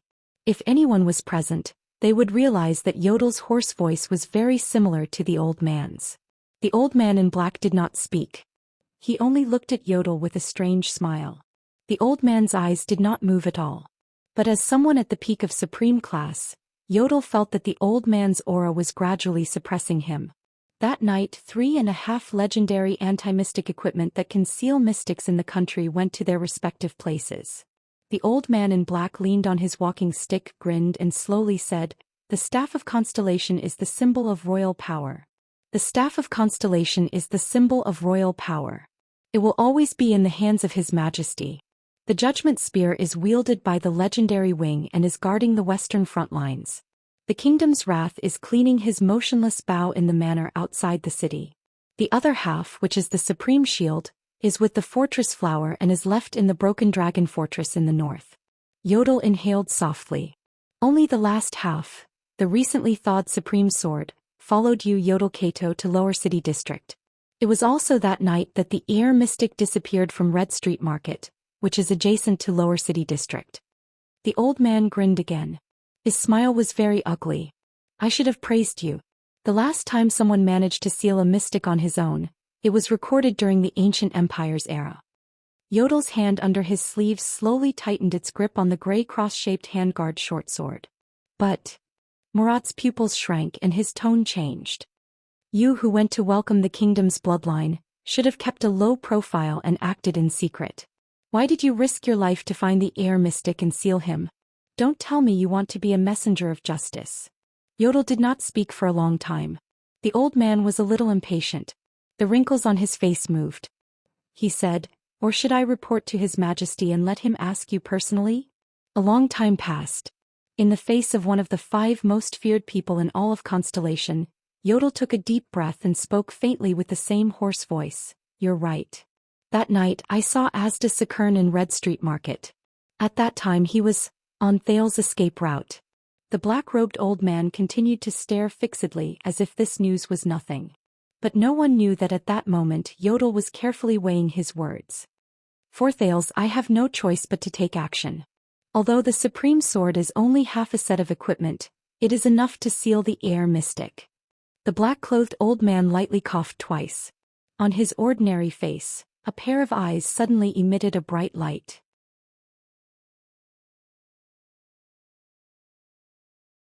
"I think you don't mind telling me every single detail of what happened to him before you sealed him? From words to emotions, from actions to attitudes. I'm very curious as to why Asda would return to the capital, a place that is so dangerous to him." Yodel clenched his fists tightly under his robes. He had to be careful. He was facing the Black Prophet. He could not lie. He couldn't. "Asda Sakern. He's a lunatic," Yodel said flatly. The old man, the Black Prophet, chuckled, the wrinkles on his face rippling. "Of course every one of them is a lunatic, so what? Even a lunatic should have words and actions, right?" Before he was sealed, he was very excited. Yodel answered slowly, choosing his words carefully. The old man stroked his cane, his dry lips parted. "You will never be able to understand their emotions. They are not even human, how could they have emotions? This nonsense can't divert his attention." Yodel thought in his heart. Yodel hesitated in his heart for a second before he made a decision. He had to speak. He had to. He said. Yodel's hoarse voice came slowly from behind the mask. "He found a newborn mystic. In history, the first recorded appearance of mystics was around the ancient empire, around the year 1025 to 1035 of the imperial calendar. The imperial calendar year 1000? From the ancient empire to the final empire, the imperial calendar had been used for more than 1,600 years before it was changed to the termination calendar. Thales recalled the basic knowledge he learned in the past few days. In other words, it has been 1,200 years since the mystics appeared? However, this did not seem to be a good time for him to let his mind wander. On the sand under the setting sun, Thales gritted his teeth. Ignoring the soreness in his left shoulder, he carried the heavy wooden shield with his 7-year-old body and charged towards Giants. According to the records of the ascetic tower's remnant chapters, a group of merchants headed to the Alchemy Tower witnessed an abnormally large lightning bolt. On the same day, thousands of tribesmen from a tribe 100 miles away from the desert of War God were turned into charred corpses. Lightning? Then why is the air mystic's ability to control air? Is it the Fantastic Four? Or an elementalist? Giants moved her feet without changing her expression. The wooden shield in her left hand collided with Thales' shield at an ingenious angle. Bang. Thales' impact was reduced by half. He lost his balance and leaned unnaturally towards the side where the shield fell. Thales panted and used his sword to support himself. He was anxious. Giants saw through Thales' state. With a cold expression, she began to reprimand the boy. What are you thinking? Being absent-minded on the battlefield is suicide.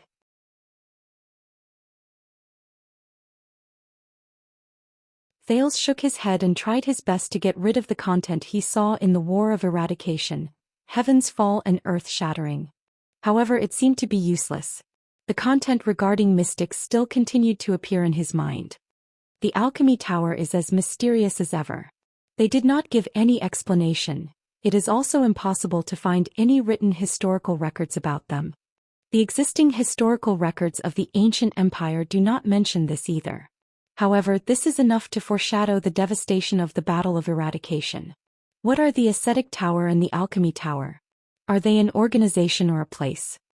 Thales used the shield's center of gravity to swing the wooden sword in his right hand, which was not much lighter than the shield. With a twisted expression, he turned around and swung his sword. The war began in the year 1609 of the Empire calendar. However, there is no historical record that can prove how the Battle of Eradication started. It was as if all the opposing parties stood on opposite ends of the chessboard overnight and started killing each other. Why? Why is it that the beginning of a war that changed everything can't even be clearly recorded? Giants moved effortlessly and avoided the blade of the sword. She used the hilt of the sword to gently push Thales' body, which had already lost balance. Gilbert, who was watching from the side, shook his head. Thud. Thales fell on the ground again. This time he fell face first into the sand. Thales spat out the sand in his mouth, pulled the shield with great difficulty again and stood up. Enough. Giants shouted with a displeased expression. You only learned the form of the 7 offensive styles. The efficiency is completely different from when you learn the defensive styles. If you are not an idiot, then it means that you are not in the mood to practice today. Thales panted and nodded with an ashamed and apologetic expression. I am sorry, Madame Giants. The number of mystics is even lower than the number of dragons in the legends. At least, there are more than 40 dragons whose names are recorded in history. However, the number of mystics who publicly appeared and participated in the Battle of Eradication was less than 10. 10 against the entire world. Brat. Seeing that Thales was still absent-minded, Giants angrily flung the shield and wooden sword down. Class dismissed. Wake up at 6 in the morning tomorrow and make up for today's progress. Gilbert furrowed his brows. He did not know what was wrong with Thales. On the battlefield, Giants turned her head and shouted at Count Casso, before dinner he is yours. He's yours before dinner, fix him up like that. Gilbert smiled, raised his hat and bowed. Thales threw down the wooden sword in frustration and began to deal with his left arm. His arm was stuck on the shield again.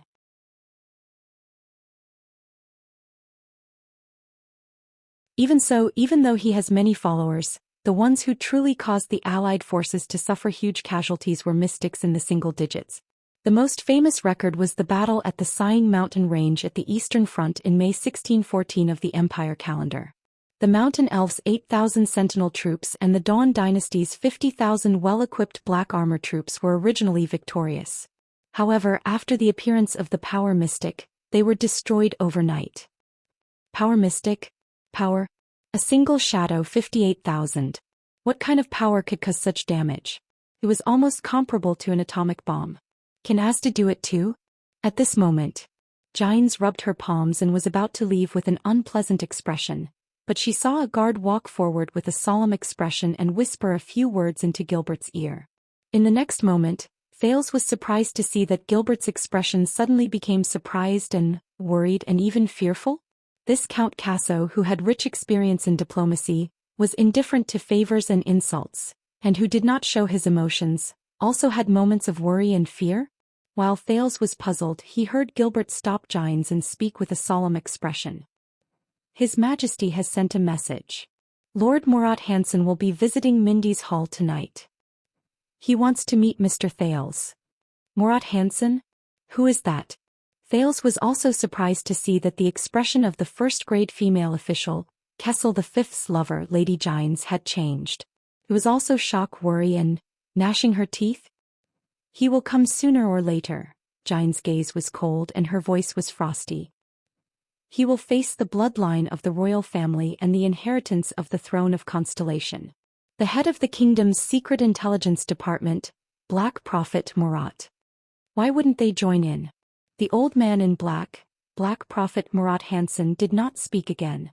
For the first time, Yodel saw shock and fear in the eyes of Murat, who always had a mysterious and strange look on his face. Fear? Newborn? Mystic? Murat's voice froze. He took a step back in disbelief and immediately raised his head. It works, Yodel said to himself.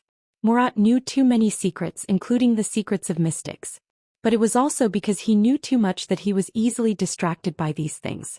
He ignored the thing that he really wanted to hide, the communication between Thales and Asda. Like now. Impossible, the birth of a mystic requires. Murat's face was full of shock. The old man gripped his cane tightly and stared at Yodel's mask, as if he wanted to stare through the layer of purple crystal drops. Who is it? Murat's gaze was a little crazy. Who is the newborn mystic? Murat stared at his son like a poisonous snake, his pupils contracted violently. You know how serious this is.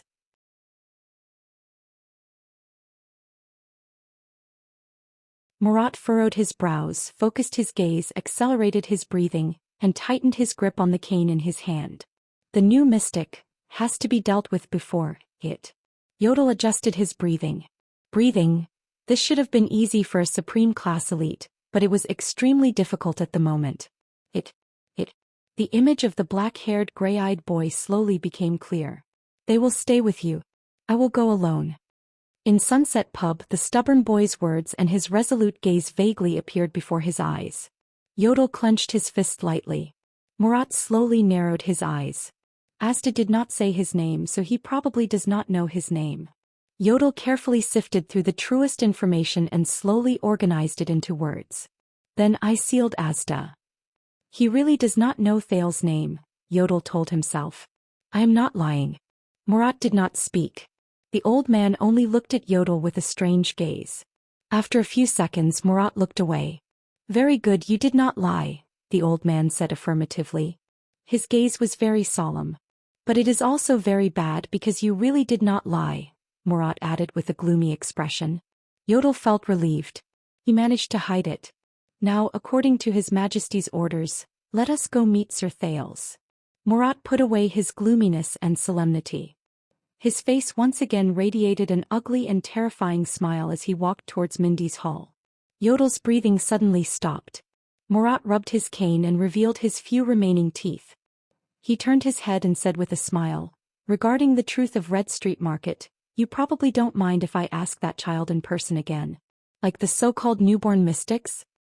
Do not misunderstand, it is just a professional habit, like, to see if you are hiding anything?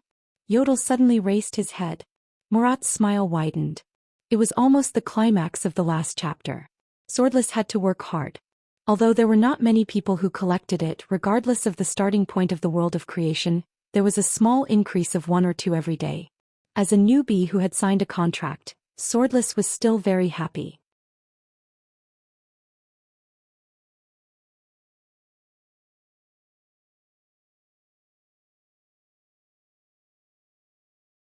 Chapter 46. In the guest banquet hall on the second floor of Mindy's hall, the guards invited the guests in and closed the door neatly. Say what you have to say and leave. Under the illumination of the everlasting lamps in the hall, Gines stood in front of Thales and blocked his way. She spoke bluntly. Thales calmly looked at the black-robed old man in front of him, who seemed to be on the verge of collapsing. Doubts grew in his heart. You're still so cold, Officer Bachkovic. On the other side of the empty hall, Murat's old and hoarse voice traveled into Thales' ears. It was extremely unpleasant and made him inexplicably nervous. Murat's tone was mocking. In any case, we have cooperated with tacit understanding more than once. Cooperated? Gines sneered. Who would cooperate with a venomous snake? At that time it was His Majesty's order and I had no choice but to obey. How disappointing. Murat shook his head in a seemingly regretful manner, as though he was really sad. I thought we were on the same side. You know, I have always treated you as my daughter. As he spoke, Murat's eyes shone brightly. You know, I have personally raised you as my biological daughter. Murat lightly emphasized the word biological. Thales was surprised to see that Gines' expression, who had always been arrogant, suddenly froze as though someone was strangling her throat. The female official, who had always been arrogant and imposing, immediately turned her head so that others could no longer see her expression. Forgive me for being blunt. Gilbert, who was at the side, interrupted their conversation. With a serious expression he bowed slightly. Lord Hanson, you also know the importance of everything here to the kingdom. Please save unnecessary probing or small talk. Thales was even more surprised. Gilbert, who had always been well-mannered, seemed to be a little angry. We all know that you are the chief of intelligence, and that you control the kingdom's secret intelligence department, which makes people pale with fright at the mention of it. Constellation also relies on your contributions. Gilbert's face was cold and his words were sharp. Hence, it is only right for you to meet the future king in advance. Then please do not delay any longer. This is Mr. Thales. He deliberately emphasized the words intelligence agency and king. Thales suddenly realized that the former was meant for him, while the latter was a warning to Murat. The head of the greatest intelligence agency. Thales hid this information in his mind. The atmosphere was really not too good. The solemn Gilbert took a step back, leaving Thales completely out of Murat's field of vision. Murat's gaze swept past the crowd and shot towards the transmigrator. At that moment, Thales felt as if there was some kind of magic in those pitch-black eyes. It was as if she wanted to stare right through him. Thales even had the misconception that he was a little out of breath.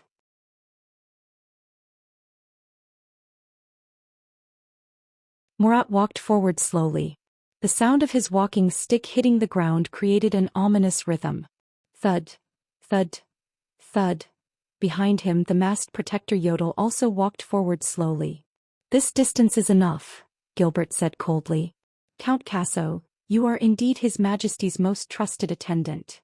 Amidst the sound of footsteps and walking stick, Murat's gaze was still fixed on Thales, but his footsteps did not stop. His old and hoarse voice traveled into Thales' ears. I really admire your loyalty to the king, whether it is to the late king or to the late king's heirs. Thales noticed that he emphasized the words heirs. At that moment, Thales suddenly felt that after Murat's words fell, Gilbert, who was as sharp as a sword, stopped in his tracks. Gilbert furrowed his eyebrows tightly as if he had thought of something bad. The eloquent and quick-witted former Foreign Affairs Minister, Count Casso, also gritted his teeth at this moment. He stopped talking and allowed Murat to come closer. Watching the old man in black slowly approach, Thales felt cold sweat trickle down his back. What kind of character is this? With just a few words and a few accents he managed to make Gines, who has a strong aura, and the experienced and capable Gilbert willingly step back without saying a word? So, young sir, it was not easy for you to escape from Red Street Market and the mystic's hands. Murat put on a smile that was full of wrinkles and said gently but unreasonably coldly, Mystic? mystic? Hearing that, Gines and Gilbert raised their heads in unison and looked at Thales with strange expressions. Thales was shocked. He subconsciously raised his head and looked behind Murat.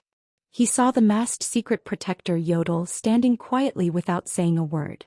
However, Thales acutely felt that the masked protector's posture seemed to be a little stiff and nervous. Yodel, did you tell him everything about my secret? In fact, I have some small questions to ask you. Murat smiled again. His eyes behind his wrinkles were extremely sharp. In private. Thales gulped. No, Thales cannot be alone with him. Gines was the first to react. She looked at Gilbert with a solemn expression as if she wanted to ask the Count for help. Gilbert also looked at Murat with an unfriendly gaze. Mr. Thales' status is noble. He has the right to choose, accompanied by his entourage, to come into contact with the kingdom's chief of intelligence. Thales furrowed his brows and looked at Murat. What does he want to ask? At this moment, Murat leaned on his walking stick and bowed in a seemingly respectful manner. He grinned. Of course. Even whether he wants to talk to me should be up to him. After all, in the future he will be my lord, if my old bones can live that long. Gilbert looked at the Black Prophet strangely, as if wondering why the head of the kingdom's secret intelligence department was so easy to talk to.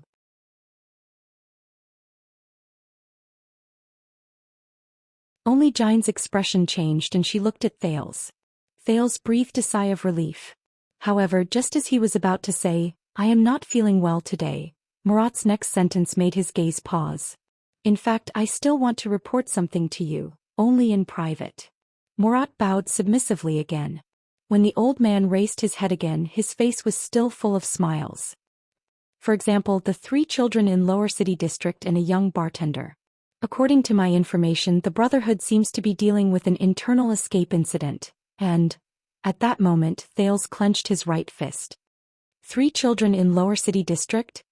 A young bartender? Thales' pupils shrank violently. Sinti Ryan Korea and Jayla. Right. Thales ignored Gine's anxious gaze and Gilbert's surprise.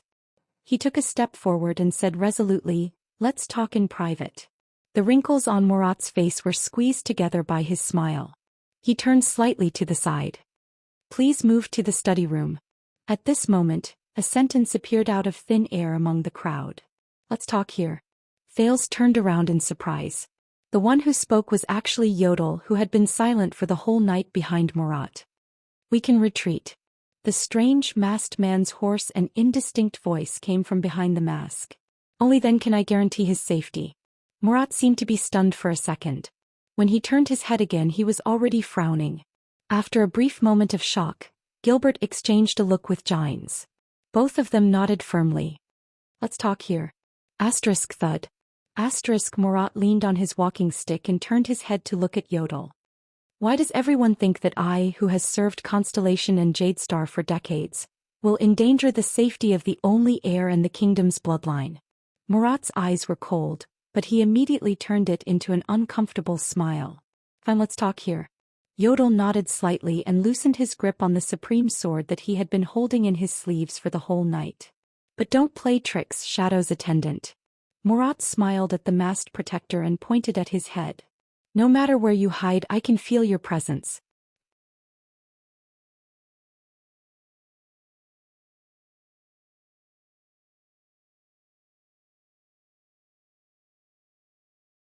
Chapter 47. Yodel, Gilbert and Gines, who kept looking back worriedly, walked out of the banquet hall with different footsteps and different moods. Under the everlasting lamps in the hall, only Thales, who sat in the main seat, and Murat, who stood far behind the banquet table, were left. Silence. But nervousness. Thales pretended to relax his shoulders and put on a smile that he often used when he was a beggar. But he still felt that the black-clothed old man's devouring gaze was still firmly fixed on him. Thales felt the strange atmosphere in front of him.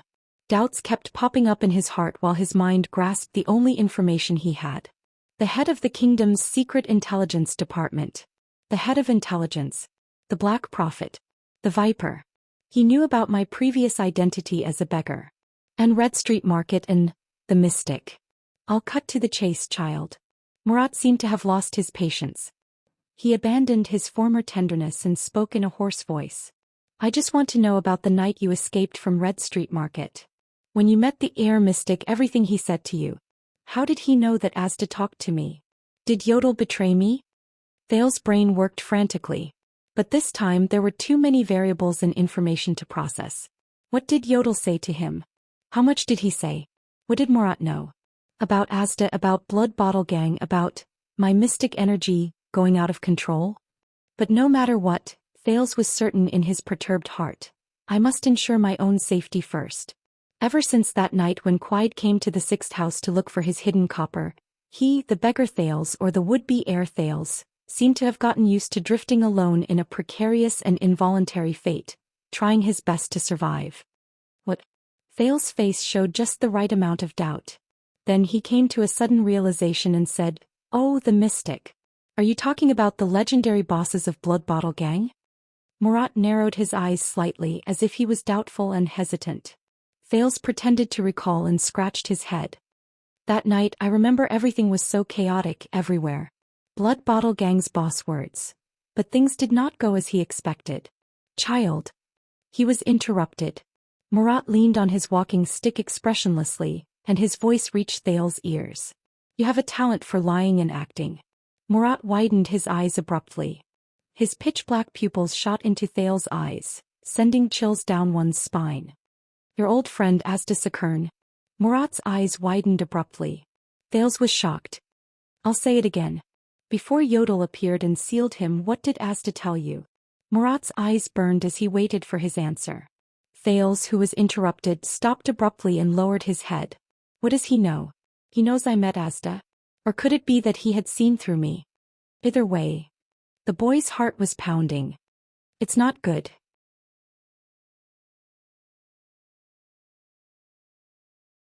This old man. Thales tried his best to calm down. He's probably the most difficult person I've ever faced. But since he asked, he probably doesn't know what Asda told me. Thales gritted his teeth and thought. Especially when Asda and I are the same kind. But Murat's next words shattered his thoughts once again. Let me remind you again, child. Murat laughed in an unpleasant manner. Asda, you found a newborn mystic, right? At that moment, Thales felt as if he had fallen into an ice cave. Yodel, the boy thought anxiously. What did Yodel tell me? Why is he so sure? He. Murat laughed strangely. There is a reason why people fear me. The old man in black approached Thales step by step with his walking stick. At that moment, Thales even had the desire to escape. I am a psionic. Even though I do not like this psionic, it has indeed helped me a lot. A bad feeling flashed through Thales' mind. Regarding the air mystic, there is no need for you to lie anymore. I can see it clearly in your mind. Asda, that handsome gigolo in blue. God, he is still so young. Murat's words hit Thales' chest like a heavy hammer. However, the intrigued Murat was not done yet. His words chilled Thales' heart more with each sentence he uttered. What is that in Asda's hand? A blue ball? Look at those 3 meatballs. Does he still like to play with squeezing human flesh? Why is it so dark around us? Where are you guys? Murat's face was full of interest, as if he was casually flipping through an interesting travel book. Thales, whose mind was blank, began to tremble uncontrollably. Blue. Gigolo. Blue ball. Squeezing human flesh. Pitch black. How did he know? How did he know? Thales even felt that his breathing was about to stop. Murat seemed very tired. He lowered his head and rubbed the bridge of his nose. This ability is really strenuous to use. I can't use it often. He then raised his head and grinned, revealing an ugly, wrinkled smile. He looked at the stunned Thales. This is why others call me the Black Prophet. Thales was so shocked that he was speechless. Murat gently opened his lips and spat out the most poisonous words to a transmigrator. His child. I can read people's minds. At this moment, Thales truly felt that he was about to face a great catastrophe. What do we do now? Standing in the corridor on the 2nd floor, the first-grade female official, Gines, looked at the 2 men in front of her with an unpleasant expression. Both of you know Murat's capabilities and abilities. He will use secrets, information, scandals, and anything else you can think of to control anyone he wants to control. Gines' expression was unpleasant. Gines paced a few steps and said hatefully, "You can rest assured and let that child. He is very smart, very mature and has potential. But that is the Black Prophet. The omniscient Black Prophet. I know what he is capable of," Gilbert said solemnly.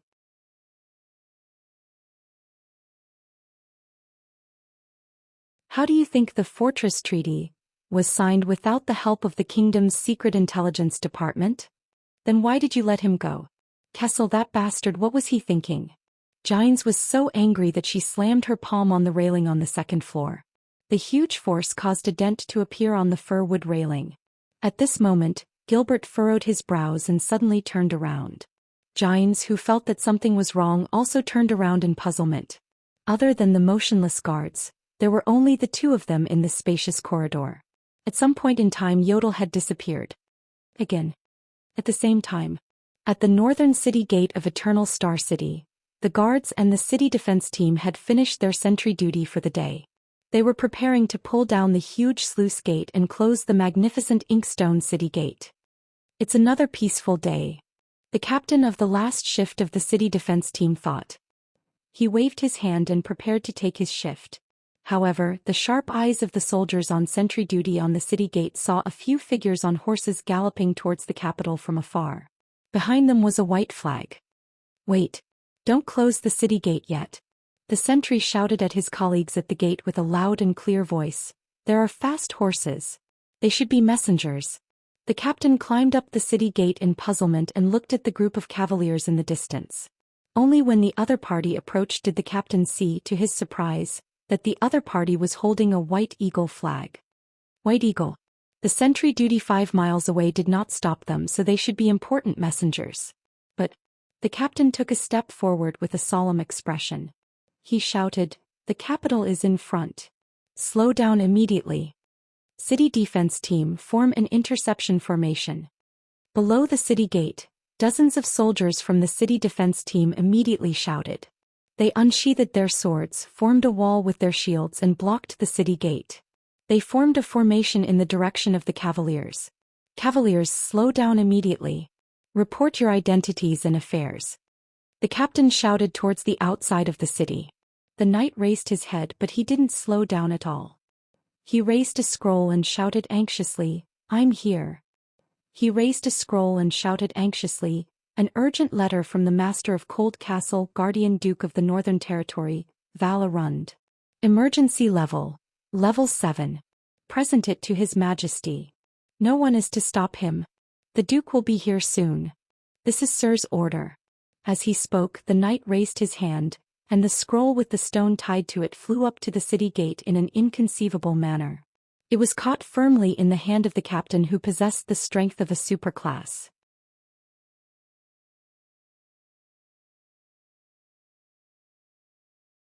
He's a master, no wonder he's a knight from the northern region, the captain thought to himself as he felt the strength in his hand.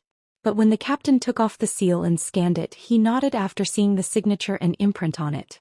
The captain took 2 or 3 steps to the edge of the city gate and shouted to the troops below, "Everyone spread out. Let them through immediately. Thank you so much." The knights under the city gate rushed past the soldiers who made way for them. Under the astonished gazes of the passers-by, they whipped their mounts with all their might and galloped towards the center of the capital. "Feet up, feet up, feet up." The leading knight had a crazed look on his face as he urged the whole team to speed up without any hesitation. The captain looked at the departing knight with a grim expression. "Don't close the door yet. If what he said is true, we still have a Guardian Duke of the North to welcome. Emergency level, level 7. Since I took office, the most urgent report and letter I've ever received was the military report of His Majesty leading the Allied army and defeating the Baron Bone people and orcs, right? I remember that was level 6. What's going on?" He was extremely puzzled. The captain hesitated for a moment, but he still turned his head and asked his colleagues behind him. "When was the last time there was a level 7 emergency report?" The members of the city defense team looked at each other with puzzled expressions. "Do we have a level 7 emergency?" A young soldier even scratched his head and asked. There was a moment of silence. "Yes, level 7. A heavy voice was heard. The soldiers turned their heads and looked at the veteran furthest inside. The The veteran's face was ashen as if he was recalling some terrifying past. Last time. His lips were pale as he muttered.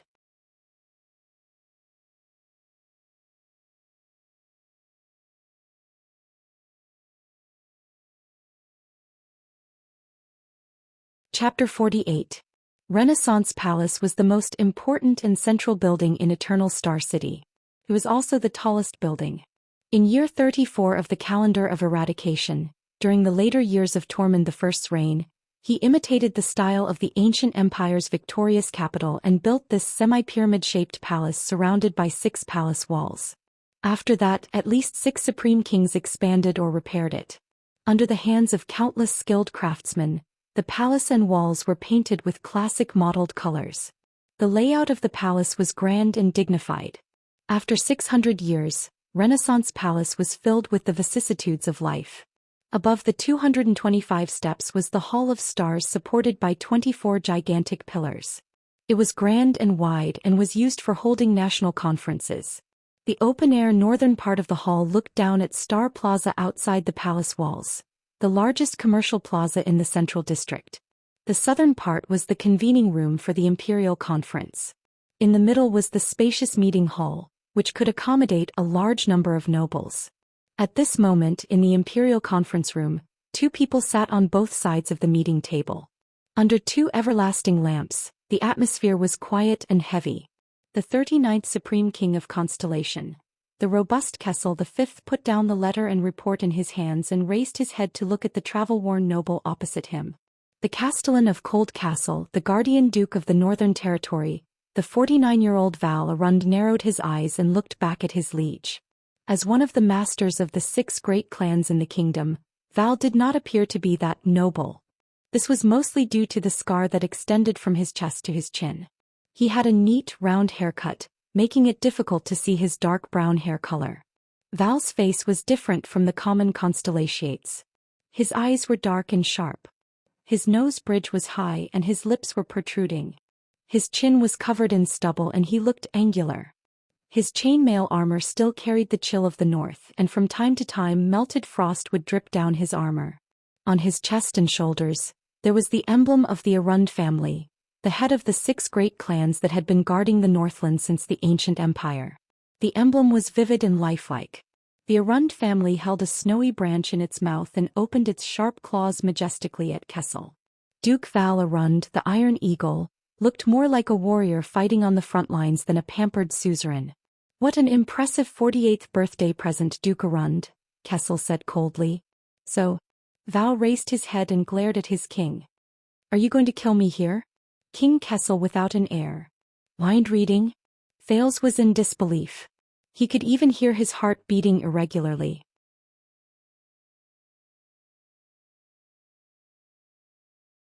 Looking at Murat's gloomy eyes, he thought bitterly, "Then what else can I hide? Young sir, there is no need to be too surprised." Murat gently stroked the black wooden walking stick in his hand. It was as inconspicuous as his appearance. "You know, I have seen this expression of yours too many times. From criminals." Murat grinned horribly, revealing his missing teeth. "To kings." "Ha ha ha." Murat laughed sinisterly. Facing such a person, such a terrifying person. Thales' mind was in a complete mess. "I might as well, right at this moment." "Calm down." A voice came from beside his ear. "He's been lying to me all along." Thales was startled. He slammed his palm on the banquet table. The sudden childish voice shocked him. Murat stopped laughing and looked at him strangely. "Don't act rashly. Only I can hear my voice now." Thales desperately grabbed the corner of the banquet table and stared at Murat. He turned his surprise at the voice into fear of Murat's mind-reading ability. "He doesn't need to read minds," the childish lowly voice said in his ear. "He doesn't know how to read minds? But he can determine the existence of a lie," the mysterious voice said. Thales forcibly suppressed his chaotic state of mind and shut his eyes tightly.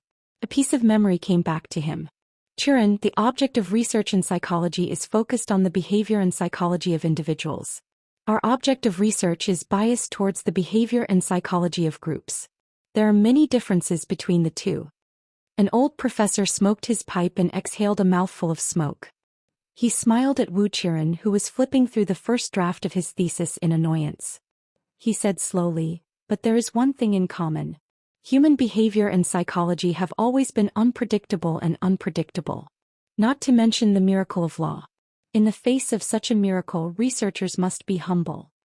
You also know that attempts to use one or a few macroscopic theories to encompass all phenomena in human society have long been criticized to the point of being riddled with holes.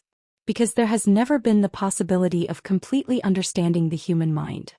The memories of his past life flowed away like a tide and returned to his already sizable sea of memories. Thales suddenly opened his eyes and looked at the Black Prophet, who was calmly waiting for his answer. "It's about time," Murat Hansen thought to himself. He narrowed his eyes with interest and looked at the little boy in front of him. However, looking at his expression, could it be that there was really something important that Yodel was hiding? Murat tightened his grip on his walking stick. Very well, let's see how many more lies he can tell.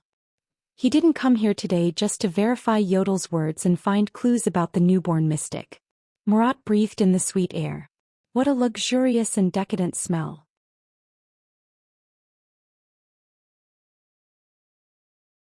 More importantly, I came to meet the future king of Constellation and cultivate respect and awe for the kingdom's secret intelligence department in his heart, as well as dependence and obedience. One king with an opinionated mind like Kessel was enough. Stars can only shine in the dark. Murat thought with satisfaction. Next, listen carefully to what I have to say, the lowly's voice whispered in Thales' ear. He doesn't know what you have said. He only knows what he has said. I can't transmit my voice anymore. He will find out. Take care of yourself, ally. The familiar voice in his ear, which was severely leaky but made him feel much more at ease, did not come again. Thales sucked in another breath. Even though he still looked terrified on the surface, he had already readied himself in his heart. It's just another game, he told himself. His gray pupils contracted and finally focused on Murat, who was in front of him. His brain, which had been frozen by shock and fear, also started to work. First, he sorted out the available information. Murat is lying. After being reminded by the mysterious lowly's voice, he calmly came to this conclusion. When I met the mystic. 2. The mystic talked to me. 3. The mystic found out that I am the next mystic. The secret Thales needed to hide was these 3 layers of information. The problem was Yodel knew all 3 layers of information. If Yodel told Murat everything, then the Black Prophet would not be here at all. What awaits me might be Asda's so-called legendary anti-mystic equipment.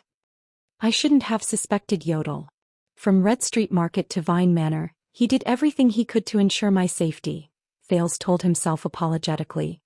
He doesn't know what you have said. The voice told him, Murat doesn't know that the mystic talked to Thales. So, from the beginning, Murat only knew the first layer. As for the rest, he was lying to get information from Thales. And I foolishly took the bait. My panicked behavior probably led me to the second layer. He only knows what he has said. The voice also said, Murat only knows what Murat himself has said. In Murat's words, there was only one thing that was certain. Asda had discovered a new mystic. But that was all. Yodel probably only told him half of the third layer. He doesn't know who the new mystic is. He doesn't need to read minds. Since Murat doesn't know how to read minds, he was just pretending to use his psionic ability while pinching the bridge of his nose to deceive me. The reason why he could confidently find the image of the air mystic in my mind is because I'm too stupid. Looking at Asda's appearance, which has not changed for hundreds of years, how could the kingdom's secret intelligence department not know what he looks like? As for the energy ball in Asda's hand, it's the same. Air wall must be Asda's famous signature skill. He likes the habit of squeezing human flesh balls.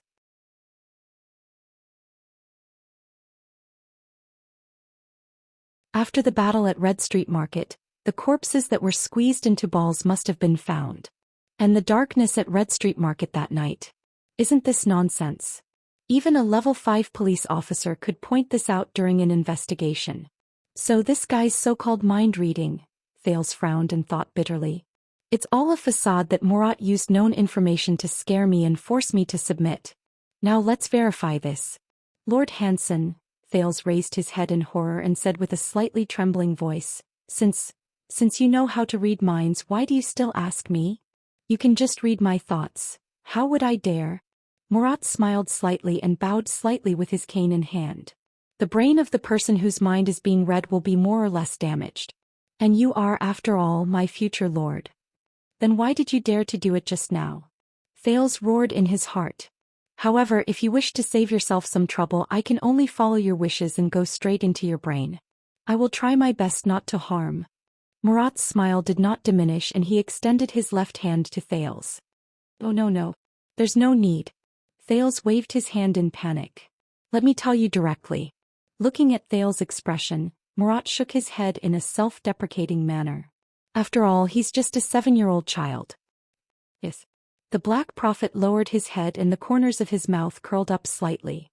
Thales was now completely certain in his heart. Scam me again. Condescenders for bluff. With such good acting skills, why don't you go to the Dark Knight Temple? But he can determine the existence of a lie. This was the only thing that Thales was particularly concerned about.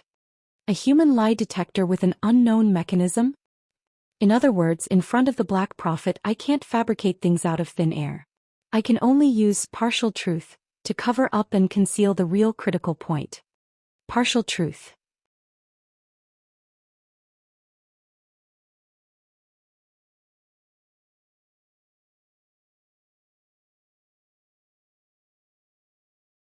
Chapter 49. The prince snapped his fingers lightly in his heart. Begin. Lord Hansen, Thales said hesitantly, I ran to Red Street Market that night and met a strange man in blue in a chess room. Murat nodded and smiled, encouraging him to continue. Partially true. I cannot lie. Thales repeated in his heart. He said that there was no one around him who he could talk to, so he asked me to look at his chessboard. After looking at it, he suddenly started babbling nonsense, saying that they had fought with humans and lost. Thales revealed a frightened expression. He connected part of the truth to the truth that Murat knew. Then he'll be able to avoid this human lie detector. Then he went crazy. He wanted to squeeze me into a ball. Thales shuddered and shuddered. Child, it's okay, you're safe, and then? Murat looked at him comfortingly, encouraging the boy in front of him to continue. I felt so scared and uncomfortable. I couldn't breathe. Thales' memory returned to that night in Red Street Market. That suffocating feeling was as if he was experiencing it again. It was extremely real. Up until now he did not lie. Murat sensed Thales' emotions. After experiencing something like that and surviving in the hands of that calamity, it's not easy for this child. Thales shivered and hugged his body with his arms. In the end, I vaguely heard him say that he found someone who lost control. And their numbers dwindled after the Battle of Eradication. Murat's expression finally became solemn. Lost control?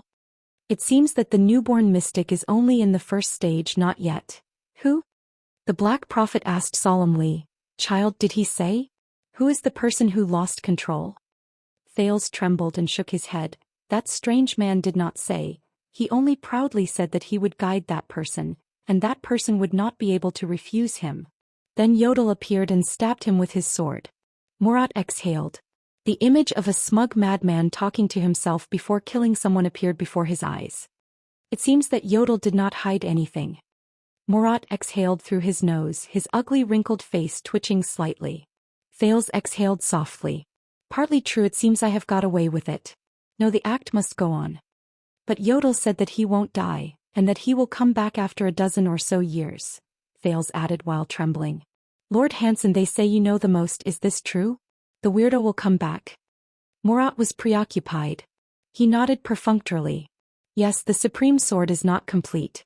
It can only seal a mystic for a short period of time. But don't worry, the kingdom's secret intelligence department won't let him get close to you. The Black Prophet frowned, his mind already flying outside Mindy's hall. Tonight's goal had been achieved. First, he confirmed the information about the air mystic from Yodel and obtained an additional reward, the existence of a newborn mystic.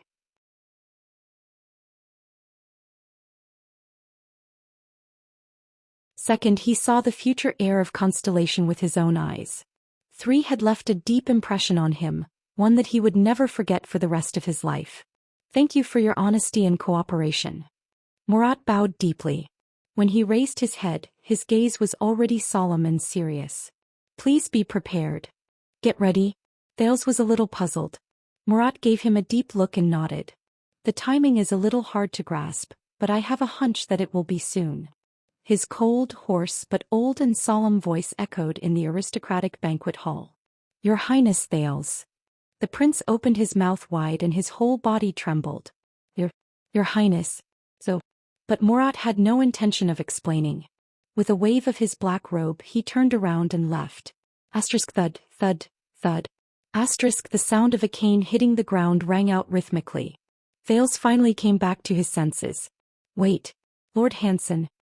He stood up from his chair and yelled at the Black Prophet's back. The 3 children from downtown district and the news about the bartender. They are still alive. It seems that someone in the Brotherhood is sheltering them, Murat said without stopping and without turning his head. He had more important things to do. But can you tell me? Thales chased after him and spoke anxiously. He wanted to know more details. They are all my friends, children. Murat's voice rose abruptly, causing Thales to stop in his tracks. You are not a king, not even a prince.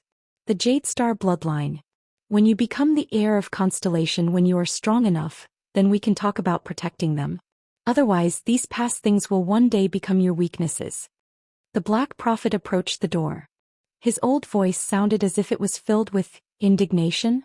And my 60 years of experience in the kingdom's secret intelligence department has taught me that the only way to prevent the enemy from sniffing out your weaknesses.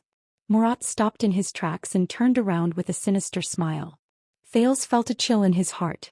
Murat slowly raised his hand and gently clenched his fist in the midst of his wrinkled smile. It means to completely eliminate every weakness in your body. Do you understand now? Not His Highness. Prince Thales? Thales stared at him blankly. Murat turned around again and knocked on the door. The guards outside opened the door neatly, revealing the anxious figures of Gilbert and Gines. The masked protector Yodel stood alone on the other side. The former two looked over anxiously. Gines even ignored Murat and rudely strode across the hall towards Thales. Don't worry, the 3 of you. Murat chuckled and pointed at the ground. Constellation has an excellent heir. One day the kingdom's secret intelligence department will become his arm and be used by him. Gilbert frowned as he watched the Black Prophet limp past him. Lord Hansen. At this moment Thales suddenly spoke from inside the hall.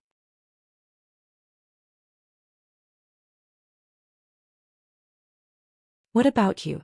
Have you eliminated your weaknesses? Murat was stunned. He raised his head and looked at the little boy on the other side of the hall. At that moment, Thales suddenly felt an inexplicable emotion flow through the unreasonable Black Prophet. Of course. Under everyone's gaze, the Black Prophet Murat Hansen said resolutely, completely. Leave no one alive. Then he left Mindy's hall. Only Yodel clenched his fists without anyone noticing. Madam Gines, Mr. Gilbert, I am fine. Smiling and shaking his head at the anxious Gines and Gilbert, Thales turned to Yodel and said seriously, speaking of which, there is something I need to do first. Under Gilbert's furrowed brows and Gines' surprised gaze, the 7-year-old boy stretched out his right hand towards the masked protector who had just returned from his departure. Yodel, I need your protector, Thales said firmly. Please escort me to Madame Serena Corleone's room. No heir?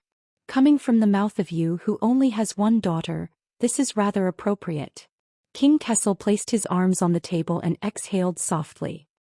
I have traveled for 2 days and 2 nights, almost only a few minutes slower than the messenger raven. I did not come here to mock you, Kai, Val said in an unfriendly tone, filled with the straightforwardness and rudeness unique to warriors. Even though I would love to see you roll down from that damned throne. Val spoke in an unfriendly tone, filled with the straightforwardness of a warrior. If the worst comes to the worst, how are your preparations in the north? Kessel did not care about Val's tone. He lowered his head and moved his fingers on the map of the western peninsula on the long table. Broken Dragon Fortress has entered a state of emergency. Dukarun took off his chain armor and gloves and threw them on the table. But Sonia has repeatedly emphasized that the 300 regular soldiers of the royal family and the 500 militia recruited locally are not enough to handle the great dragon's rage. She needs reinforcements. How many? Based on the battle potential of the 3 archdukes in the south of Extet, she needs at least 8,000 well-equipped and well-trained soldiers to ensure that the fortress is not lost. If she also wants to ensure the safety of the road from the northern territory to the central territory, she needs 15,000 people. In addition, she needs 1,000 cavaliers who are skilled in galloping. Light cavaliers are fine, but heavy cavaliers would be the best, to ensure that they have the ability to adapt to changes outside the defense of the fortified city. Following Val's words, Kessel frowned. I know that she is asking for too much, but you have to admit that what she said makes sense. Broken Dragon Fortress has already been breached once, and Extet is better at fighting in winter than we are. Extet is better at fighting in winter than we are.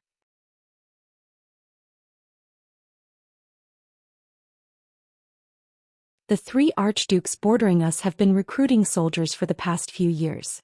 The night before we set off, I have already gathered my vassals. Within 10 days they will lead an endless stream of soldiers to reinforce the fortress. In addition to the army directly under my banner, there are at least 5,000 people including 300 cavaliers. Of course the quality cannot be guaranteed. Val took off his other glove and warmed his hands on the everlasting lamp. It's not just the 3 archdukes. Kessel stood up silently and walked to the window. Looking down from the towering Renaissance palace, he could see the lights of tens of thousands of houses in the capital city under the night sky. From the eternal oil in Northport to the crystal drop mines in the 3 counties of South Coast Hill, ever since the Fortress Treaty was signed, they have been waiting for this day for too long. Moreover, it also involves the heir of the Cloud Dragon's spear. So, this is already unavoidable, Kai. Send out your messenger and sharpen your longsword at the same time. Val, the castellan of Cold Castle who looked more like a warrior than a noble, rubbed his frozen red hands and said through gritted teeth. So, that sentence was really left behind at the scene? Kessel V's gaze was profound. His sky-blue pupils reflected the night view of the capital city. As long as the stars exist, the Empire lives forever? Yes, it is that damned hot-blooded family motto of yours. Although I have blocked the news, you know what the secret room is capable of. I am guessing that once King Nuvan receives the news, at least on the surface, he will start mobilizing his vassals and army. Otherwise, he will not be able to appease his suzerains. Based on the war potential of Extet, Duke Val Arund snorted coldly and retracted his hands from the lamp. His expression was displeased. I still suggest that you first gather the direct vassals of Central Territory, then prepare to summon the suzerains. Even the Sukater family in the faraway South Sea Islands must be mobilized. Once war breaks out, from Sacred Tree Kingdom to Sarah Dukedom, Steel City and the Alliance of Freedom, even Mane of Night in the Eastern Peninsula, mobilize all our allies. But things are far from the last step. Kessel looked at the night view of the capital city outside the window and gently clenched his fists. King Nuvan is also not a hot-headed teenager. Do you think there is still a chance for a peaceful settlement? You know, this is far from the problem of that sentence. The Duke of the Northern Territory was filled with anger. He slammed the table fiercely. There are people on both sides who want it to happen, so this damn thing happened. Both of them were silent for a while. Humph. Kessel snorted softly. He lowered his head and inhaled a breath of winter air. Say, if Meteor was still here, what do you think he would do?